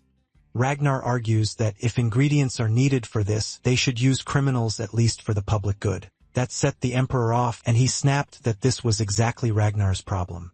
The prince just stared confused. Then the Emperor coldly said that's why Ragnar would never be named heir. Black magic is evil. It stains the user and harms the whole world. That's why Magic's founder Mitchell Green River worked so hard to wipe it out from their land. Had Ragnar really forgotten that? The Emperor knows how he thinks, and he knows his ambition. Ragnar may be capable, but he's missing the one thing that matters most, and he doesn't even see it. He managed to hide that flaw for years, but when it truly matters, it always shows. As he walked past him, the Emperor turned and said, "The heart of politics is justice and carrying it out. A ruler must remember that justice applies to everyone. The moment he decides some lives are disposable, it's over." Ragnar stayed quiet for a second, then laughed. That caught the Emperor off guard, but Ragnar said that wasn't the real reason. His father turned back and asked what he meant. Ragnar said he knew why the Emperor would never choose him as heir. Hayden was the beloved eldest son, the one who got all his love and care. Ragnar, on the other hand, was only born to help keep control over the nobles. That was the difference, and it made the Emperor furious. Ragnar knew how hard he'd worked just to be recognized once. Was it really so hard to look at him even once instead of always choosing the favorite son? Was it really that hard to treat him like a son and love him the same way? Ragnar even says the Emperor would have freed the Tower Master if Hayden had asked. Enraged, the Emperor raised his hand and slapped him. Silence fell between them. Then the Emperor laughed, turned away, and called Ragnar a fool as he left. Outside the hall, he ordered Damphil to place Ragnar under house arrest and make sure he had no contact with anyone. Damphil bowed and said the order would be carried out. That brought the day to an end. Back at the palace, Ragnar was alone in his room when Archmage Ian came to see him in peace. Ragnar was stunned by the visit and went quiet. After a moment, he said he didn't want to see him and told the guards to send him away. But the door opened anyway, and Ragnar shouted that he had ordered no one to come in. Ian stepped inside and politely greeted the prince. The two faced each other, the protagonist holding his staff. Ragnar guessed this came from the Emperor, and he was right. MC had been sent to check whether the Tower Master had affected him with black magic. He said he hoped Ragnar wouldn't object to the inspection. Ragnar was already furious on the very day the Tower Master was being executed. They chose this moment to test him. To him, it was pure disrespect. Ian calmly explained this was a routine check given to the imperial family and palace staff alike. He asked Ragnar not to take offense. Ragnar let out a breath and sat down. He told Ian to go ahead and finish the inspection before anyone else came. He warned him the spell might cause nausea or dizziness, but that would only mean the process was working. He raised his staff and cast a large spell, magic swirling around Ragnar. Ragnar clenched his lips, and the protagonist asked if he could endure it. The sensation was clearly painful, which explained Ragnar's mood. Still, Ian found no trace of black magic and advised him to rest if he felt unwell. With that, MC thanked him for cooperating and turned to leave. As he started to go, Ragnar stopped him with one question. He wanted to know why Ian served his brother. He was smart enough to know the crown prince wasn't fit to rule, and plenty of noble families opposed him too. The protagonist answered that he did not serve the crown prince. That shocked Ragnar. He even rose from his chair, confused, but Ian wouldn't explain. He only wished him a good rest and headed out. At the door, MC stopped. He said he does not serve Hayden Green River because in another world he swore loyalty to only one person. Looking at his hand, he slowly clenched it into a fist and lowered his head. So whatever he does now could be called revenge or betrayal of that old oath. Night came. Magard entered Ragnar's room, and after knocking, he stepped inside and found the place in ruins. Ragnar asked if the Tower Master had been executed. The soldier said yes earlier that afternoon in public at Green Riverium's main square. Without even turning from the window, Ragnar said he understood and dismissed him. The soldier asked him not to kill himself. Ragnar only laughed and asked why he ever would. Then the man stepped closer and set a paper on the table, sliding it toward him. Ragnar didn't know what it was. The soldier said it was something personal he needed to read.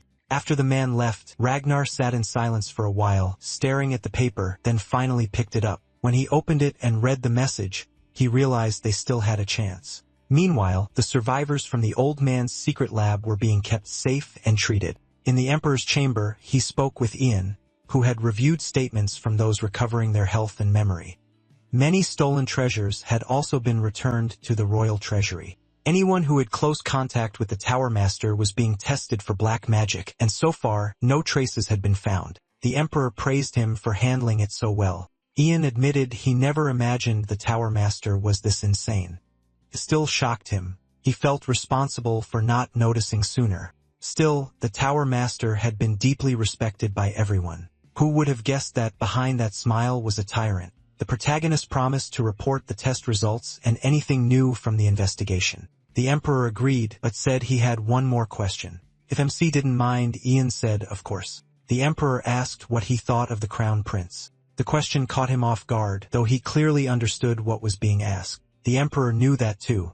The room went silent. Ian finally said he could not swear loyalty to the Crown Prince. That answer raised an obvious question. What exactly did he mean by that? The protagonist said he would still do everything he could to help Hayden take his rightful place on the throne. He was ready to support him in becoming a good ruler for the people. He couldn't give him an oath, but he would stand by him to the end. The Emperor rested a hand on his chin and thought it over. In the end, the answer satisfied him. Then he called servants into the room, and they carried in a large brown box. The Emperor told Ian to take it. Inside was the staff left behind by the former Tower Master. MC understood this wouldn't be simple. Even if everyone knew who should replace him, there were still many details to settle. Normally, the imperial family chooses the Tower Master, but this time, the Emperor wanted no delay and decided to appoint the new one at once. The staff of the Tower Master now belonged to Ian.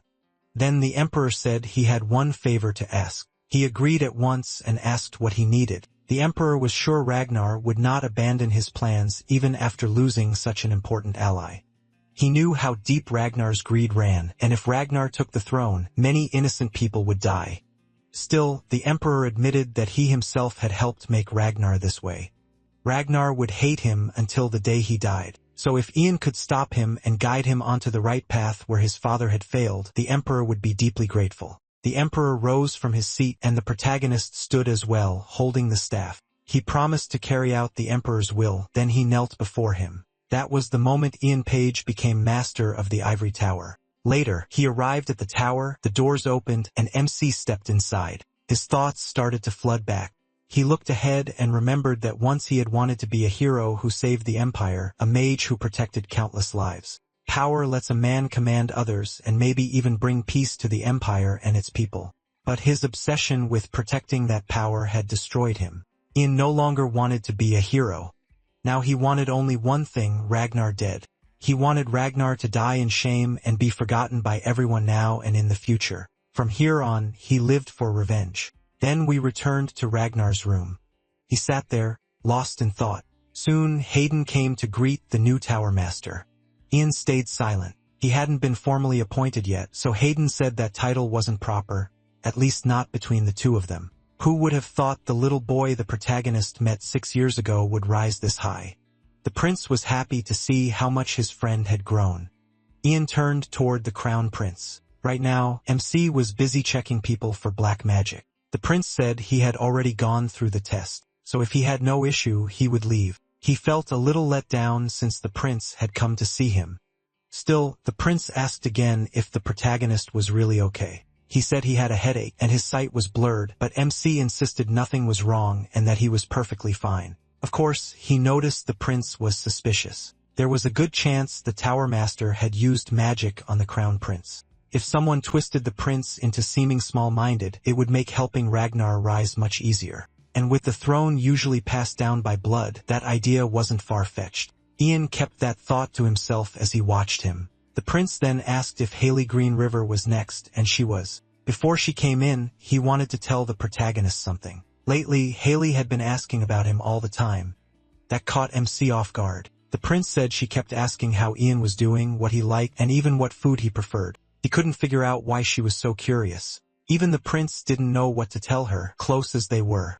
As he got up to leave, he told the protagonist to answer Haley himself when they met. Even a little would make her happy. With that, the prince left and shut the door. MC thought the prince was growing up fast. He had matured, grown stronger, and kept moving forward in both knowledge and skill. Ian felt that would make him worthy. Then someone knocked, and when he allowed them in, a girl entered. He and Haley hadn't seen each other in a long time. He asked how Her Highness had been, and she said she was doing very well thanks to him.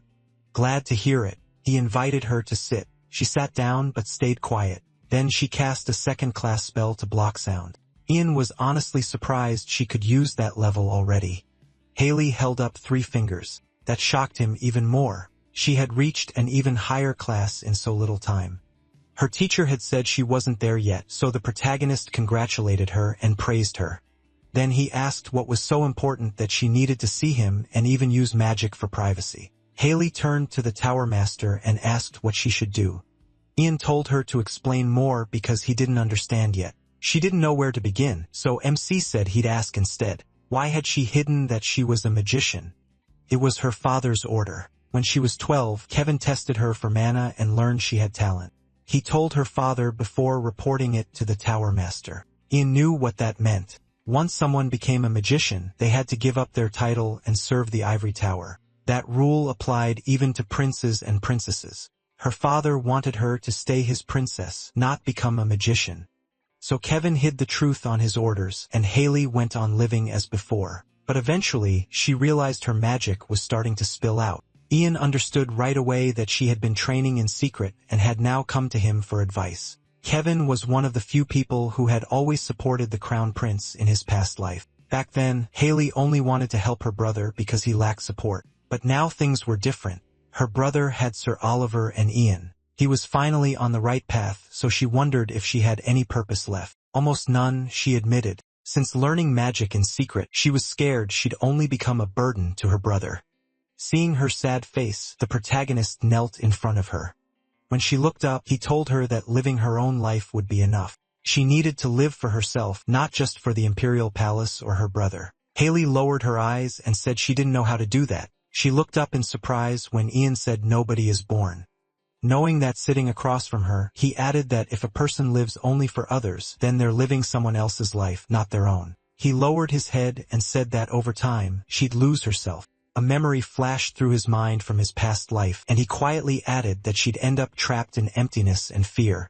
Then Ian said she had to choose for herself and decide what truly mattered to her. Eyes lowered, he told her he believed she would find her own path. Haley watched him closely and slowly parted her lips. With bright eyes, she asked if he had found his own path in life. The question took MC by surprise. He opened his mouth, but nothing came out. After a pause, he looked away, gave a faint smirk, and said he didn't know. Haley quickly waved her hands, worried he thought he'd said too much, but she told him that wasn't it at all. Smiling brightly, she said he was the first person to ever tell her something like that. She lowered her head and admitted she had always believed her life only belonged to the Empire's princess, so she never thought about any other way to live. Then her mood lifted, and with a big smile, she thanked Ian for giving her confidence. He looked at her and smiled too. Rising with his staff, he said that if she kept studying magic, it would help her no matter what path she chose. He added that if she had improved this much so quickly, then a great future was waiting for her. Embarrassed, Haley looked away and said she wanted to ask him for one more thing. Ian looked surprised and waited. She gripped her dress and began to speak. Then she lifted her head and asked if he would teach her magic. The protagonist froze, staring at her in shock. He pointed out that Kevin was already her mentor, and Haley sadly said Kevin told her he had nothing left to teach. In her mind, Kevin apologized to her gently. Then she clasped her hands, shut her eyes, and blurted out that she wanted Ian to become her teacher. MC looked at her seriously. He studied her, wondering what he should do. He could clearly see her talent. Reaching 3rd class with so little support was amazing. The last Imperial Blood Mage had been Mitchell Green River, a 5th-class magician. Ian lowered his eyes and thought that very few people knew Haley could use magic. If she became a high-class mage, she could be useful to him later. Haley's eyes went wide when he said yes. He lowered his head and said there was one condition. Looking straight at her, he said that if he ever needed her help, she would have to give it. Haley happily agreed. Since he was helping her, she said she'd gladly help him too. The protagonist tilted his head and reminded her that was a very serious promise. He didn't know what he had done to deserve such trust. Smiling with shining eyes, Haley simply said she believed in him. Ian froze, embarrassed. A second later, his cheeks turned red, and he said nothing. Haley kept smiling while he thanked her. MC said they'd talk about lesson times and details later, and maybe he could also test her. She quickly agreed. After checking her, Ease said there were no signs of black magic and that she could stand up. He offered his hand and warned she might feel dizzy, so she should move slowly. Haley rose and thanked him, but her head started spinning and she felt sick. He moved to catch her and ended up pulling her into his arms, leaving them both flustered. Holding her steady, he asked if she was all right and whether he should call a maid. Red-faced but thrilled, Haley said she was fine. She quickly pulled away and an awkward silence filled the room. Ian stared at her, surprised, and slowly started to speak. After calling to her, he suddenly answered all the questions she'd been asking. After tower work, he usually goes home, reads, studies magic in the lab, and lately he's gotten into alchemy because of an alchemist's son living with him. He doesn't have a favorite food, but he can't handle spicy dishes. Haley looked confused. Tilting her head, she asked what he was talking about. With a small grin, Ian explained that the prince had told him to answer her questions, though there really wasn't much to say. Haley covered her mouth and cried out that her brother had actually told him that. A little startled, the protagonist admitted it. She gave him a pitiful look and tears welled up in her eyes. Then, blushing hard, she turned and ran off, hurriedly wishing him a good day. The door slammed shut. Ian just stared at the door and thought he must have said the wrong thing. MC says the rumor about the 5th-class magician and the tower's old owner spread fast across the empire. Terry Green River personally warned everyone about black magic and told them to report anything suspicious. Terry threw out his hand and gave a loud warning. He explains that to calm the people, he investigated every case tied to black magic after becoming the new young master of the tower. He adds that the old tower owner would only be remembered for horrible crimes against people. Ragnar kept his head down while the crowd whispered, and Ian says many nobles who once backed him and the 5th prince abandoned them. In the end, those nobles joined the new owner of the tower instead. Later, back at the protagonist's mansion, he spots something and asks what it is.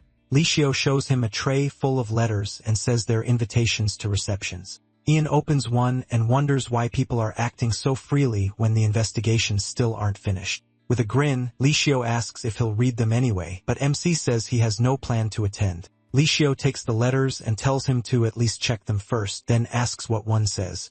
The second Licio mentions an engagement proposal. He spits out his tea.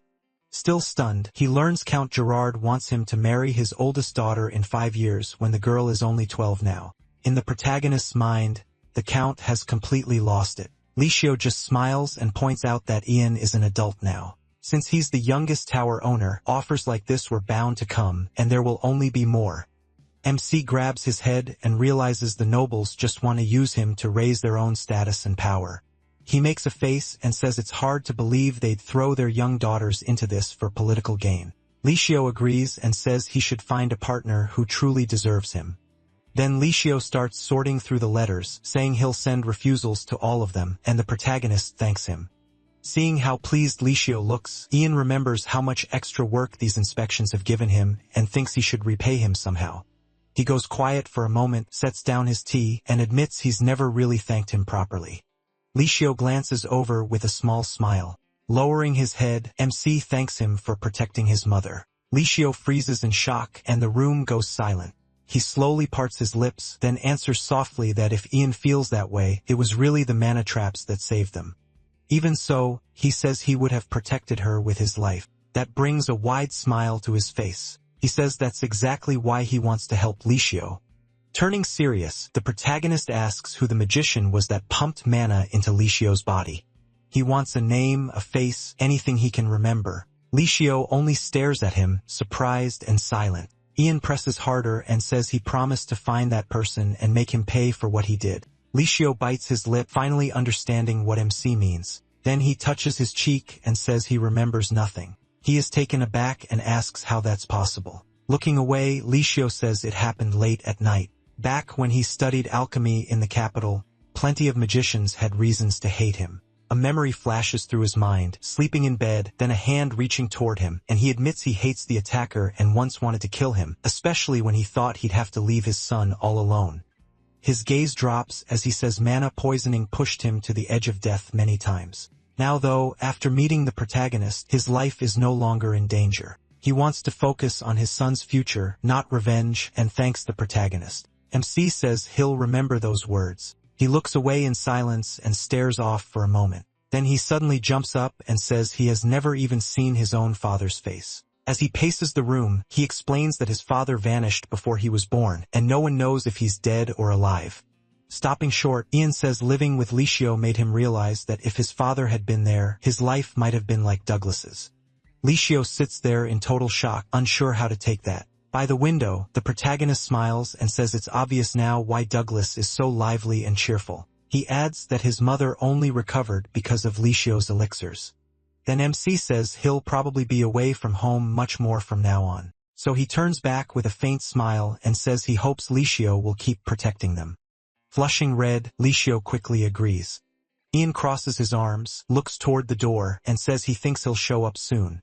Right then, Douglas bursts into the room shouting. He lifts an elixir high and happily announces that the Landiora flower cure for mana poisoning is finally finished. Licio jumps out of his seat at once, and Douglas says he has to give it back right now. Staring at his son in surprise, Licio hears that Douglas wanted this to be a surprise. He turns to Ian, asks about the elixir, and demands to know what's going on. Standing by the window, he calmly explains that he found the recipe in the tower owner's library. He adds that making an antidote from Landiora flowers needs high-level time-stop magic, and luckily it works on plants too. Tears fill Licio's eyes as he walks toward his son. He wipes them away, reaches Douglas, and thanks the protagonist. Then Licio pulls his son into a tight hug. Watching them with a huge smile, Ian hears Douglas declare that he'll become an alchemist who makes cures for heart diseases. He turns toward MC and says he wants to stop anyone else from suffering. With tears in his eyes, Douglas loudly thanks the captain. Elsewhere, someone rushes through a dark cave, and Elf hears that he is the only one left. A blond man holding a staff stands before him and says the world of humans and draconians will soon shut its doors. He goes on to say the dragons brought chaos and ruin, and the price of that sin was far too high. As he walks closer to the winged elf, he says the elf will pay for his race's sins for the rest of his life. Blood drips from the man's outstretched hand as he declares that the elf is forbidden to leave this place. A golden seal forms around the elf. With a chilling stare, the man adds, "Forever." That night, the fifth prince's mansion is silent. Ragnar stands alone in the dark room, facing his double and noting how perfectly they resemble each other. He remembers the letter saying someone would wait for him, but he never expected to actually see this. Ragnar circles behind the double and asks how he's supposed to get out. Two magicians assigned by the new tower owner are guarding the place outside, and he doesn't see how anyone could slip past them.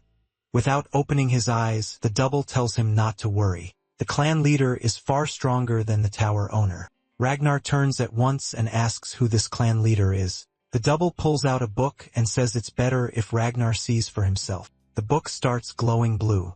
The portal opens in front of them, and both stare into it. Ragnar tenses and asks what it is. The double gestures to it and explains that it leads outside the capital. Ragnar watches in fear as the double moves away. Then a well-kept gray-haired man steps out of the portal and asks His Highness to take his hand. Surprised, Ragnar asks if this is Sir Damphel. He studies the offered hand, then slowly reaches out with his own. The next moment, Ragnar steps into a dark forest. He asks Damphel how this is even possible, and Damphel calmly tells him not to be so shocked. Damphel answered calmly that Leon really didn't know this kind of magic. He said he thought Leon had earned his place as master of the tower on his own. As Damphel kept walking, he added that even with all that power, Leon only cared about himself. Better that weak link was removed without their help. Ragnar dropped his gaze and stared at the ground in anger. Damphel glanced up and said the world was far bigger than Ragnar thought. Then he looked right at him and said this world belonged to the chosen ones. Ragnar had a chance to make a choice even the ruler never got. Ragnar stared at him, confused, and asked what choice he meant. Damphel lowered his head and said their leader believed Ragnar would make the perfect emperor for this country. Then he added that Ragnar could cast aside the old ways and all the fools clinging to them, a man meant to bring new rules into the world. Looking straight at the fifth prince, Damphel said the blood in Ragnar's veins was fit to open a new path, and their leader had waited a long time for him. Ragnar glared at him, wondering what kind of madness this was.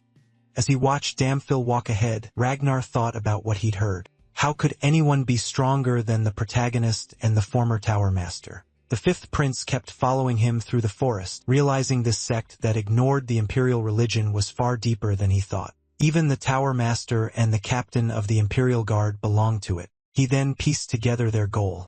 They wanted to replace the state religion, and for that, they needed someone from the ruling family. Ragnar's expression turned steady as he realized this could be his chance. He pictured the throne and decided to use it to grow stronger. To claim what he believed was already his, he was ready to do anything. Damphel suddenly stopped. Ragnar halted too, and Damphel said they had arrived. A dark fortress with a tall tower stood before them. Damphel motioned toward it and told the fifth prince to enter. In the halls, dim lamps lit the way, leading to a room beyond a heavy dark door. Once inside, Ragnar asked where they were. Damphel said Draconians had lived here 300 years ago until the Tower Master sealed the place and erased it. Ragnar kept following him and noticed a strange statue above. It was a dragon, and Damphel explained they had only recently found this place again. Ragnar turned to him, annoyed, and demanded to know why he had been brought here. Damphel stopped but said nothing. Then several people in red cloaks appeared before them and announced that they had arrived. As Ragnar stepped into the room, the whole group bowed and welcomed the fifth prince. With hands over their chests, the red-cloaked figures paid respect to the prince, and Ragnar studied them carefully. The fifth prince gave a small grin when he realized they were nobles, many he knew personally. Damphel bowed his head and said that to build a new world, he had gathered the finest people in the country. Ragnar turned to him and cut to the real point. Why was all of this needed, and why had he been brought here? Damphel only said it would all be clear soon. The two stopped before a massive door, and Damphel said their master was waiting behind it. The door slowly opened. Ragnar stepped inside. He froze in surprise. An elf with red wings stood before him on top of a pentagram. The elf kept his hands behind his back and watched Ragnar closely. The nobles in red cloaks dropped to their knees, raised their hands in prayer, and welcomed the last descendant of the dragon. Ragnar turned to them in shock, unsettled by what was happening. Looking back at the elf, he realized this had to be their leader. Ragnar placed a hand on his chest and bowed slightly, thinking he now understood who this was and why he had been summoned. Then Ragnar knelt with one hand near his chest, facing the winged elf who introduced himself as Avantes, the last Draconian on Earth. Ragnar was stunned and asked if Draconians hadn't gone extinct over 300 years ago. A thought crossed his mind. Draconians were known for powerful dark magic, and this winged elf looked just like the figures from history. No wonder they called him the last descendant of the dragon. Avantes gave a faint grin and asked if Ragnar was that confused. The winged elf then said it was true. His race was wiped out 300 years ago by humans, and no one survived except him. Glancing down at the red pentagram under his feet, Avantes explained that his ancestor Mitchell Green River had sealed him there with magic for many years. He looked at the uneasy prince and said he had waited a very long time for this meeting. His face darkened as he said it was Ragnar's blood he needed, the blood of a Green River descendant to break the spell binding him. Ragnar tilted his head and asked why Avance didn't just kill him. He couldn't see why the elf wanted a deal instead. Avance smirked and said Ragnar was thinking too small. Making him ruler would bring far more benefits. Spreading his arms, the Draconian said he wanted to tear down the old order and create a new world, so this deal would help both Ragnar and the Draconian. Avantes looked at him and said it was for the future of both humans and Draconians. Ragnar slowly rose and said Avantes just wanted to use him. The fifth prince lifted his head and added that if he refused, Avantes would probably kill him anyway. He surely had other people to replace him. Avantes replied that he had no plan to kill him. If Ragnar refused, he would simply wipe his memory so he remembered none of this. The Draconian paced along the pentagram and added that he chose Ragnar because he was sure he wouldn't turn down this offer. Ragnar lowered his head and thought in silence. After a moment, he clenched his fist. Then he looked up sharply and told the Draconian to swear he would make him emperor and never betray him. With a smug smile, Avantes gave his promise. Ragnar turned and reached for the dagger Damphil had given him. A moment later, he cut his hand and let it bleed. Holding it out, Ragnar said he accepted the deal. His blood fell onto the red pentagram. At once, the castle floor began to shake. The pentagram slowly started to fade. Then it vanished from beneath the Draconian's feet, and Ragnar watched in fear. A second later, the elf began to chuckle. Then he threw back his head, laughed loudly, and thanked the prince. Ragnar stood still, staring at the Draconian. Avantes lifted an arm, and a fine modern sleeve appeared over it. His whole look changed. Fixing his clothes, he said it was better to dress in modern style. Avantes then walked toward the fifth prince and said fear was written all over his face. As the Draconian passed by, he added there was no need for that. He wasn't going to kill him. Leaning close to Ragnar's ear, Avantes said he thought they might even become good friends. He then moved away, grabbed one of the cloaks, and said he was leaving. A second later, he threw the cloak on. Ragnar remained alone in the middle of the hall while Avantes walked through the crowd and said it was time to step outside for the first time in ages. The princess sat sadly in her chair and wondered why he hadn't come. While a maid brushed her hair, she quietly said, maybe he had forgotten.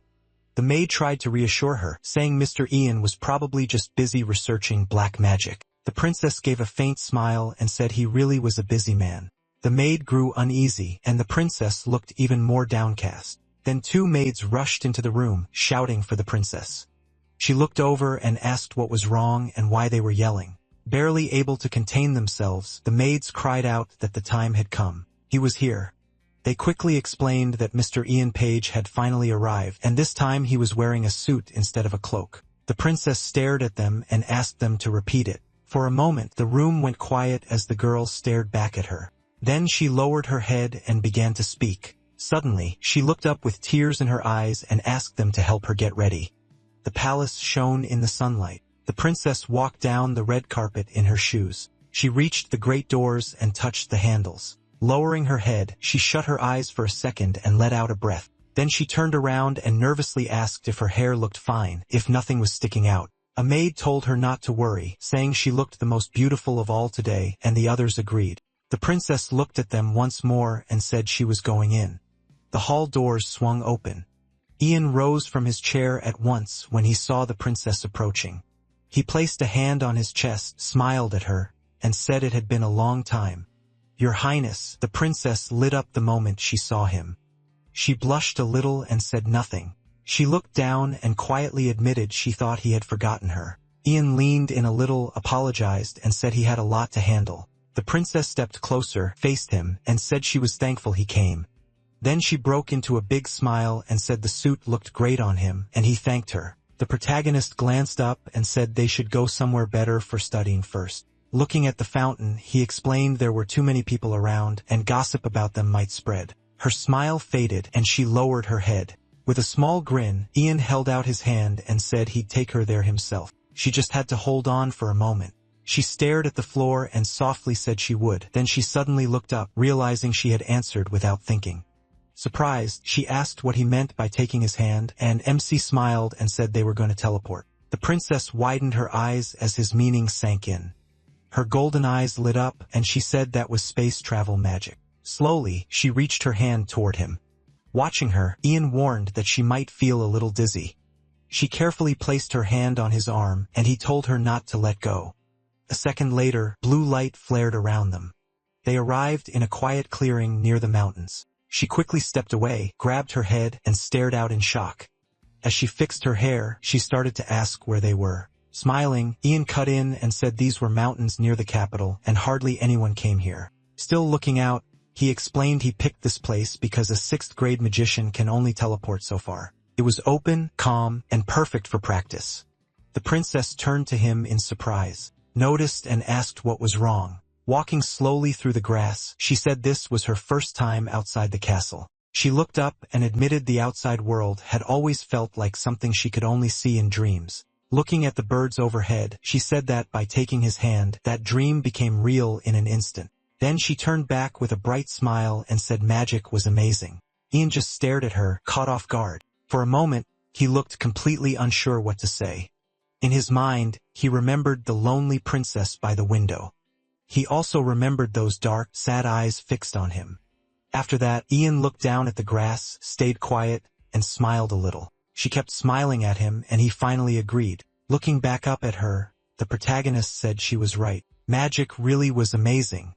Then he glanced at her, and she asked what he was doing at the palace temple. He said he had been looking around, went inside, and hid when he saw her with the magician.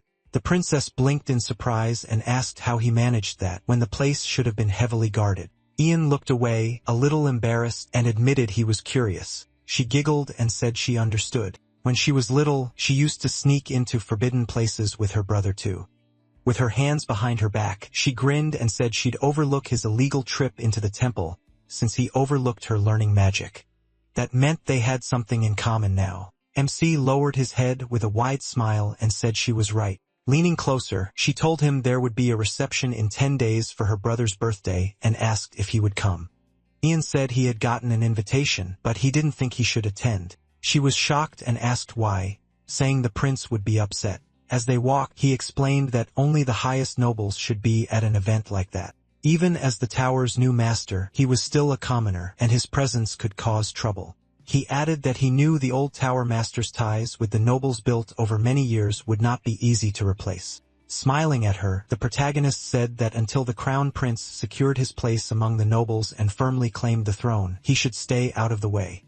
The princess looked off sadly and said she understood, then she suddenly stopped. A moment later, she raised her fists and declared that she needed to work harder as a princess too, so no one could speak against her brother. Ian looked at her, surprised. Then she added that she would keep studying magic too. Beaming, with her hands behind her back, she thanked him for helping her and asked if she could call him teacher when they were alone. Turning to her with a smile, MC said she could call him whatever she liked. That night, the moon shone over the 5th prince's mansion. 2 enchanted magicians stood outside his room. Inside, Ragnar faced the Draconian and said this was his plan. Aventus replied that before they dealt with Ian, they had to remove the crown prince. Ragnar agreed, saying many nobles and powerful people were watching the new tower master's every move. He went on to say that even though he was strong, he was still young with no title and little experience. To the nobles, he was nobody, and many already hated his appointment. Damphel and the servants listened closely. Ragnar relaxed a bit and said that if the crown prince was taken out, Ian would lose his support and be easy to remove. Damphel said they needed someone to carry out the plan.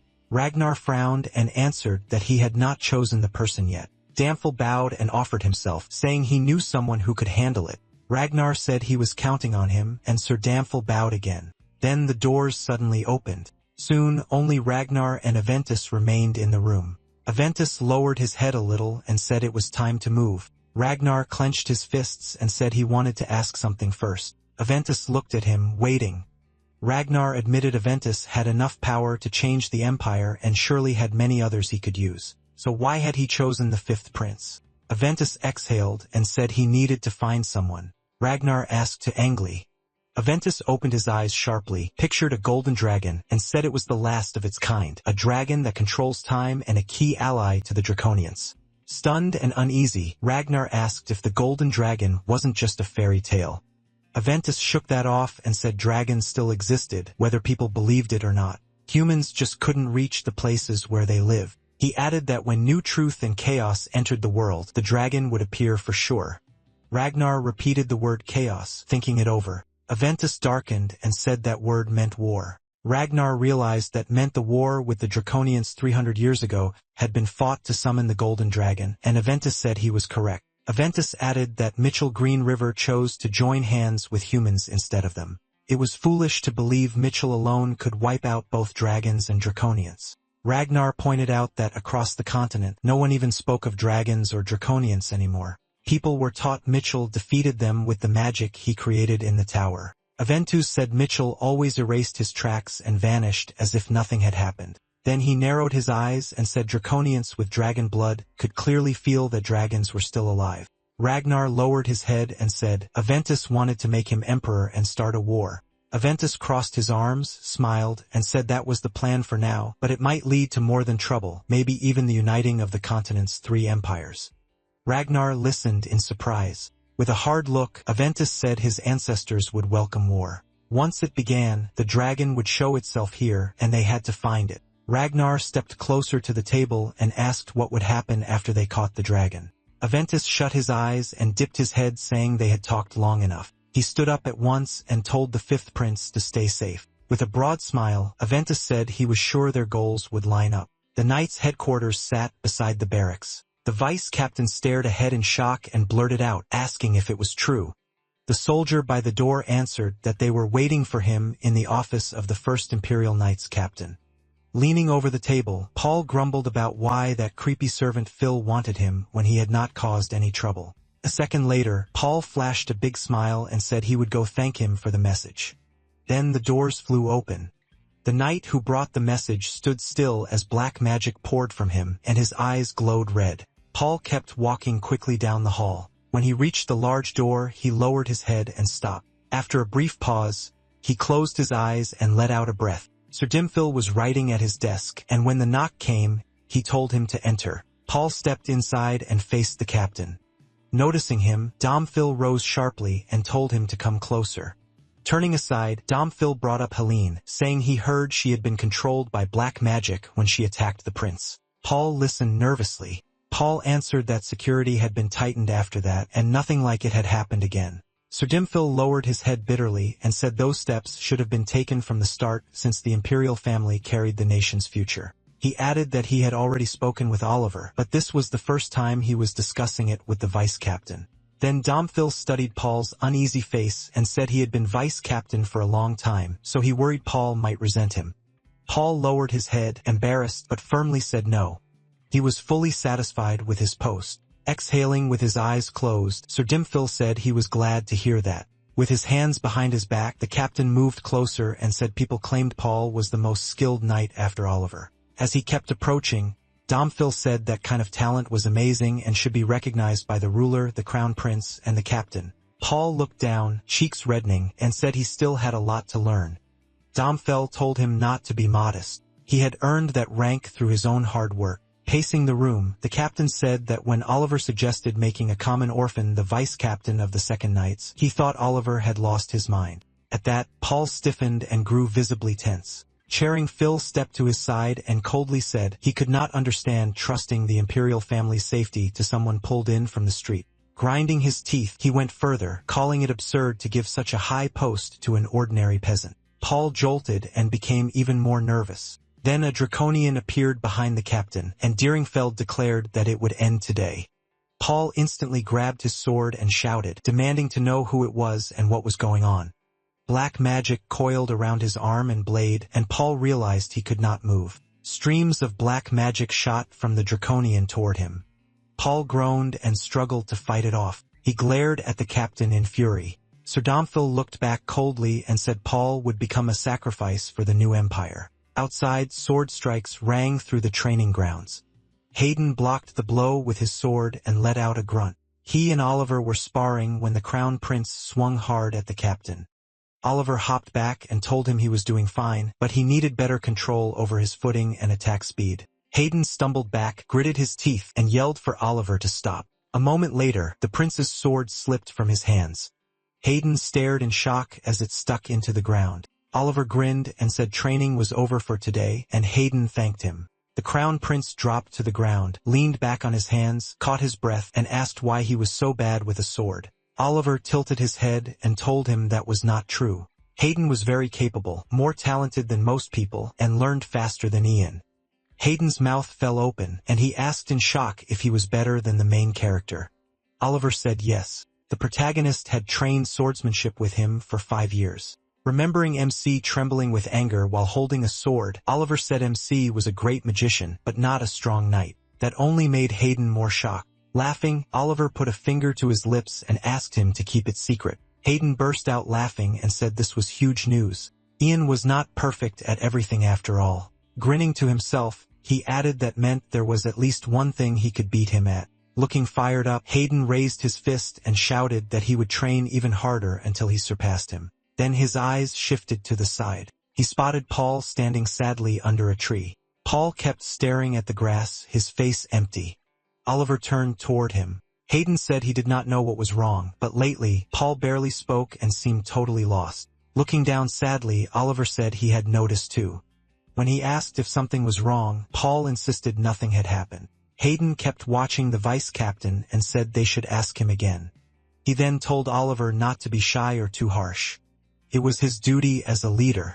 Oliver smiled and said he would. Hayden looked at Paul with even more concern. Paul stayed under the tree in silence, still staring at the grass. Later, the banquet hall in the Imperial Palace was ready for the afternoon event. Butlers and maids hurried around as they finished preparing. Oliver entered the prince's room and told Hayden the reception would start soon. Dressed up for the event, Hayden turned to him and said he was just about to leave. Then his mood dipped a little, and he admitted these events always made him nervous. Oliver walked over with a smile, remembering Ian once yelling that Hayden had to build his own reputation. So he told the prince that he was in charge today and there was nothing to fear. The nobles should be the ones worried when they saw him. Hayden looked at him in surprise, then he straightened up and smiled with confidence. A moment later, Hayden placed a hand on Oliver's back and said he also had the Lord of the Sword with him, his most trusted support. Both of them turned when someone called for the prince. It was the princess, dressed beautifully and smiling brightly. Hayden looked her over and told her she looked beautiful today. Folding her arms with a grin, Haley thanked him and said she dressed up for his birthday. Laughing, Hayden said it was too bad Ian could not come. He would have seen her in that beautiful dress. Haley Green River instantly got flustered and asked what he meant by that. A second later, she glared at her brother and shouted, asking why he kept telling everyone she asked about the protagonist. Hayden could only stare back in alarm, then she calmed herself and closed her eyes. When she looked up again, she happily wished him a happy birthday and said she was truly proud of how hard he was trying. Bowing sharply, Haley added that he should not worry if anyone spoke badly about him. She would deal with them herself. Hayden smiled with his eyes closed and thanked his sister. Then he offered her his hand and asked her to come with him. She gently took it with a pleased little sound. The butler called out loudly for everyone to welcome the crown prince and princess. The whole room bowed at once. Hayden and Haley Green River slowly stepped in. They paused at the entrance, looked around, and smiled. The conductor lifted his baton, and the music started at once. As Hayden and Haley Green River faced the crowd, birthday wishes and warm greetings poured in. Hayden gave a small smile, thanked everyone, and said he hoped they would enjoy the reception. Oliver watched the crown prince handle the nobles. Then his smile faded as his eyes locked on something. Emperor Terry suddenly appeared beside the butler and shot him a hard look. Startled, the servant turned and was told to make the announcement already. When the butler promised to do it at once, the emperor gave a satisfied smile. The servant loudly announced Emperor Terry's arrival, and Terry faced the hall. The whole room turned to him in shock. Hayden stared at his father, stunned. He walked up to the emperor and admitted he hadn't expected him. Terry let out a light laugh and said a father should celebrate his son's birthday. Smiling at Hayden, the emperor said he was proud of him. Hearing that, Hayden lit up and smiled back. Then the emperor quickly moved closer to his son. Terry and Hayden stopped by the main table, and Terry addressed the nobles, saying many had come to honor the prince's birthday. With a steady voice, he added that hard times make a nation stronger, and he hoped the empire would thrive after all it had been through. Then Terry looked at Hayden and said, as a father, it made him happy to see his child grow and to hope everyone would recognize the Crown Prince's achievements. He recalled Hayden at about 5 years old, running after him in the garden. Back then, Terry had asked why he kept following him, and the boy answered that he would go wherever his father led. Remembering that, Terry said those simple words made him feel he had to support his son and guide him down the right path. He lowered his head and quietly said that was so long ago. Looking Hayden in the eyes again, Terry thanked him for trusting him and said he truly believed his son could finish that journey. Hayden flushed a little and looked at his father, trying to settle his emotions. The Emperor lifted a glass and called for everyone else to do the same. Then Terry raised it higher and shouted a toast to the Empire and the prince's happiness. The nobles answered with raised glasses, cheering for a happy future. Terry drank, then congratulated his son. Smiling widely, Hayden lifted his own glass and thanked him. Then Terry suddenly dropped his glass, coughed up blood, and started to collapse as Hayden watched in horror. The Crown Prince froze, too shocked to move. All around them, the nobles stood frozen in fear, staring with their mouths open. Haley Green River gripped her glass and looked at her father in horror. Oliver snapped into action, looked at the prince, and yelled to him. Hayden's glass slipped from his hand while the Emperor kept choking on blood. The Emperor's drink spilled across the floor. Later, the night felt heavy and grim. From outside the window, Hayden could be seen sitting alone in his room, staring blankly ahead. He sat on the sofa, his face filled with grief. The Crown Prince looked drained, lost in thought, his eyes fixed on the floor. A loud knock came, and a voice announced that Oliver, captain of the 2nd Detachment of the Imperial Knights, was asking to see him. Hayden jumped up at once, looked at the door, and told them to let him in immediately. He rushed to the door and found Oliver waiting outside. Backing up slowly, Hayden kept his eyes on him and asked about his father. What happened to him? Oliver lowered his gaze and said they had kept the Emperor alive, but his condition was still critical. Every doctor and alchemist in the palace was working on him. Hayden cut him off and demanded to know if they had found the person who tried to kill the Emperor. Oliver stayed silent, his face dark. Then he said they had caught the culprit at the scene, and the man confessed right away. Hayden clenched his teeth and glared at him. Reaching for Oliver, he shouted and demanded a name. Oliver lifted his sad eyes toward the prince. After he answered, the room went dead silent, and Hayden stood still with his hands gripping Oliver's. Slowly, Hayden pulled his shaking hands away. He stared at Oliver in horror, unable to react. Soon, the council building shook with nobles, shouting that a vice-captain of the 2nd Squad could never have done this alone. One noble jumped up and yelled that the man had been close to both Oliver and the Crown Prince for years. So how had neither of them seen the danger? Another said he was sure the vice-captain had help and demanded that everyone tied to the plot be found. A mustached noble added that Paul Renza had bitten off his own tongue during questioning, so now he could tell them nothing. Another pointed to the report and said Paul was an orphan from the northern region near the Coldwood Empire. One noble raised the old palace explosion from 6 years ago. He reminded the room that spies had been uncovered then, the ivory tower mage, a castle maid, and the palace secretary. Then he argued that even if Paul had earned rank and title young, his unclear background meant they could not rule out that he was a Coldwood spy too.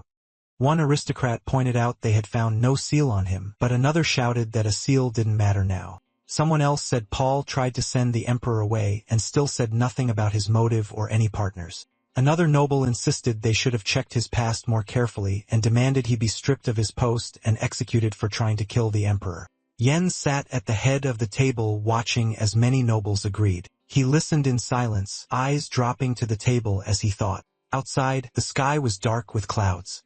The protagonist turned when someone called his name. A man in a raincoat stepped out from the bushes, and Ian looked at him closely. Oliver pulled back his hood, came nearer, and asked about the vice-captain. MC lowered his head and said everyone had decided Paul was a Coldwood spy. Oliver's eyes flew open, and he snapped that it was nonsense. Paul was no spy. He looked off into the brush and said he thought the same. The vice-captain had been ready to die for the Crown Prince. He remembered Paul Rennes as cheerful, skilled, and loyal despite his background. With a grim look, Ian said that was the man he knew. Then he warned Oliver that a verdict had already been passed, and even he couldn't clear Paul after what happened. Oliver stared at him in shock. The protagonist looked into the thicket and said Paul still refused to speak, so they had no idea why he did it or whether he had helped. Lowering his head, MC admitted he truly wanted to know why this happened. An awkward silence followed as Ian stood firm. Then he looked at Oliver and asked about Hayden. Oliver said the prince had locked himself in his room, wouldn't eat or drink, and kept blaming himself. He glanced aside and said he understood. Oliver looked down at the grass and added that the protagonist probably already knew the knights of the second detachment had been banned from leaving the capital and interrogations would begin soon. Oliver clenched his fist, shaking with emotion, and said that as the captain, he couldn't act on his own feelings. He gritted his teeth, shut his eyes, and sweat ran down his face. Keeping his head lowered, Oliver admitted that right now, Ian was the only one he could ask for help. Then he bowed deeply and begged him to uncover the truth. MC looked at him with pity. He said they found no lies in Paul's words and no sign that anyone had tampered with him from the outside. That shocked Oliver. Then the protagonist told him Paul would be locked up tonight and he planned to visit him there. After that, he said he would come to Oliver's house. Oliver straightened and listened closely. A little tense now, Oliver answered that he understood. Soon, storm clouds rolled in and the wind picked up. Rain came down hard, hiding the imperial prison behind the downpour. Near the cells, a guard had fallen asleep.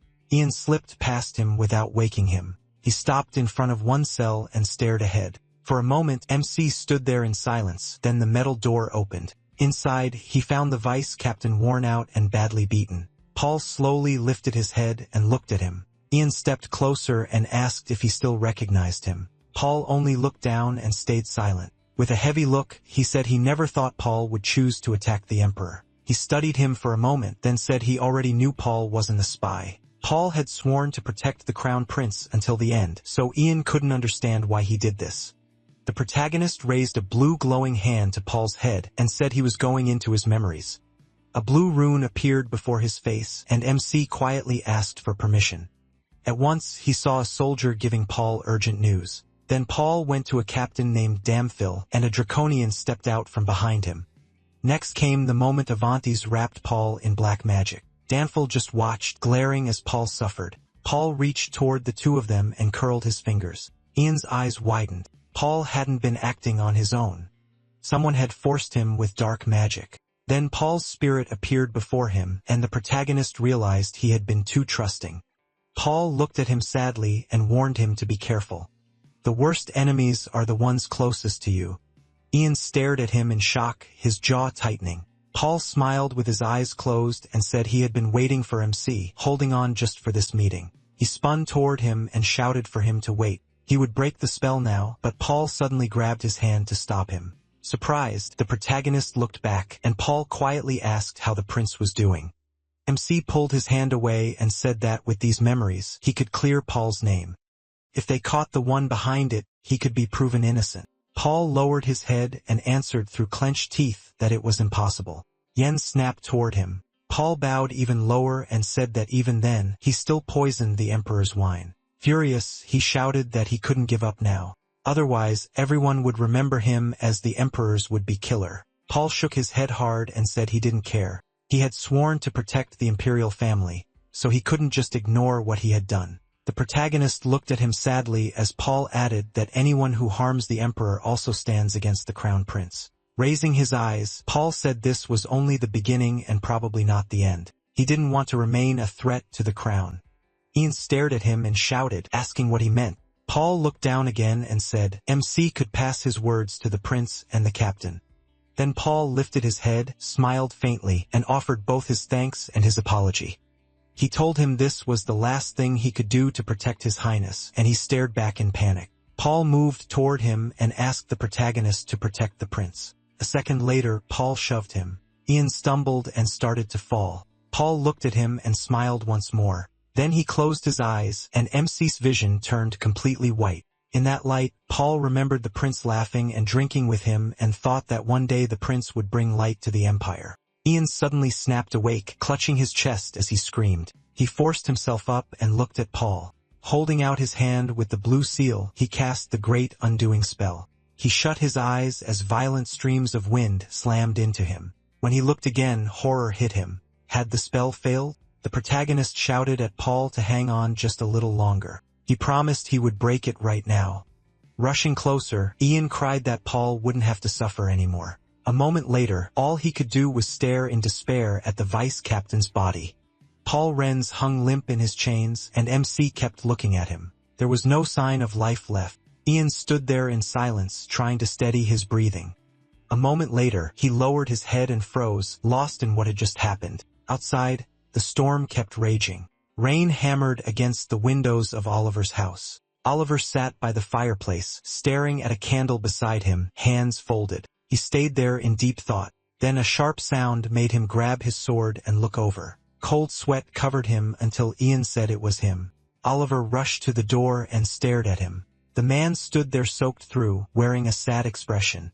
Once inside, Oliver stepped back and asked if the protagonist had seen Paul and learned anything. The water dripped from Ian's hair as he lowered his head. Then he grimly said that Sir Paul Renz had died in his cell today. Oliver stared at him in horror. For a moment he said nothing. Fear and hopelessness filled his eyes. Oliver nearly gave way and moved weakly toward the table. He caught himself with one hand on it, then leaned over and held his head while Ian stayed still. A sad silence filled the room. Rubbing his nose, Oliver said they first met in the north at an orphanage run by the Raywood family. The memory hit him. He and Paul playing together as kids. Paul had always been kind and looked after the others, and Oliver's father quickly noticed his talent with a sword. Since then, the two of them trained together all the time, smiling with swords in hand. Holding his head, Oliver said Paul was his best friend, the one who always supported him and kept moving forward. He didn't deserve to die like that. Ian lowered his gaze and quietly said he had seen Paul's memories before he died. Oliver turned to him at once, clearly shocked. He asked if MC recognized anything, and MC said that a few days ago, Paul had met the captain of the 1st Nightly Detachment, Sir Domfil. He recalled Paul reaching toward the knight and the draconian, then said someone beside Domfil had used black magic on him. Tense, Oliver asked who that other person was. Ian looked down and said he didn't know. Pale man with long hair. Avanti's flashed through his mind with black magic in his hand, and the protagonist realized he hadn't seen him even in his past life. Looking thoughtful, MC said one thing was certain. Damn Phil was tied to this along with some high-level magician. Oliver anxiously asked how strong he was. He lowered his head and said he had tried cleansing magic on Paul, but it failed. Looking toward the fire, he added that this meant the magician ranked above him. Then he told Oliver he had a guess but no proof yet. There might be others involved too, so they needed a full investigation. Hearing that, Oliver shouted that if even stronger mages fell under that black magic, the empire could be finished. Ian suddenly reached into his cloak. He pulled out a necklace with a jewel in the center. Oliver looked at it and realized it was the necklace he had given Paul 6 years ago after training. The protagonist studied the glowing pendant and said it once belonged to the Empress. Could clear the mind, but this wasn't that simple. He explained that the necklace held a rare gem called the Dragon's Eye, which could block black magic, even magic above the 8th class. Oliver smiled, amazed, and started to say that if he kept it, then black magic. Ian quickly cut him off, shaking his head. Confused, Oliver stared at him. MC said almost no one still knew this ancient magic. To everyone else, the necklace looked like a normal ornament. Stepping closer, he told Oliver to promise he would keep the next part secret. Oliver agreed. A second later, he finally spoke. Oliver listened in stunned silence while the protagonist held out the necklace and looked him straight in the eye. Then Oliver's eyes went wide in horror. Paul Renz died in prison. The 5th prince whipped around and glared at Domfil. He looked back at the letter and said he understood everything. Now Domfil stared back coldly and said he had heard there was a rat in that cell. He added that the prince must have figured out black magic was used on the vice-captain. Ragnar set the paper down and said that was true and nothing could be done now. Reaching for his tea, the 5th prince said Ian Page still didn't know about the draconian. Ragnar raised the cup and said, MC could only guess for now and try not to fall under black magic's control. Thinking of Avantas in the dungeon, Ragnar went on. Herbert may be 5th class, and that won't work on him if he's 6th. But Mr. Avantes is far above that, an 8th class mage by human standards. He calmly took a sip and said Avantes still hadn't fully recovered. Even so, he was stronger than the protagonist. The protagonist had probably already realized someone more powerful was involved. Domfil lowered his gaze and asked if the 5th prince was worried Ian would run away. Ragnar gave a short laugh and said MC wasn't that kind of man. He'd come too far to back down. Then the prince said he still couldn't tell what he was really thinking. The protagonist's face came to mind, and Ragnar said that when the protagonist first came to the palace 6 years ago, he stood with the crown prince, but never truly served him.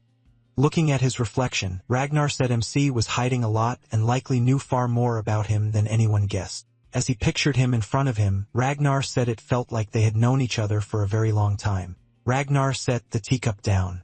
Leaning back with a hand at his chin, he said they would just keep watching Ian for now. Morning came at the protagonist's mansion. Amphil handed the butler a letter and told him to send it to Lord Calianpuric in the east as fast as possible, along with the one for Lord Mogrian. The butler bowed and said a report should arrive soon. He had already sent a messenger he trusted. Ian said he understood. Then he suddenly gave the butler another paper and told him to take it. The old man looked surprised. As the butler checked it, he explained that it was a merchant guild pass. With it, he could disguise himself as a trader and leave the capital. The protagonist looked at him and said he hoped the meaning was clear. Gazing out the window, MC said that at sunset they were to pack, gather all the maids and his mother, and head to the Mogrian estate in the north. He added with a small smile that Lord Mogrian had likely received his message and would welcome them. The butler said he understood. Ian's mother hurried down the stairs. He turned to her after calling her name through the hall. He looked at his frightened mother. Mrs. Page stopped in front of him and asked what was going on. Why were they leaving so suddenly? Douglas and Lydio came up behind her. Ian lowered his eyes and said it was hard to explain, but the capital was in danger. He had already written to Mogrian, and the Lord would help them. His mother snapped back, asking how she could leave without him. If he stayed, then she would too. The protagonist stepped closer, took her hands, and said he was grown now. She didn't need to worry so much. He told her firmly that he was a magician too and could protect himself, so she should not be afraid. Mrs. Page cried out that he was only 18 and her only son. She moved closer and shouted through her grief, asking why he always did reckless things. She could not stand by and watch him throw himself into danger again. A moment later, Ian lowered his head and called out to her sharply. Mrs. Page froze, trembling as she looked at him. With guilt in his eyes, MC asked her to trust him. Holding her shaking hands, he said that if anything went wrong, she could be hurt. Tears began running down her face. Slowly, Ian let go of her hands. Then he turned to Licio and said he was trusting him with her safety. He added that even if he later begged to know where his mother was, Lou must not tell him. When the time came, the protagonist said he would send the letter to Lord Mogrian himself. Lou answered that he would do exactly that. Douglas stepped forward, placed a hand on his chest, and said he would stay with MC. MC turned to listen. Douglas smiled and said he didn't know the full story, but Ian would need his right-hand man. He smiled back and thanked him, but warned that this was more dangerous than he thought. It was better for him to leave. Inwardly, the protagonist remembered the alchemist's son from his past life and thought he could not let him fall into their hands. MC walked to the middle of the room. By the desk, he faced everyone and said that once they had all left the estate, he would erase part of his own memory so he wouldn't remember where he had sent them. Looking down, he told them to remember both his orders and their destination and said he was counting on their help. The butler bowed and said it would be done. Everyone quickly started leaving, while Mrs. Page looked back at her son with sadness. Soon Ian was alone in his room. He let out a breath and closed his eyes. Then he turned toward the table and stared at the box. His eyes fell on the Empress's necklace, and he thought that had been left behind too. Then he reached into his pocket. He pulled out a bottle filled with purple liquid. The room was quiet. The man in the red cloak reported that the crown prince had stayed inside the palace the whole time. According to his maids, he wasn't well. The emperor had been treated properly and was now stable, but still unconscious. Even if he woke up, he would face the fallout from all the departures. Ragnar touched his chin and said the emperor had already lasted longer than expected. Clenching his teeth, the fifth prince said that if his father recovered, it could destroy their plan. Domfil said he would ask one of the alchemists for help.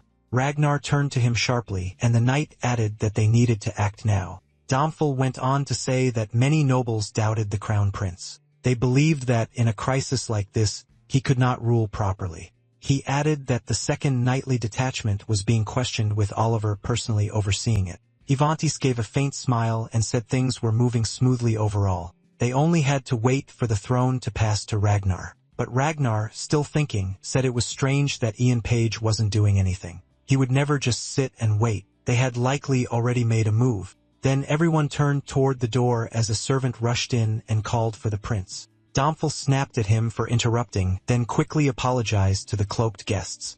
The servant blurted out that he was on his way to the imperial palace. The room fell silent as everyone stared at the servant in shock, and Ragnar's expression turned thoughtful. He closed his eyes for a second, then said they would end the talk there for today.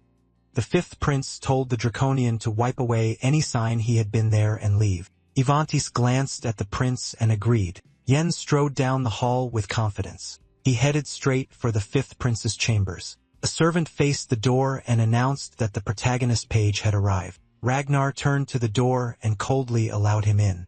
Yen stepped inside at once. The fifth prince looked him over and said it had been a long time. MC, the master of the ivory tower.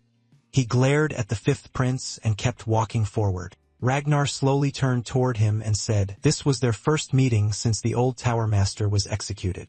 Turning fully to the protagonist, the fifth prince added that he had heard many awful things happened after that. Ragnar shut his eyes and clenched his teeth, saying he still couldn't believe his father had suffered like this. It made him furious that the poisoner was found so late. Then he opened his eyes and stared at Ian, wondering why he had come at such a hard time. The fifth prince stepped closer, fists tight, and asked what MC wanted. Meeting his gaze, he said he wanted to know what Ragnar was planning. Ragnar watched him and claimed he had no idea what the protagonist meant. Ian moved closer and said Paul Rennes had fallen under dark magic after meeting the captain of the First Royal Knight Squad. And at that time, Ragnar had been right there. MC also said he knew the leader of the Order of Dragons was tied to it. That made Ragnar twitch with nerves, especially when he said Ragnar himself had been with them the whole time. Standing right in front of him, the protagonist said it was obvious Ragnar was planning something terrible. Ragnar spread his arms and shook his head, calling it nonsense. MC had no proof. With a faint grin, Ragnar said that if Paul Rennes was under black magic, then he should be looking for the caster. He reached a hand toward Ian and added that this was the first time he had ever heard of that Order of Dragons. Looking away, the fifth prince said the tower watched all his movements. With his father's condition, he had not even left the castle. The protagonist watched his hand and could tell Ragnar was thinking that. As Tower Master, the protagonist should know that better than anyone. MC looked up and said he could use magic to detect lies. As he walked closer, he said Ragnar's words were already clearly false. He knew about the Order of Dragons and even knew a mage who used dark magic. Ian stopped right in front of him and said Ragnar was the Order's leader. Ragnar met his eyes and asked what conclusion he had reached. The protagonist only stared back in angry silence. Ragnar lowered his head a little and gave a quiet chuckle. Then he looked up with a cruel stare, crossed his arms, and said MC was even dumber than he thought. Leaning in, Ragnar asked what Ian planned to do. Did he think that would scare him into running? The fifth prince eased back a step and asked again if he had any evidence. His gaze dropped as he said the one who poisoned his father was dead. Paul Rennes had already paid for his sins. The protagonist clenched his jaw and said nothing. With a slight grin, Ragnar said it was amazing that MC still came to accuse him after that. He moved in close and told Ian he had lost, but he still had one choice left. Then the fifth prince called for the Draconian. Ravantis appeared from a dark cloud behind him and leaned against a column. The protagonist whipped his head around and stared at him. He saw a smiling white-haired man in a red suit and something in his memory clicked. Ravantis tilted his head and grinned, saying Ian Page was interesting. Coming here had made their job 100 times easier. A moment later, black magic started curling around MC. Avantis dropped the disguise and returned to his normal form, saying he had worn that cape long enough. He walked up to him, took hold of the cape, smiled, and said he never thought he would see this unforgettable thing again. The protagonist tried to pull the black magic from his throat and realized in horror that this man was the dragon's heir, a Draconian. Avantis then turned to the fifth prince and reminded him he wanted to make the protagonist his pawn. Ragnar replied that Ian would be useful to them. Avantis snapped his fingers and said he understood. Then Avantis snapped again. The black magic wrapped around MC even tighter. Soon his pupils turned red and his eyes grew darker. His hand started to twitch, then the black magic pulled away, leaving Ian standing there with his head lowered. Ragnar looked confused and asked if it was done. Avantes calmly said yes. Avantes winced when Ragnar pointed out that nothing seemed different on the outside, then said he was suspicious by nature. Avantes glared at the protagonist and ordered him to kill himself. Horrified, Ragnar shouted for him to wait. At once, Ian summoned an ice spear and aimed it at his own head. His grip on the spear tightened. Ragnar panicked and yelled for him to stop. The room went silent. Umzi held the spear by his neck. Avantes watched closely, and Ragnar forced himself to calm down. He pressed the spear into his neck just enough for blood to run. Ragnar stared in shock and said that was enough. Avantes turned away with his eyes closed and said they could use Ian however they wanted. Now dark magic formed under Avantes' feet as he said he was going to rest. After Avantes vanished, Ragnar looked away from the protagonist. The fifth prince then fixed him with a cruel stare and stayed silent. Ian stood still, eyes lowered, looking grim. When Ragnar called him, MC turned sharply. Then the fifth prince asked who his true master was. He suddenly dropped to one knee and froze. He bowed his head, placed a hand on his chest, and answered that his master was the Empire's highest son, the fifth prince, Ragnar Green River. The prince stared at him in shock, then Ragnar broke into a twisted smile. A butler knocked softly on the door. He entered the crown prince's room, bowed, and said it was time to get ready for today's meeting. Sitting on the sofa in bad shape, the crown prince said the time had already come. After all, this was the ceremony for Ian's appointment as master of the tower. He covered his face, sighed, and said he should not appear before the protagonist looking like this. Turning to the butler, he asked for help getting dressed today, and the man bowed in agreement. Morning light poured over the imperial palace. The banquet hall was already filled with nobles. A group of aristocrats chatted that this was the first ceremony under the new tower master, and it seemed both the crown prince and the fifth prince would attend. One noble stepped closer to another and said it was time to talk about the real issue. The other asked what he meant. The mustached man answered that they should discuss which prince would take the throne. The nobles looked over the crowd. They said Ian would surely support the crown prince since he had chosen a side long ago. One person in the crowd suddenly turned away from the young woman speaking. Lowering his voice, he whispered that MC had recently visited the fifth prince in the palace. He spread his hands and added that a lot had happened lately and the crown prince had not looked very good. Then he suggested Ian might have changed his mind. At that moment, the prince entered the banquet hall. The crown prince looked ahead and froze in surprise. He spotted him, called out to him, and he turned at once. The crown prince hurried over and said it had been a long time, asking how the protagonist had been. Stopping in front of him, he lowered his gaze and sadly said too much time had passed since their last meeting, and he hated that things had turned out this way. Ian looked at him coldly and said nothing. The prince slowly reached a hand toward MC's stomach and started to say that if MC didn't mind after the reception. At that moment, he slapped the prince's hand away, cutting him off. The prince just stared in shock. The prince dropped his head and went still. Then he looked up again, horror all over his face. When the crown prince studied Ian, all he saw was anger and darkness. The protagonist gave a formal bow, put a hand to his chest, and apologized. After the ceremony, he said he already had other matters to handle. The prince rubbed the back of his head and forced a small smile, saying he understood. Then he quietly suggested they speak somewhere else later. Before anything else could happen, MC spun around when someone called for him. A servant by the door gestured toward the hall and asked him to enter. Heath had turned at once and walked inside. The prince stayed where he was, watching him leave. He kept staring after him, looking miserable, sweat sliding down his cheek. The protagonist stopped in the center of the grand hall. Facing the crowd, MC thanked everyone for coming to share this day with him.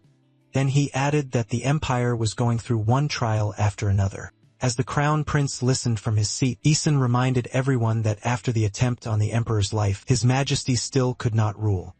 Even if he woke up, there was no promise his health or his ability to govern would return. The nobles grew restless when he said it was time to decide and that they all knew what he meant. Lowering his head, the protagonist said the empire needed to become stronger. He went on to warn that their enemies were waiting for the right time to strike, and many feared war was close. Ragnar sat with his arms crossed and a faint smile as Ian declared that, with the empire in such bad shape, they had to decide who would rule next. Hands stretched from the darkness toward the throne and crown.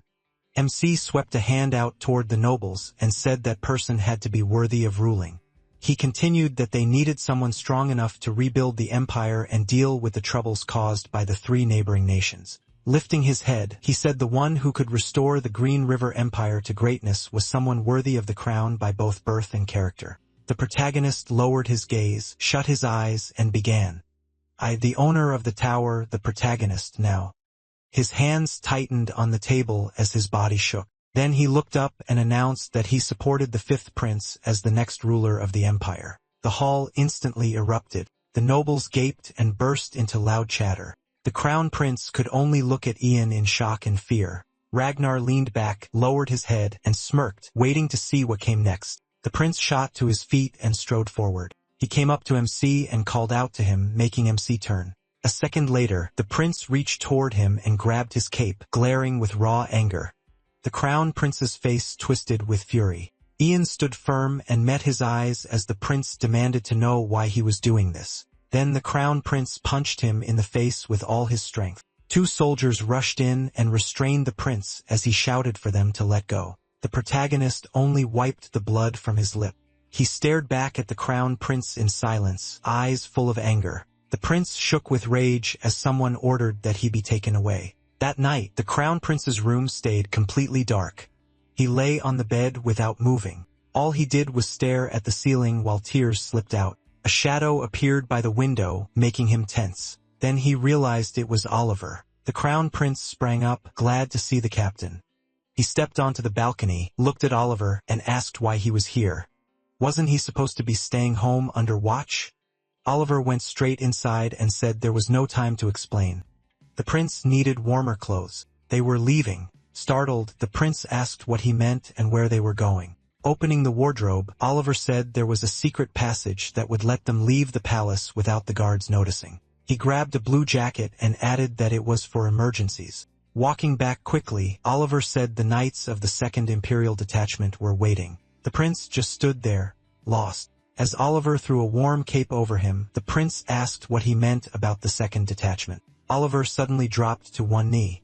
Looking up, he said the prince had to go, then held out his hand. The crown prince stared at that hand, trembling a little. A faint, shaky smile touched his face as he kept looking at it. Then he finally placed his trembling hand on Oliver's arm. Soon, they arrived in a dark forest. Oliver and the crown prince followed a forest path in silence. The prince looked ahead until someone called to him. A group of knights was waiting with a horse, greeting him happily and saying they'd been expecting him. The crown prince pulled back his hood and stared at them in surprise. He froze as the knights rushed over, hugging him and shouting that they missed him and that he looked even cooler now. Turning to Oliver, the prince asked what was going on and why everyone was here. Oliver answered that the castle and even the capital was no longer safe. He said they were taking the prince to Paraki province for his protection, and that only made the prince stare at him harder. Alarmed, the crown prince asked why Paraki. That was the place where Ian had become a magician. Oliver told him he'd explain on the way and asked him to come with them. The prince raised his hands and told them to wait. If they disobeyed orders and abandoned their post, they could face terrible punishment. Then, shocked by his own words, he added that they could even be branded traitors and executed. Oliver stepped closer and asked a simple question. Who gave that order? The prince stared back, stunned. Then Oliver said they were the crown prince's knights. They followed his commands, not the orders of strangers. They would never do anything that could hurt him or the emperor. The crown prince stood frozen as Oliver added that their whole purpose was to protect him from any evil, and they would fight for him to the end. At once, the entire squad knelt and placed their hands on their chests. The prince watched in open shock while Oliver asked him to let them prove their loyalty. He tried to answer, but tears filled his eyes first. Covering his face with one hand, the prince finally agreed. When he lowered his hand, his eyes were wet. He told Oliver they had better explain everything clearly. Oliver placed a hand over his heart and smiled. Later, the 5th prince's mansion sat under the afternoon sun. Danful paced the room quickly. He hurried to the table where Ragnar sat with Ian beside him and said they had a problem. Ragnar set down his papers and asked what happened. Danful reported that the crown prince vanished at dawn and the 2nd Imperial Detachment disappeared with him.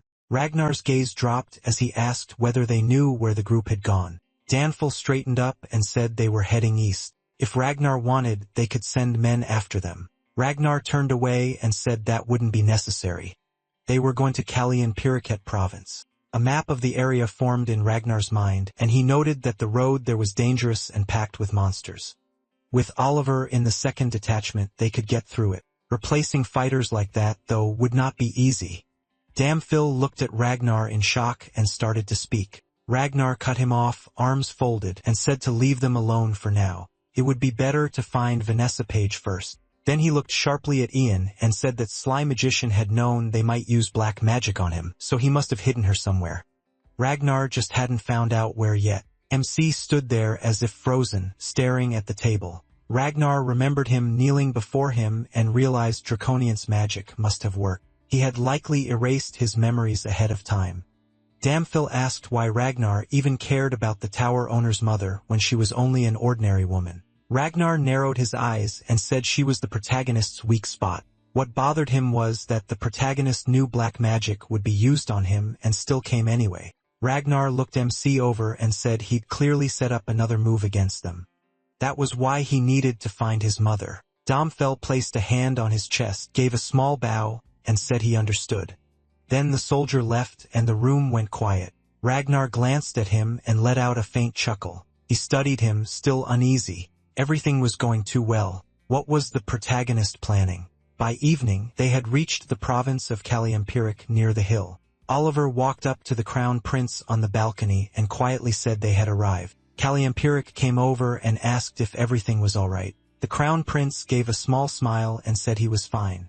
He apologized for coming so suddenly and said he wouldn't forget this kindness. Lord Kalian-Pirikhet smiled back and said the honor was his, then his face turned serious. He admitted he was shocked when he got Ian's letter. Looking at the prince, he said what happened to the emperor was horrible and hoped he would recover soon.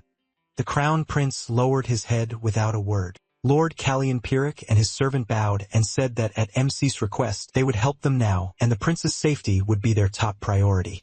With that, the lord left while the crown prince and Oliver watched him go. The prince smiled faintly and said Kalian-Pirikhet seemed like a truly good man, loyal and kind. Then he asked if Oliver was related to him. Oliver smiled and said he was a distant uncle who taught him swordsmanship when he was young. The crown prince lowered his head and realized Ian had planned every last detail. A moment later, his face darkened. He called Oliver over and asked if black magic had really been used on him. Caught off guard, Oliver asked him to repeat that. The prince smirked and looked away, saying there was only one other option, that the protagonist had truly gone over to the fifth prince's side. Ragnar's smiling face came to mind, and the prince admitted to himself that Ragnar had always been better than him at everything.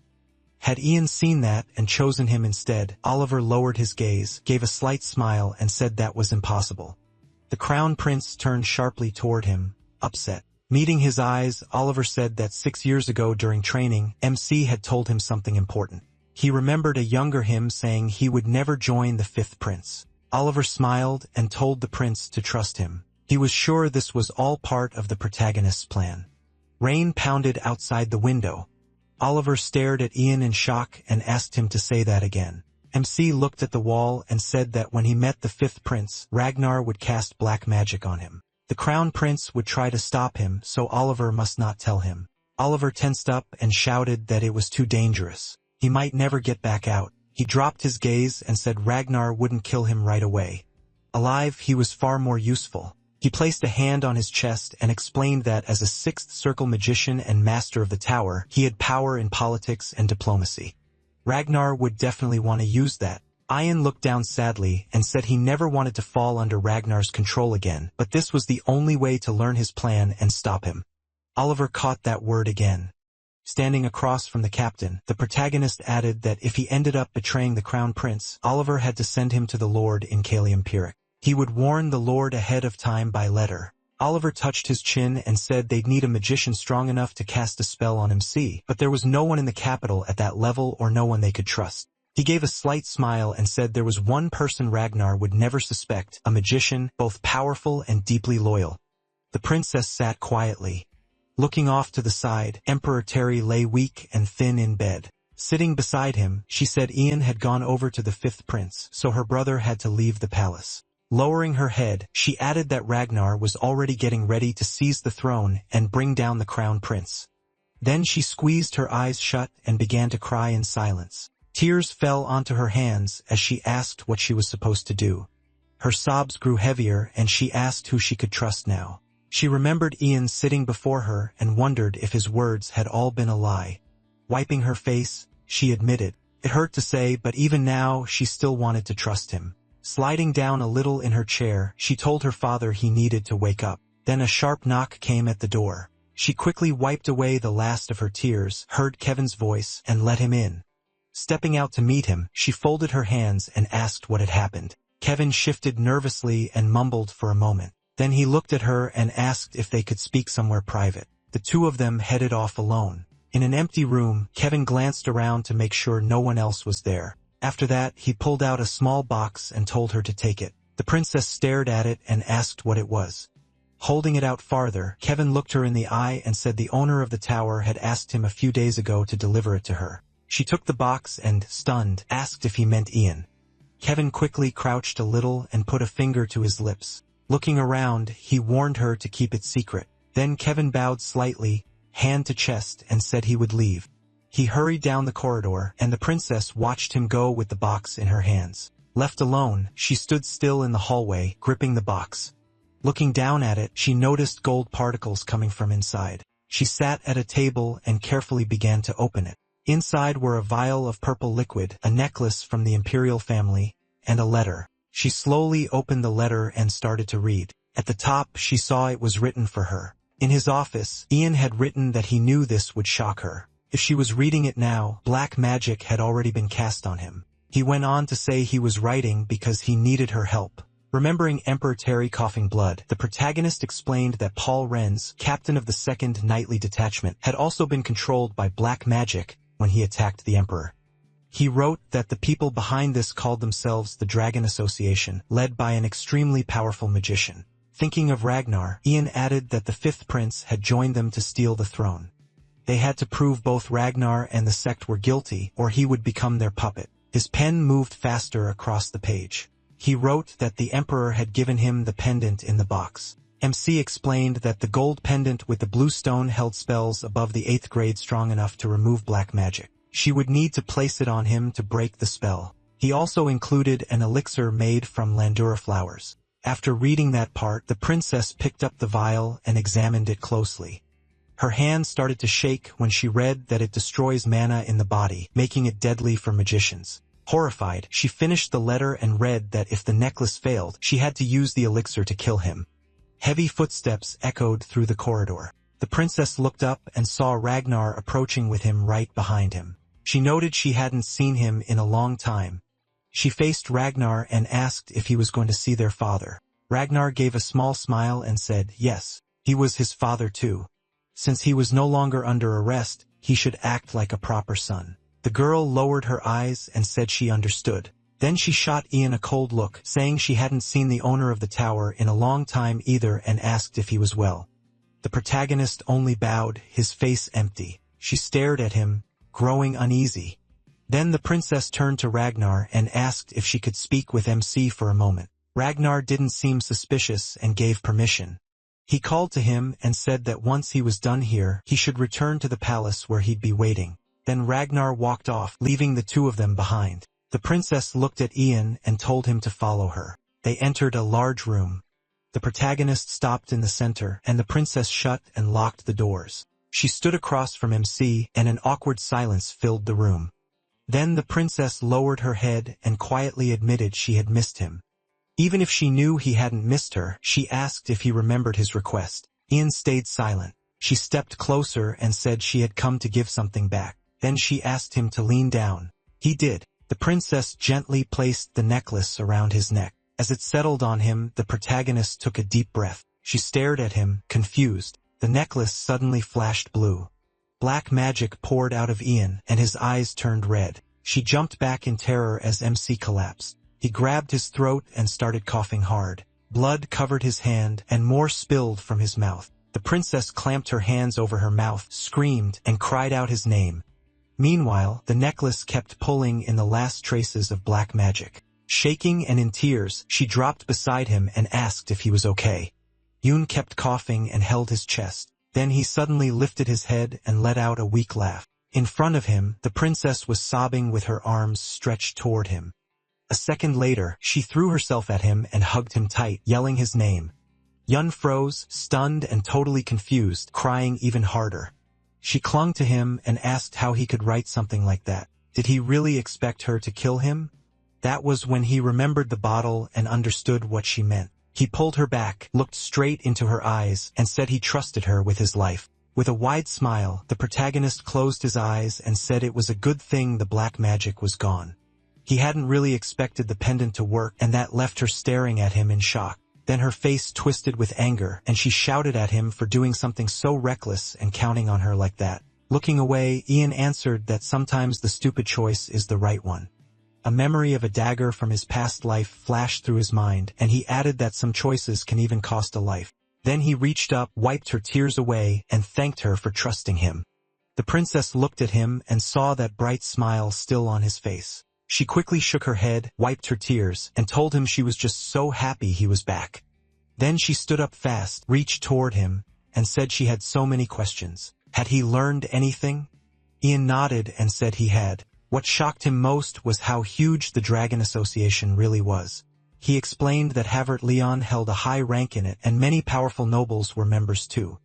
He also revealed that Danfil Morant, the longtime captain of the First Imperial Knights, was deeply involved. The princess trembled, unable to believe Sir Damphil was one of them. Seeing how shaken she was, Yu added that the group's leader was a draconian. Everyone thought had died 300 years ago. He remembered how Aventus had bewitched him and said the draconian now lived in human form as an 8th threat Great Archmage. Clenching his fists, MC said Mitchell Green River had once sealed him away, but the 5th prince set him free.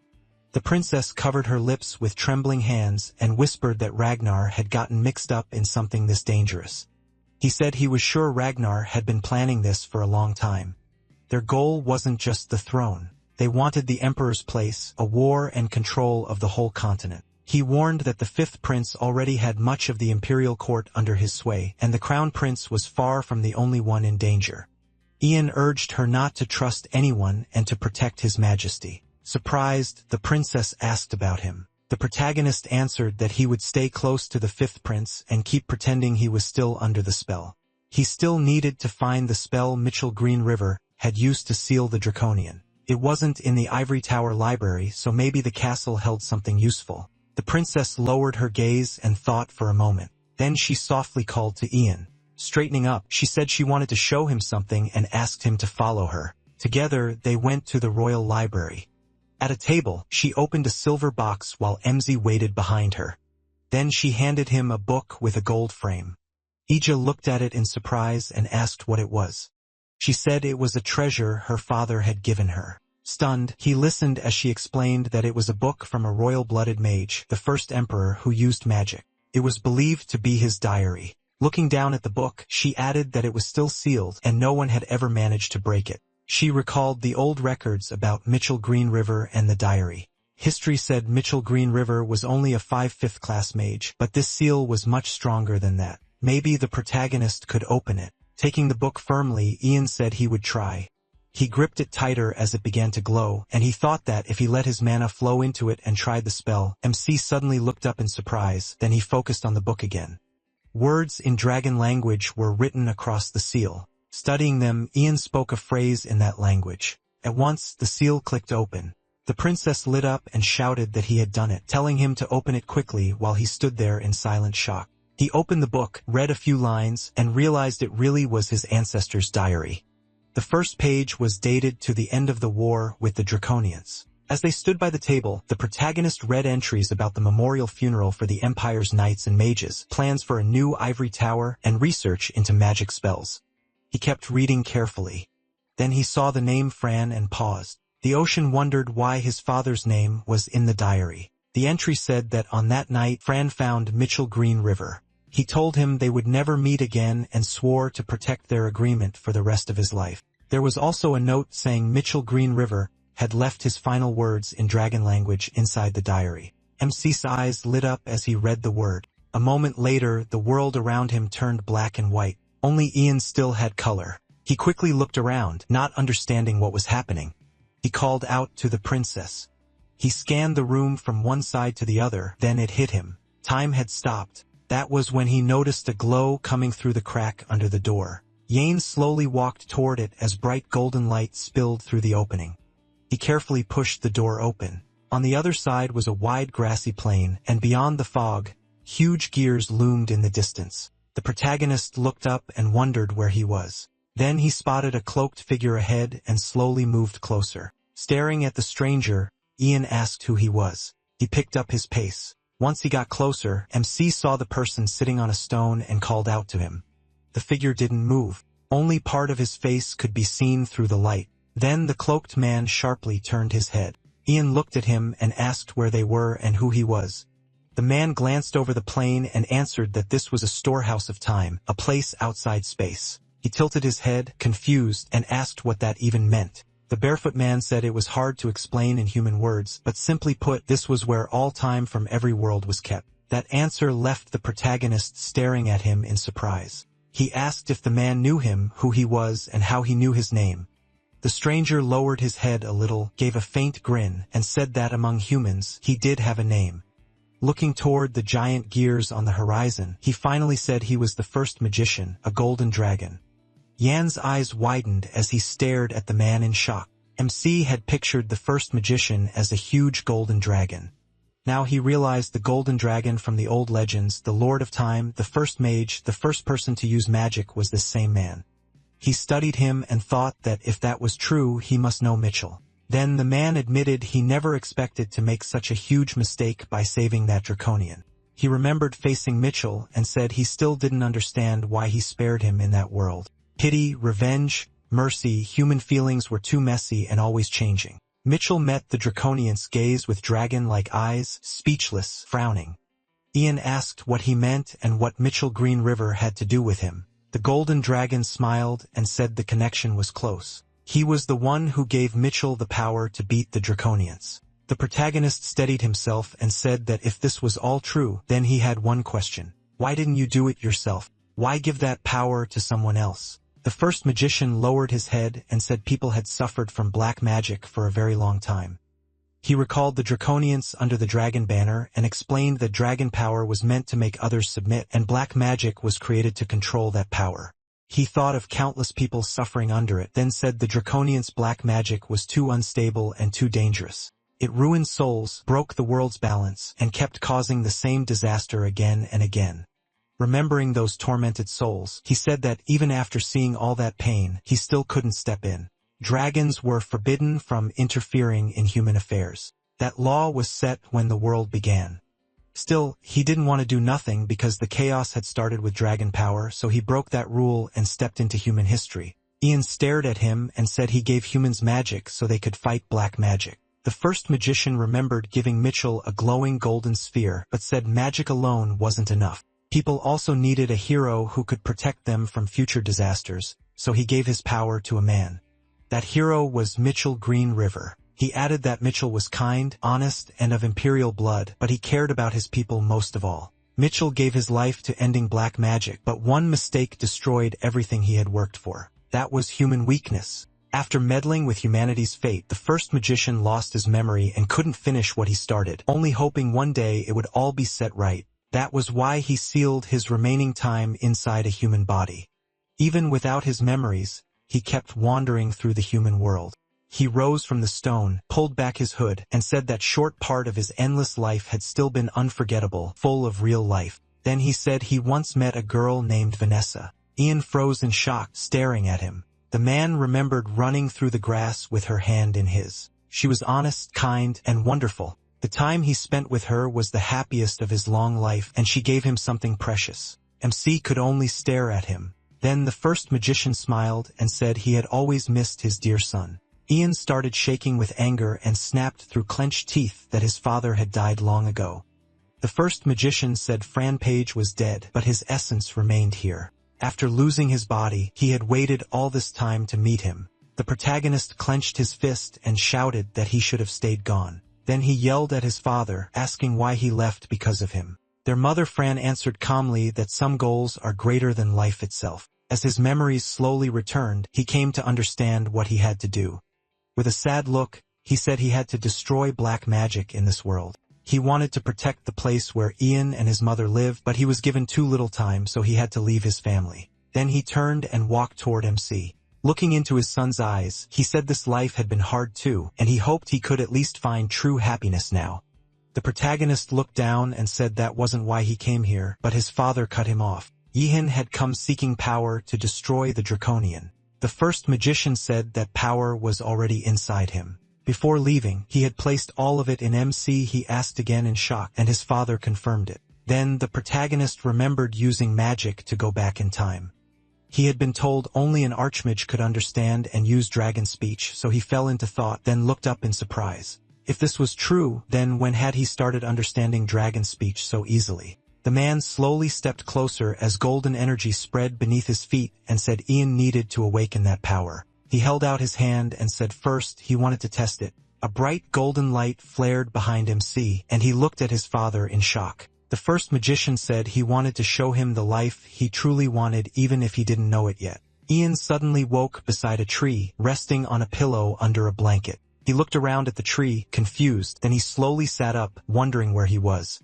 Just a second ago, he had been talking to his father. When he looked ahead, he saw the princess in the clearing with a little girl beside her. Haley Green River turned to him in surprise. She walked over and asked if he was finally awake. Annoyed, she pulled the paper off his head and said they finally found time to go out and enjoy themselves as a family, and he chose to nap. Ian stared at her, stunned. Haley asked if he'd been pushing himself too hard after being busy for days, and said she'd scold her brother for making him work so much. Still confused, the protagonist addressed her by her title. She lowered her head and started to laugh, then laughed even harder. Covering her mouth, Haley asked what was wrong with him. Was he still half asleep? Then she stopped, looked ahead, and said she hadn't heard that in a long time. Ian asked what she meant. Haley suddenly called to a girl named Dakana, shouting that her dad was awake and she should go hug her dad. The little girl had been playing among the flowers. She slowly turned her head, then spun around fully, lit up with joy, and shouted, "Dad, oblige." She ran straight at him with her arms wide open, and Ian cried out in shock. His daughter slammed into him and wrapped herself around his legs. MC froze and looked down at her. Staring at the girl, he asked what was happening. Haley, hands behind her back, looked him in the eyes and asked why he was just standing there. He should hug her. He slowly crouched and reached for his happy daughter. She tucked one hand under her arm as he suddenly lifted her up, holding her tight in shock. The little girl wrapped her arms around his neck and happily laid her head on his shoulder. Tears began to run down Ian's face. He held his daughter while Haley stood beside them, smiling. Then the golden fog faded and the protagonist returned to the present. With tears still in his eyes, he looked at his empty hands in shock. He kept staring at them. His father stood beside him, watching, and asked what he had seen. Ian only MC stared at his hands, shaking. Then he quietly said he saw a child, a little girl with his same hair and eyes. He even introduced her, smiling as he said her name. Then he remembered lifting her up. Her weight, her warmth, her voice, even her scent when he hugged her. It all filled him with warmth. That memory hit him again, and after recalling how tightly he held her, he asked what it all meant. Frem shut his eyes, lowered his head, and calmly answered, it was love. He stepped toward his stunned son and said that simple word held an enormous power. Looking at Ian, Frem explained that love makes people devote themselves, fight to protect others, and find the courage to keep living. It makes them want the greatest thing of all, a normal life. He stared at his father and quietly asked, a normal life.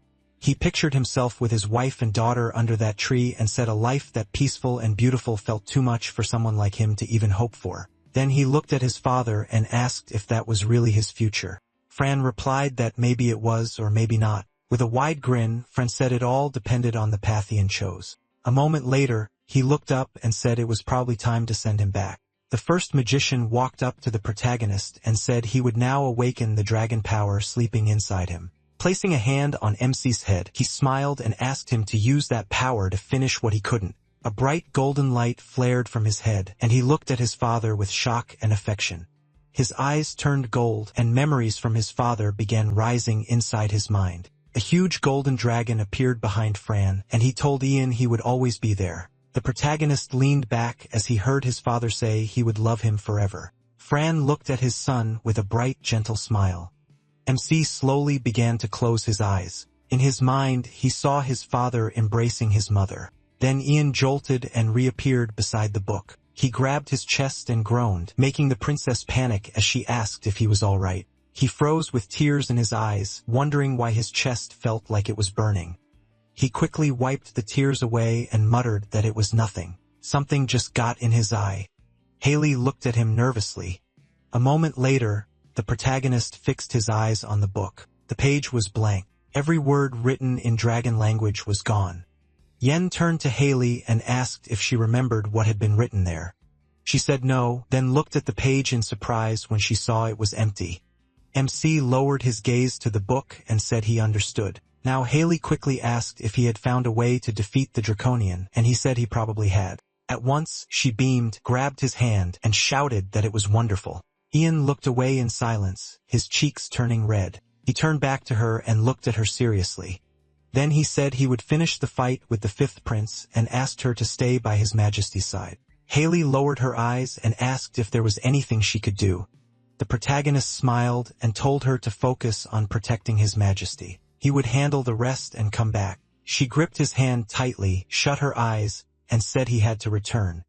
Her grip tightened even more, and Ian promised that he would. Then he strode down the corridor with firm, quick steps. The ivory tower archmage ran after him, reaching out and yelling for him to think this through.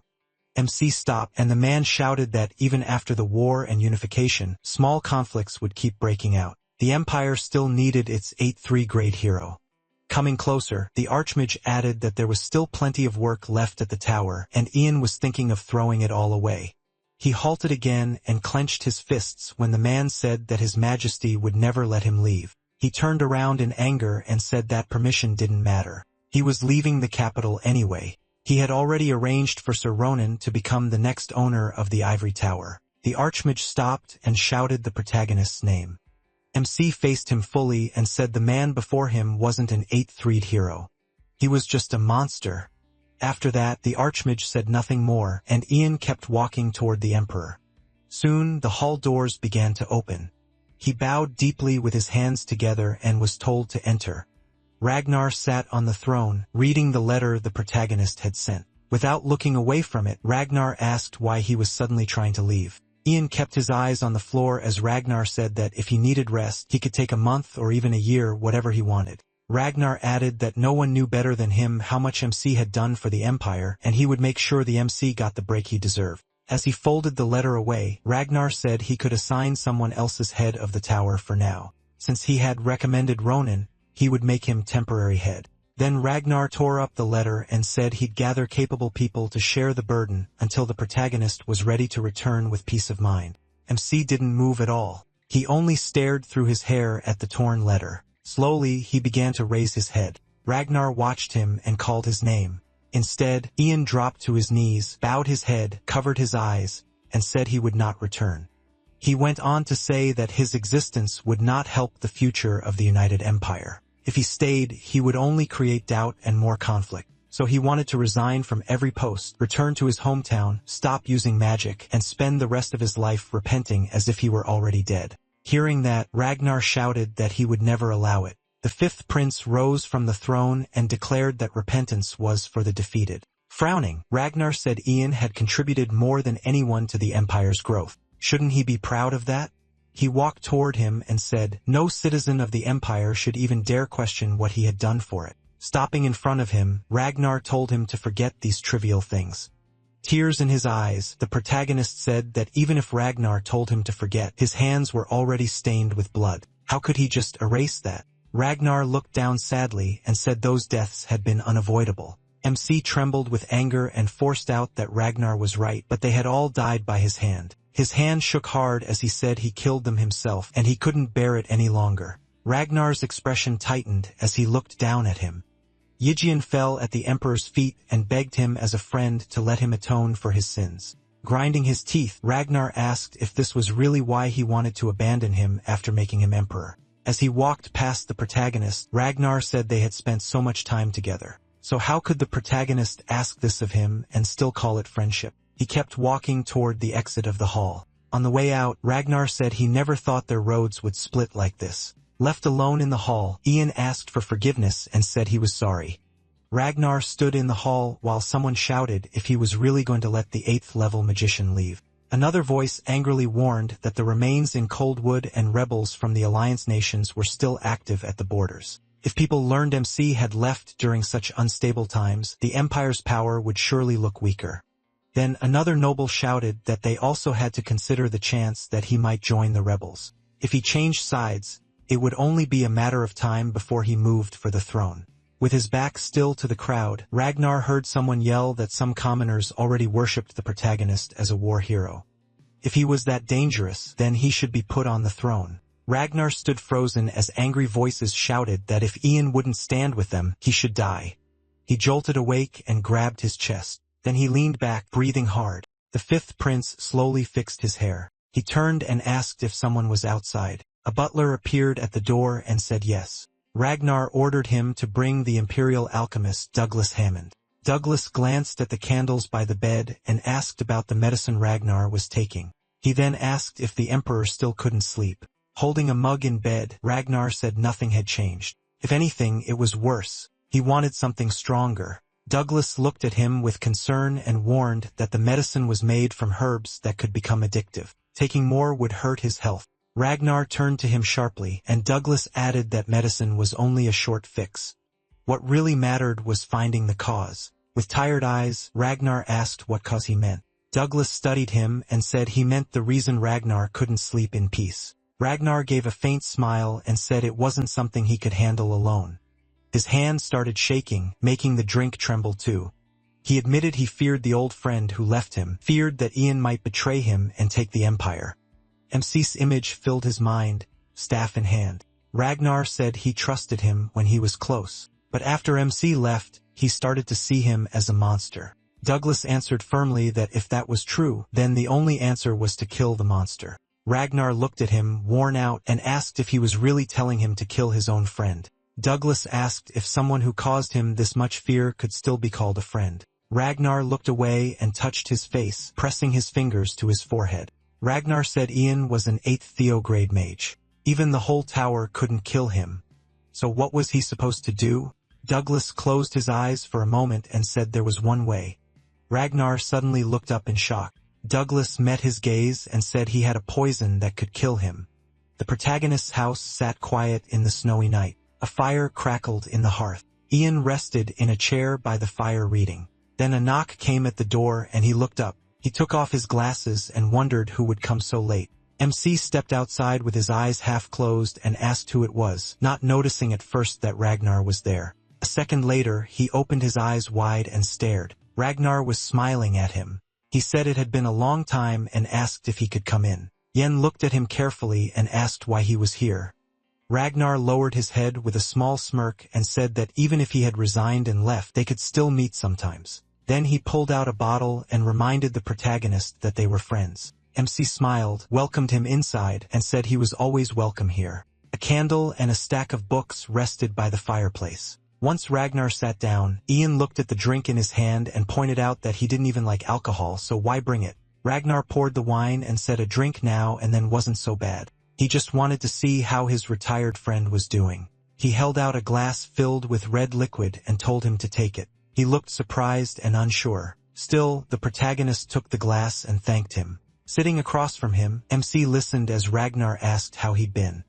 He said the protagonist looked better than he had in the capital. Ian smiled lightly and said he'd been traveling through the Empire, seeing how people live. It had meant a lot to him. Ragnar quietly raised his glass and listened. He took a sip and said that after returning home, he learned a lot. Now he realized magic was all he really knew, so he was thinking of starting a garden once winter passed and the snow melted. Ragnar bowed his head a little and smiled, saying the great hero who won the war really was living a simple life. Then his smile faded, and he said it was good if the protagonist was happy with that. Ragnar swirled his drink and said a lot had happened since Ian left. They had crushed a rebellion in northern Coldwood, and the Empire was one step closer to peace. Soon, Bernard's daughter, who ruled the Duchy of Ro, would marry the crown prince.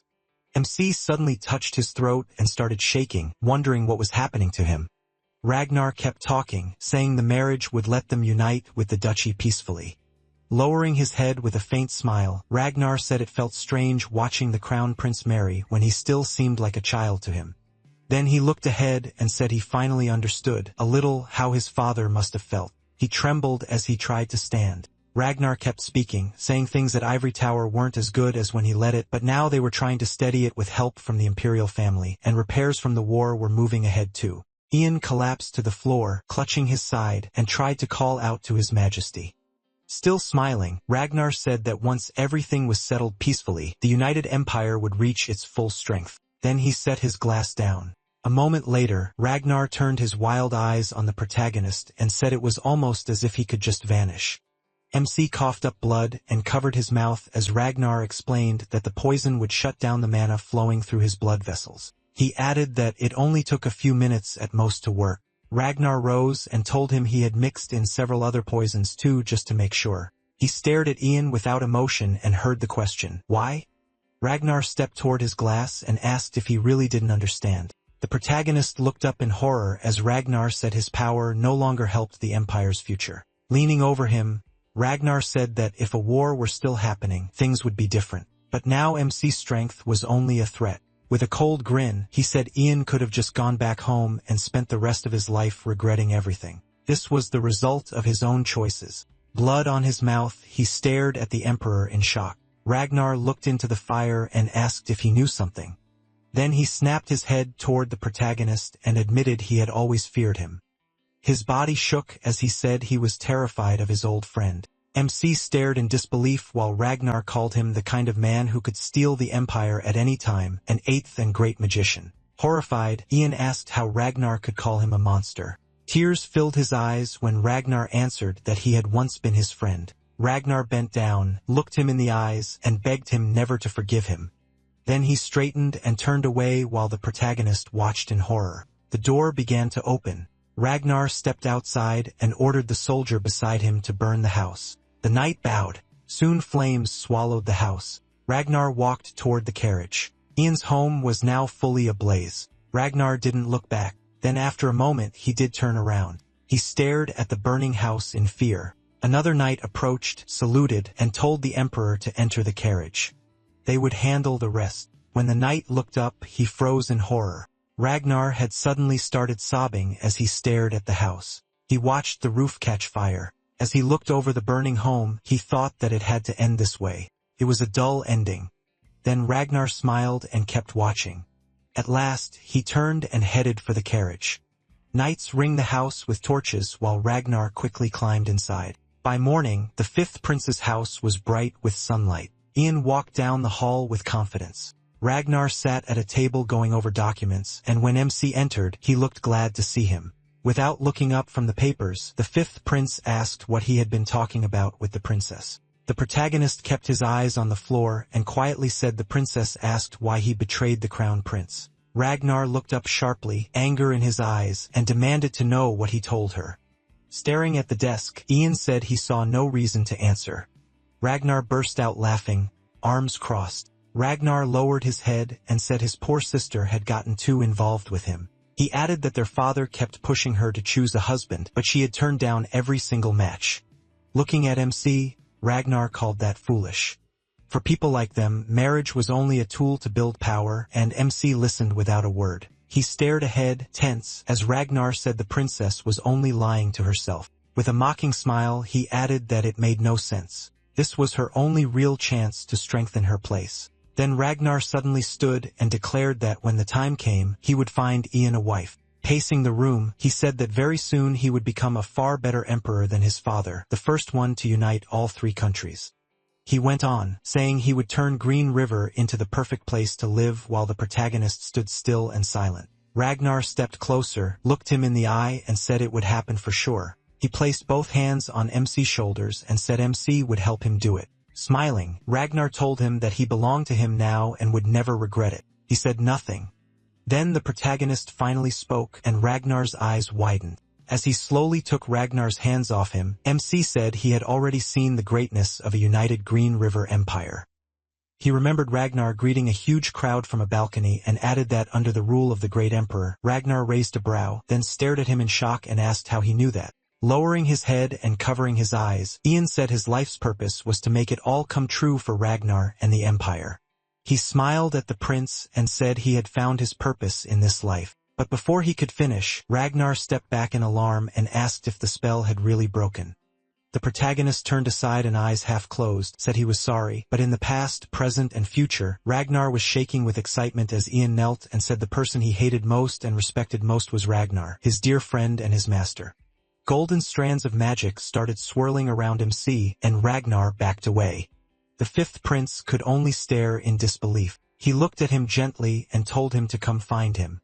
He would be waiting in the old tower. A golden pillar flashed up and Ragnar stumbled back again. Ragnar began to tremble. Then anger took over and he clenched his fists.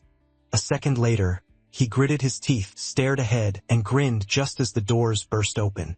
The butler rushed in, terrified, and asked what had happened. Raging, Ragnar shouted for him to summon Sir Damphil at once, gather a squad, and find a man named the old temple ruins lay under fresh snow. Ian sat on the main steps, staring ahead. Then he suddenly lifted his head and looked at the sky, thinking that in his past life, ending up here had not been an accident. A faint smile crossed his face as he said someone had always been watching over him. He remembered wandering through a world full of death with no goal left, then coming to these ruins for the first time. That was when he realized he had been given a second chance to live differently. He recalled the book written in dragon language, its letters glowing, and said his final inheritance was a spell in that language. Ian looked up sharply and said he finally understood where he knew him from. Then his gaze dropped again to the golden particles gathered near his hands, and he realized he now understood how to use the power left to him. Hearing hooves, the protagonist raised his head and looked over with a hard stare. A squad of knights had arrived, led by Ragnar. Ragnar glared at him. Ian rose, lifted a hand, and greeted the prince loudly. Ragnar looked up and called for the Draconian, then turned to a man named Ivantis and said they needed to kill MC. Ivantis lowered his head and said it should have been much easier. He had only made things harder, and as a 6th grade mage, he should have been easy to deal with. Then Ivantis looked up at the protagonist and said there was just one problem. Ragnar turned at once and asked what it was. Uneasy, Ivantis said he could feel the power of the golden dragon very close by. Ian stood tall, calmly facing the squad. Ragnar kept staring at him in silence. MC slowly stepped down from the stairs and walked toward the prince.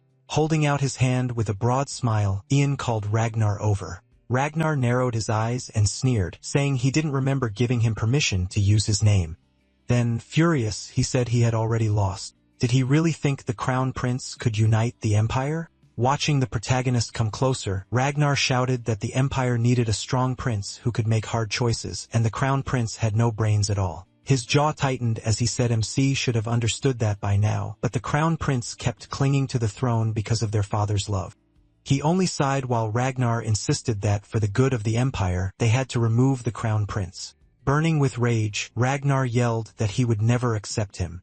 He was the one who deserved to be the next emperor, not Hayden. Ian lowered his head and said dark magic had taken hold of everyone. Ragnar had lost all common sense and was chasing only his own desire. Then the protagonist looked up at him and said there was no turning back now. Ragnar answered with a cold smile, telling him to say whatever he wanted. Today was his last chance. He then called to Avantis as dark magic began swirling around the Draconian master.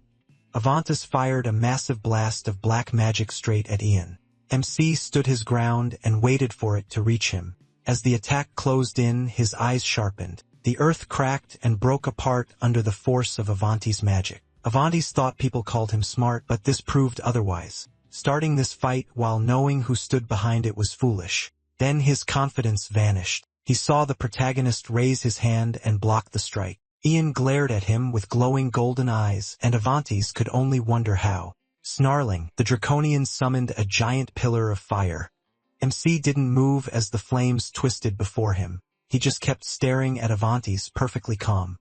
Avantis answered with huge ice spears, thinking there was no way Ian could match him. He was a Draconian who had trained for centuries. He calmly waited for the spears to hit and did not move, only watching them approach. Then every spear stopped right in front of him. Ivantis stepped back in horror, unable to understand why his magic wasn't working, and that wasn't even the end of it. The protagonist held one arm out before the frozen spears, while Ivantis realized the golden dragon's power was coming from him. Ian slowly moved his palm, and the spears started to crack. They shattered into pieces, and Ivantis wondered why that power was coming from MC. Trying to stay calm, the Draconian asked who he really was. The protagonist said he pitied him. He had wiped out the dragons to steal their power, and in the end, he lost both that power and his family. Ian remembered Mitchell Green River standing before the dungeon circle where the last Draconian had been trapped and said Mitchell Green River had chosen the perfect punishment for him. Looking straight at Ivantis, MC called it emptiness. He pictured the Draconian sitting alone in that dungeon and named it clearly hatred, anger, sadness, and helplessness with no way out. With a slight smile, he said it was impressive that he had survived like that. Ivantis snapped and shouted at him to shut up, clenching his fists as dark magic gathered again.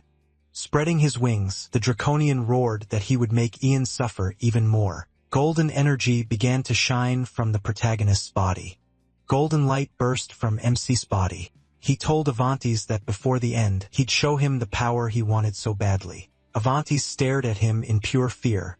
Then he finally understood what that power was. Ian raised one finger as golden dust swirled around him, then coldly ordered the last Draconian to kill himself. Ivantis could only stare, completely lost. Then his body moved on its own, driving a huge spike into his chest. Ragnar watched in horror as Ivantis dropped. The Draconian sank to his knees, black magic spilling out of him. Looking at Ian's calm face, he asked where that power came from. He gave him no answer, just a quiet, pitying look. In the darkness, the blood-stained book floated as its pages slowly turned to the end. The protagonist said he still remembered his first meeting with the fifth prince. He didn't know if it had been fate or careful planning, but that moment changed everything for him. Ian walked down the hall with Leon, who said meeting Ragnar was a great honor. Still uneasy, MC followed as Leon explained that Ragnar rarely met people like this. Since he saw real talent in MC, he might even help with his research. Leon gave him a careful look and reminded him to mind his manners and speak respectfully. Then he added, eyes half closed, that he might be meeting the future emperor, and that made him pay even closer attention. The two stopped in front of a massive dark door. Inside, Ragnar heard that the owner of the ivory tower wished to see him and told them to come in. The doors swung open. Ian and Leon entered the hall and moved toward the fifth prince. Ragnar greeted them warmly, welcoming both the tower's master and its magician. The protagonist looked up in surprise and froze.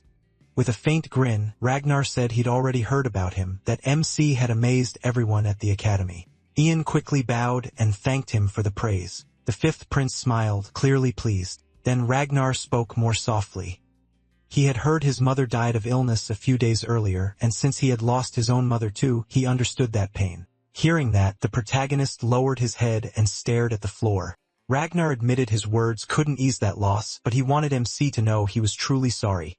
Then he stepped closer. Standing right in front of him, Ragnar told Ian to lift his head. Startled, he straightened up and heard that Ragnar wanted this meeting to be between people, not prince and subject. He said it with a small bright smile. Ragnar leaned in a little and kept talking.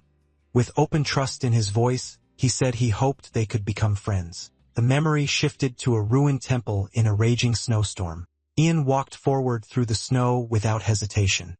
He moved toward Ragnar, who stared back in fear. Terror filled the prince's eyes. Ragnar squeezed them shut. Then he dropped to his knees and bowed his head, saying he wouldn't beg for his life. Better to die here than later in the square before everyone. Ian studied him closely. He said nothing. With a bitter smile, Ragnar asked why the protagonist was looking at him like that after hating him so much. He lifted his head and met MC's eyes, asking if that look was pity. Then anger burst out of him, and he shouted that he should have killed him back then. Even when Ragnar called him a monster, Ian only looked at him with sadness. Lowering his head, the protagonist realized that was how Ragnar had seen him all along and how deeply it had scared him. Then MC stepped toward him and said there was one last thing he wanted to show. He placed a hand on Ragnar's head. Golden light flared from his fingertips, and he said he would show him who he really was. Golden rings formed around him as the glow grew stronger. At once, memories from Ian's past life poured into the fifth prince's mind. Ragnar saw their first meeting. He saw the protagonist holding a staff and watching him carefully. He saw Ragnar smiling brightly. Then came the crown prince glaring at MC as he passed and MC turning to look back. He also saw him looking toward the palace. Next was a battlefield covered in bodies with crows flying overhead. The protagonist stood there alone, staff in hand. Then Ragnar appeared wearing a grand crown, standing on a balcony and waving to the crowd below. After that came the moment MC told him he was leaving forever for his village and Ragnar's fury. He showed Ragnar abandoning him at the very moment he needed him most. Last came Ian's home in the snow-filled dark and Ragnar standing over the poisoned him with an angry stare. In that memory, Ragnar glared at him. Then he leaned down and told the protagonist never to forgive him. That final image lingered. When it ended, Ragnar looked up in shock, mouth hanging open as he stared at Ian. MC pulled his hand away, and the fifth prince dropped to the ground, stunned. He sat frozen, lost in thought, eyes fixed ahead. After a while, Ragnar looked up with a faint grin and began to speak, but he answered by summoning an ice spear, glaring at him. Then came the sound of killing. Ragnar collapsed unconscious into his own blood at Ian's feet. The protagonist stood over the dead fifth prince for a moment, looking relieved. Then he raised his head and looked into the sky. Thinking back on the palace, MC said that after the Draconian and the fifth prince died, the Empire began investigating the dragon cult and everyone tied to it. First, Ser Danful, captain of the First Imperial Knights, was executed. After him came the fifth prince's allies who had tried to start a coup. Ian said that thanks to the princess's care, Emperor Terry Green River slowly recovered while she sat by him and shared the latest news. Soon, the emperor broke down in tears. The princess and even the maid cried with him, and he noted that Ragnar's death had shaken him badly. He also said Knight Paul Rennes was cleared of trying to kill the emperor, then buried with honor beside the other imperial knights. Another thought crossed the protagonist's mind. Ragnar standing over blood with Avantis below him. He explained that using black magic to prepare a rebellion was something new for the Empire. In the end, they chose to hide the truth about the Draconian. As time passed, people stopped talking about the fifth prince's death. The glowing book returned, and Ian said that was how his revenge and the crushing of a rebellion that once seemed impossible was finally carried out. The memory shifted back to the imperial palace. The princess sat alone in a vast room, then she turned and asked Ian if he was nervous. He answered with a wide smile. Looking away, she admitted she was honestly scared. MC tilted his head and asked if she regretted her choice. Clutching her dress tightly, the princess said she didn't. Then she looked at him and said he wouldn't hide this anymore. He wanted to use his power to help others. Ian smiled even wider at that. He knelt beside her, met her eyes, and told her not to worry. Everything would be fine. Suddenly, door opened with a loud sound. A servant stepped in, bowed, and called for the tower's owner and the princess to enter. They were brought into a large courtroom where 3 judges waited. The princess slowly walked forward. At the stand, she lowered her eyes in guilt as a man announced the trial of Princess Haley Green River for secretly learning and using magic. Ian sat among the judges watching her closely. Then he closed his eyes for a moment and said he wanted to speak before the trial started. He rose from his seat and stepped aside. Standing next to Haley, he told the judges that because of his connection to the princess, he couldn't stay fair. So he would step away from the case and asked Ronan and Dakab to take his place, leaving Haley staring in shock. Everyone in the hall started whispering in shock. The gray-haired judge stared at him and shouted, asking what he meant. Ian placed a hand on his chest and said he was one of the people who taught the princess magic. One of the judges told him to explain. Looking aside, the protagonist said he learned about her power 6 years ago when he accidentally saw her practicing. He recalled that moment and explained he kept quiet because her reason for hiding it made sense to him. Then Ian reminded them that everyone knew he had been investigating the dragon cult. That group used black magic, and one of its goals was getting close to the imperial family. The Draconian made them even more dangerous. MC said his magic could ruin an empire, so he had to move carefully, and he couldn't do it alone. He needed someone powerful, but also someone he could trust. That was why he made a deal with Haley. She looked stunned as he explained it. He would train her and protect her secret, and she would help him fight the dragon cult. Because of Haley, he was able to remove the dark spell and destroy the Draconian. Ian added that the rest was already written in his report about the Fifth Prince's uprising. That was all. A judge then turned to the girl and asked if the protagonist's statement was true. Haley Green River lowered her head and quietly said it was. The judge gave her a chance to speak for herself. Haley turned to the side without a word. She saw Kevin, her maid, and 2 other maids, all trembling. Then she looked back at Ian. He met her eyes with a warm smile. Haley Greenruff faced the judges again and swallowed hard. After a pause, she folded her hands on the stand and said she knew she was guilty under the law and was ready to accept any result. She went on loud and steady, saying she did not want special treatment for being royal and would accept whatever punishment the Ivory Tower and the Empire decided. Then with her head lowered, she asked them to spare Kevin and the maids who knew her secret. They had only obeyed her orders. Kevin and the maids stared at her in horror. Haley lifted her head and firmly asked every mage in the Ivory Tower to punish only her. Then someone shouted that the princess was innocent. Ian and Haley Green River both turned in surprise. Even the judges looked stunned. The crowd froze, mouths open. Emperor Terry Green River stepped into the aisle and hurried toward them. MC asked how he was feeling, and Terry answered that he wasn't bad, not bad enough to die yet. Standing before the judges, Terry declared to the mages of the tower that the princess was innocent because she had acted on his orders. He said he had asked Kevin to watch over her and ordered them to hide her magic because he wanted her to stay a princess, not become a mage. It was his decision that forced her to hide her powers from the tower. Terry admitted it all came from his love for her and from his own careless choices. After that, he asked the judges to blame only him and let Haley become a true mage. The judges looked at one another in silence. One of them studied the others before speaking.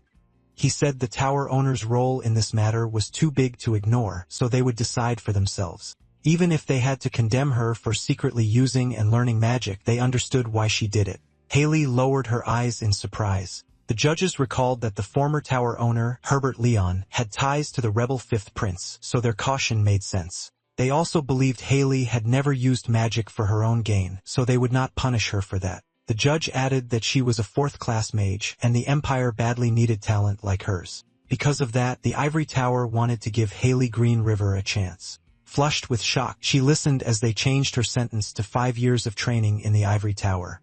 She would take on missions and receive private lessons, and they hoped those 5 years would prove their choice was right. Ian smiled broadly at her. Then the judge announced that Haley Green River was no longer a princess of the Empire, but a mage of the Ivory Tower. He looked out the window quietly. He stood in the corridor with his hands behind his back. When someone called to him, Ian turned around. Haley was standing there, smiling softly. She walked up and said she was no longer a princess, so he could just call her by name. With a smile, the protagonist asked how life in the Ivory Tower was going. Haley looked down and admitted it felt strange at first, but everyone had treated her kindly. Looking him in the eye, she thanked him. Thanks to his support, she had been able to fit in at the tower, and MC said he was glad to help. She smiled and stayed quiet for a moment. Then Haley lowered her head and said she had heard he was stepping down as tower owner. She asked if it was because of her. Ian turned away and told her it had nothing to do with that. Resting a hand on a box, he said there were still things he had to do, things he couldn't do while staying as tower owner. He opened the box and said he had asked her here to return Mitchell Green River's mage cloak. Inside was a blue cloak. He explained that it was a royal mage's cloak, one the emperor had given him. He said it was meant for the imperial family's mage. He had only borrowed it, and now it was time to return it to its rightful owner. Then he took out a staff and said he was giving her that too. Yuna explained that it was the staff of the Great Meadows made from rare materials not found in the Empire, and it helped a mage use magic better. As Haley took it, he told her it was light and would be easy for her to handle. She looked up at him with a bright smile. The protagonist asked if she liked it, and Haley answered right away that, of course, she did. He smiled back, looking more relaxed. Then Ian lowered his gaze and said he also had one favor to ask. Haley asked what it was. Nimi told her he was leaving the capital for a few years and wanted her to watch over his family while he was gone. She gripped the staff tightly and stared at him in shock. Sadness filled her face as she asked where he was going. Yoon looked away with a faint grin and said he couldn't answer because he hadn't decided yet. He remembered his father's words. There were still many dangers in the world, and only he could face them. Haley lowered her head and said nothing. Holding the staff with trembling hands, she said she had finally found her purpose. She said she wanted to help people in the Empire who were suffering and planned to open a foundation with her brother. Her father had supported the idea. Then she looked up at Ian and started to speak again, but she pressed her lips together and fell silent. She looked down at his feet and quietly asked him to stay, not to leave. He dropped his gaze to the floor, shut his eyes, and went still. Clenching his fists, he lowered his head and asked for her forgiveness. Soon after, he headed to the Emperor's palace. The Crown Prince stared at him in shock and blurted out, "You're leaving the capital." He rushed over, and Ian greeted him in the hall. Scratching his head, the prince said he had just gotten the protagonist letter. He was stepping down as master of the tower and leaving right when things had finally settled down. With a blunt look, the prince added that this was why Haley kept crying. MC glanced away, uneasy, and asked what exactly he meant by throwing away. The prince coughed into his hand, embarrassed, then admitted Haley was amazing, kind, beautiful, like her mother, and a strong magician too. Where else was Ian going to find someone like her? He gave a faint smile and said Lady Haley was beautiful, and he was sure she'd meet a good man and be happy. The prince threw his head back and groaned, asking how the protagonist could be so clueless about relationships.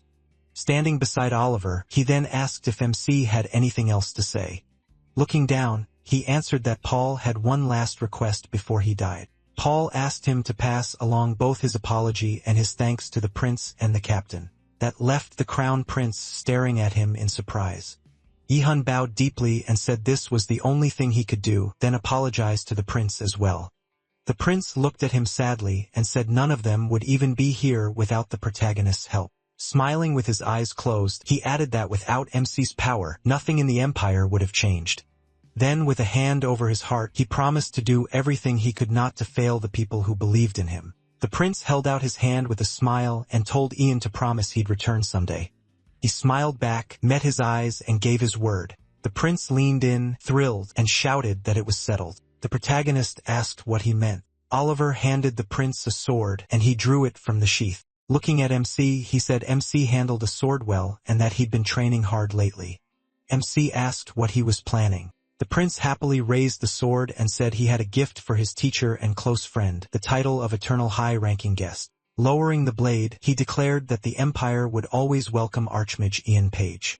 He stared at him, stunned, as the prince said that if he ever needed help from the imperial family or the Empire, it must be given at once. Booging his head, the prince added that this oath would be passed down through every generation. Then he and Oliver bowed, and the prince swore it on the name of the Emerald River that runs through the Empire. After that, he scratched the back of his head with a grin and admitted he'd seen local lords do this as a kid, so he thought it would be nice to do it now.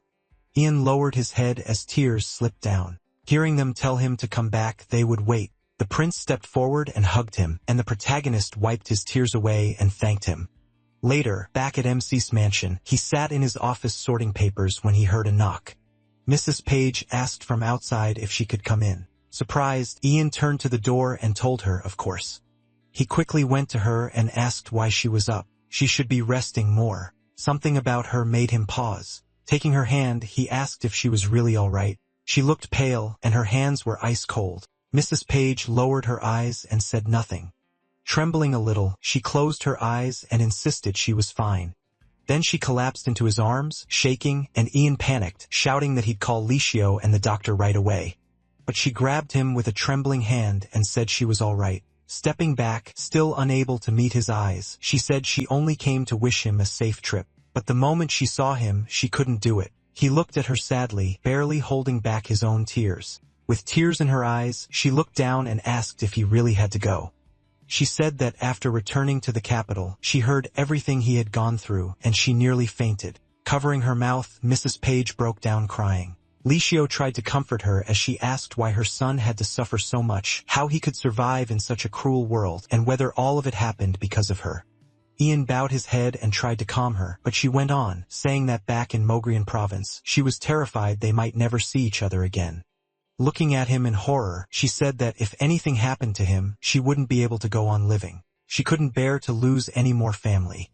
The protagonist lowered his head sadly and thought for a moment before gently taking her hand. Looking into her eyes, he said something that sounded hard to believe. He had met his father. Mrs. Page stared at him in shock and asked him to repeat that. I remembered meeting his father in the Green Meadow and said it was hard to explain. But even if he couldn't be seen, he had always been by his side. Closing his eyes with a small smile, MC said he used to hate him. But later, he realized so much of what he had was his father's love. Holding his mother's hand more firmly, he said he wanted to follow his father's path. He told her he wanted to understand what it truly meant to protect others. Then he asked for her permission to carry out his father's first and last request. Iron looked at his mother carefully, still smiling. She stared back at him, and tears streamed down her face as she sobbed that he had grown so much.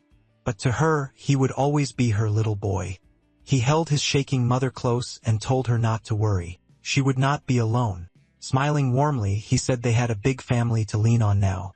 He mentioned that Licio was a truly good man, and because of him, Ian learned what it felt like to have a father. Then he brought up Douglas too, someone who could always lift everyone's spirits, a kind and smart guy. With his hands on her shoulders, the protagonist said he truly wanted her to be happy. He hugged her tightly and promised he would come back. At that moment, the door slowly opened. Licio stood there looking sad with Douglas beside him wiping away tears. The next day, Ian stood by his horse, checking the things on the saddle. Then he heard someone ask if he was already leaving. Licio was walking up behind him, and MC said yes. It was time. Lidio lowered his head and asked if he needed anything for the road, remembering their first trip from Lloyd Village together. With a smile, he joked that back then the protagonist didn't even know how to stay on a horse. The protagonist shot him an annoyed look and said he'd learned he was just a kid then. Then MC smiled a little and asked him to take care of his mother. Lidio met his eyes and said not to worry. He was ready to give his life for Mrs. Page. Just then, he heard someone call out, "Brother." He turned and saw Douglas hurrying over, holding out a bag. Douglas said it was full of elixirs and magic potions he made himself. They were better than anything on the market. Ian probably wouldn't need them, but it was safer to take them anyway. And if he ever needed more, he could send a letter. The protagonist thanked him just as Mrs. Page came running over. She rushed up with Lady O behind her and called out to her son. Then she pulled out a large bundle and said it was food for later. Mrs. Page gave him a small smile and told him to stay healthy and write often. Ian smiled back and promised he would, then told her to take care of herself too.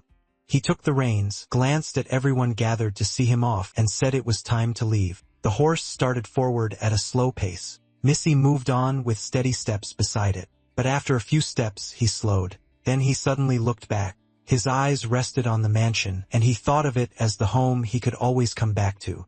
He kept looking over his shoulder, smiling as he saw the alchemist Douglas, his mother, and the servants. His family was there waiting for him. Ian's smile grew wider. Then he turned away and kept going. Douglas wrote his letter and asked how the captain was doing. He went on to say 8 years had passed since he left. In that time, a lot had changed. Douglas graduated top of his class from the Imperial Academy of Alchemy and finally created the medicine he had worked on since childhood. In the letter, he added that he'd been recognized for it and now worked as a court alchemist. His father got the same offer but turned it down. Douglas joked that Lidio claimed it was too much pressure, though he was sure the real reason was that he didn't want to leave Ian's mother. He also wrote that Mrs. Page and Lidio had married and were living happily together. Then Douglas mentioned the royal family. Terry still hadn't fully recovered from the poisoning 8 years ago, and was getting ready to pass the throne to the crown prince. If the protagonist could see the prince now, Douglas said, he'd know Hayden was fully ready to become emperor. He believed that was thanks to the peace deal Hayden made with Coldwood and the Kingdom of Law. Trade and technology had grown, and the empire was doing better than ever. Douglas next wrote that Lady Hailey had finished her 5-year probation, and was now serving as an archmage in the Ivory Tower. She'd opened a fund for the poor, become beloved by the people, and would most likely be named the tower's next mistress. Looking out the window, Douglas added that everyone was doing their best and moving forward, but they still missed Ian a lot. He ended the letter by telling the captain to come back soon. They were all waiting for him. He also asked if, when they met again, he could call him brother. Douglas stretched in his chair and said he really wanted to see where MC was. Now in Muvir Lajub called that everything was ready downstairs, and Douglas answered that he was coming. He hurried down the stairs, but when he looked ahead, he stopped in surprise. Seeing Mrs. Page all dressed up, he said she looked amazing today. She smiled and thanked him. Then looking at the scroll, she asked if she could really go. Liju gave a sly smile and reminded her that the new emperor had personally invited her. Douglas added that they had even prepared a fine carriage. Mrs. Page laughed softly and agreed. They really had. At that same time, Ian's grand mansion stood waiting for him. Everything seemed calm and bright. Elsewhere, Oliver sat by Paul's grave with his head lowered and eyes shut. A knight behind him quietly said it was time, and Oliver agreed. He rose to his feet and started walking, then turned back once more. Oliver looked over his shoulder at the grave of the knight named Paul. With a faint smile, he said they'd shared good times together and promised he'd return. Until then, Paul should rest in peace. Meanwhile, the ivory tower stood shining in the afternoon light. A girl with glasses opened the door and asked if Lady Hailey was ready. Hailene smiled brightly and said she was on her way. Hailey glanced at the staff on the wall and reached for it. Then she grabbed it, hurried to the door, and said they could finally go to her brother's coronation. The imperial palace had been dressed up more than ever with crowds filling the grounds. Everyone was talking and celebrating. Then the curtains were drawn back, flooding the hall with sunlight. Terry stepped down the stairs, stood tall, and addressed his people. Mrs. Page, Letio, and Douglas listened as he said that today, he wished to pass on both a great honor and a great burden to his son, Crown Prince Hayden Green River. Terry admitted he was meant to rule until death, but for the good of the country, he believed power should now pass to the younger generation. Standing before the throne, he declared that if the empire was going to face the future with confidence, it needed a new emperor with fresh eyes. Then the great white doors swung open. Terry called on the people of the Green River Empire to behold their new emperor as Prince Hayden entered in full ceremonial dress. He looked down, tears in his eyes, then gathered himself and moved forward. Reaching Terry, he looked up at him, then dropped to one knee and bowed. Terry looked at his son and said he was proud of him. Smiling through it, Hayden vowed he wouldn't let him down and would give him even more to be proud of. Terry nodded with a gentle smile and closed his eyes as he took the crown in his hands. Carefully, he set it on the new emperor's head. Hayden then lifted his face to the crowd, spread his arms, and spoke. Turning to the audience with a broad smile, he declared that from this moment on, the Green River Empire had a new emperor. The hall erupted in cheers and applause, and later Hayden stood on the balcony before the celebrating crowd. He raised his hands and used magic to send flower petals drifting over everyone below. Then Hayden looked up and noticed someone across from him on another balcony. His eyes widened when he realized who it was. Nearby, Hailey caught one of the petals, felt the magic in it, and quickly looked up in surprise. Leon gave a small smile and called out his congratulations to the new emperor. Hayden stared at him in shock, then broke into a huge smile. With shining eyes, the new emperor happily greeted Ian. A little later, in the ballroom, Hayden threw his arms wide and shouted through tears that he was really here. He grabbed and shook him, saying how badly he'd missed him and how much he'd wanted to see him again. The protagonist looked at his friend and joked that he hadn't changed a bit. Then he placed a hand on his chest, bowed, and congratulated him on the coronation. Mrs. Page cried out in shock when she saw Ian, while Lydia and Douglas were left speechless. She rushed over and hugged him, asking why he hadn't told her he was coming back and how Douglas wrapped his arms around him from behind and yelled that he missed his brother. MC looked at his mother and admitted he'd missed them too. Then seeing them all together, he said he'd missed his brother and stepfather as well. His mother looked at him closely and asked if he had done everything he wanted. Ian shut his eyes with a happy smile and said he'd found his answer. A sharp cough from Hayden called to him. He turned and Hayden pointed off to the side.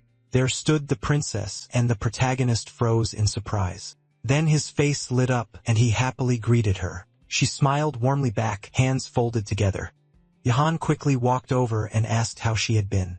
They hadn't seen each other in so long. Hailey lowered her head and quietly answered that she was fine, then asked how he was.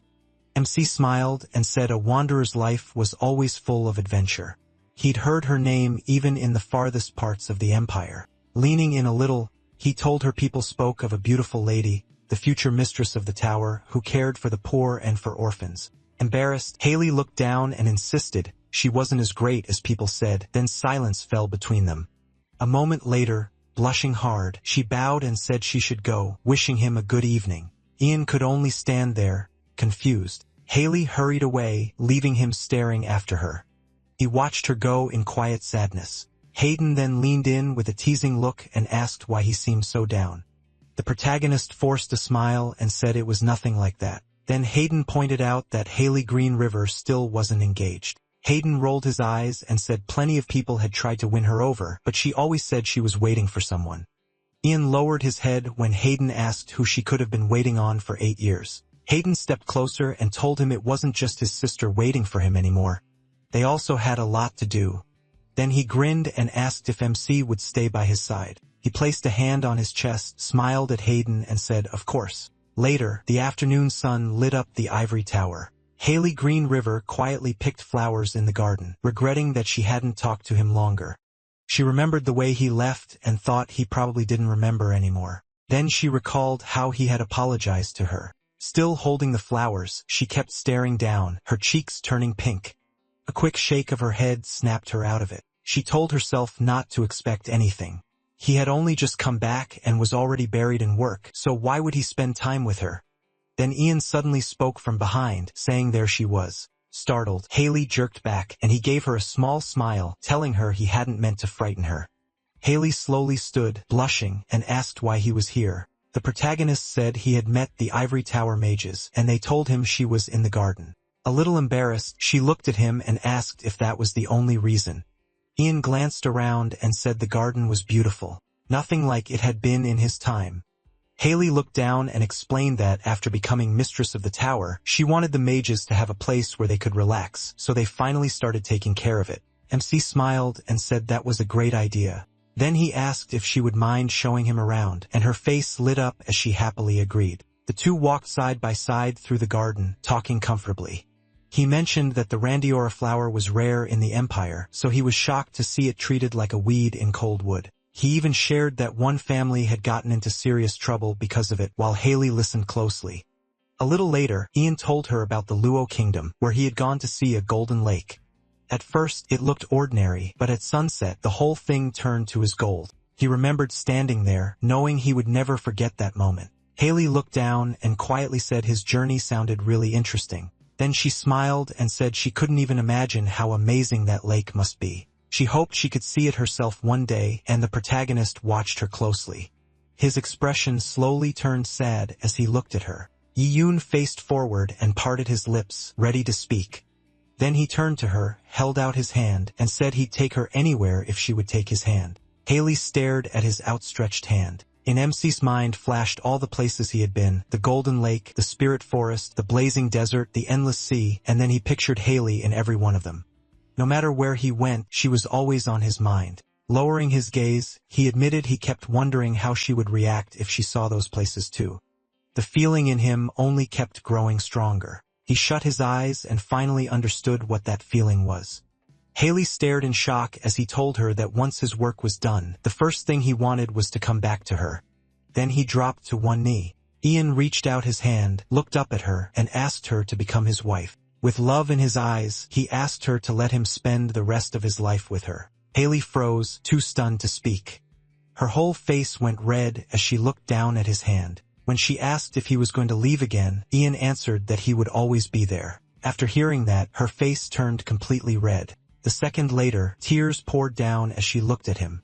He opened his arms, suddenly worried, and called out to her. Looking at her gently, he heard her say she had missed him so much. She had waited for him for a very long time. Then, through a bright smile, she agreed to be his wife. She placed her hand in his and asked him to stay with her forever, while Ian softly held it and looked at her with love. And that's where this story ends. If you made it this far, please subscribe and leave a comment.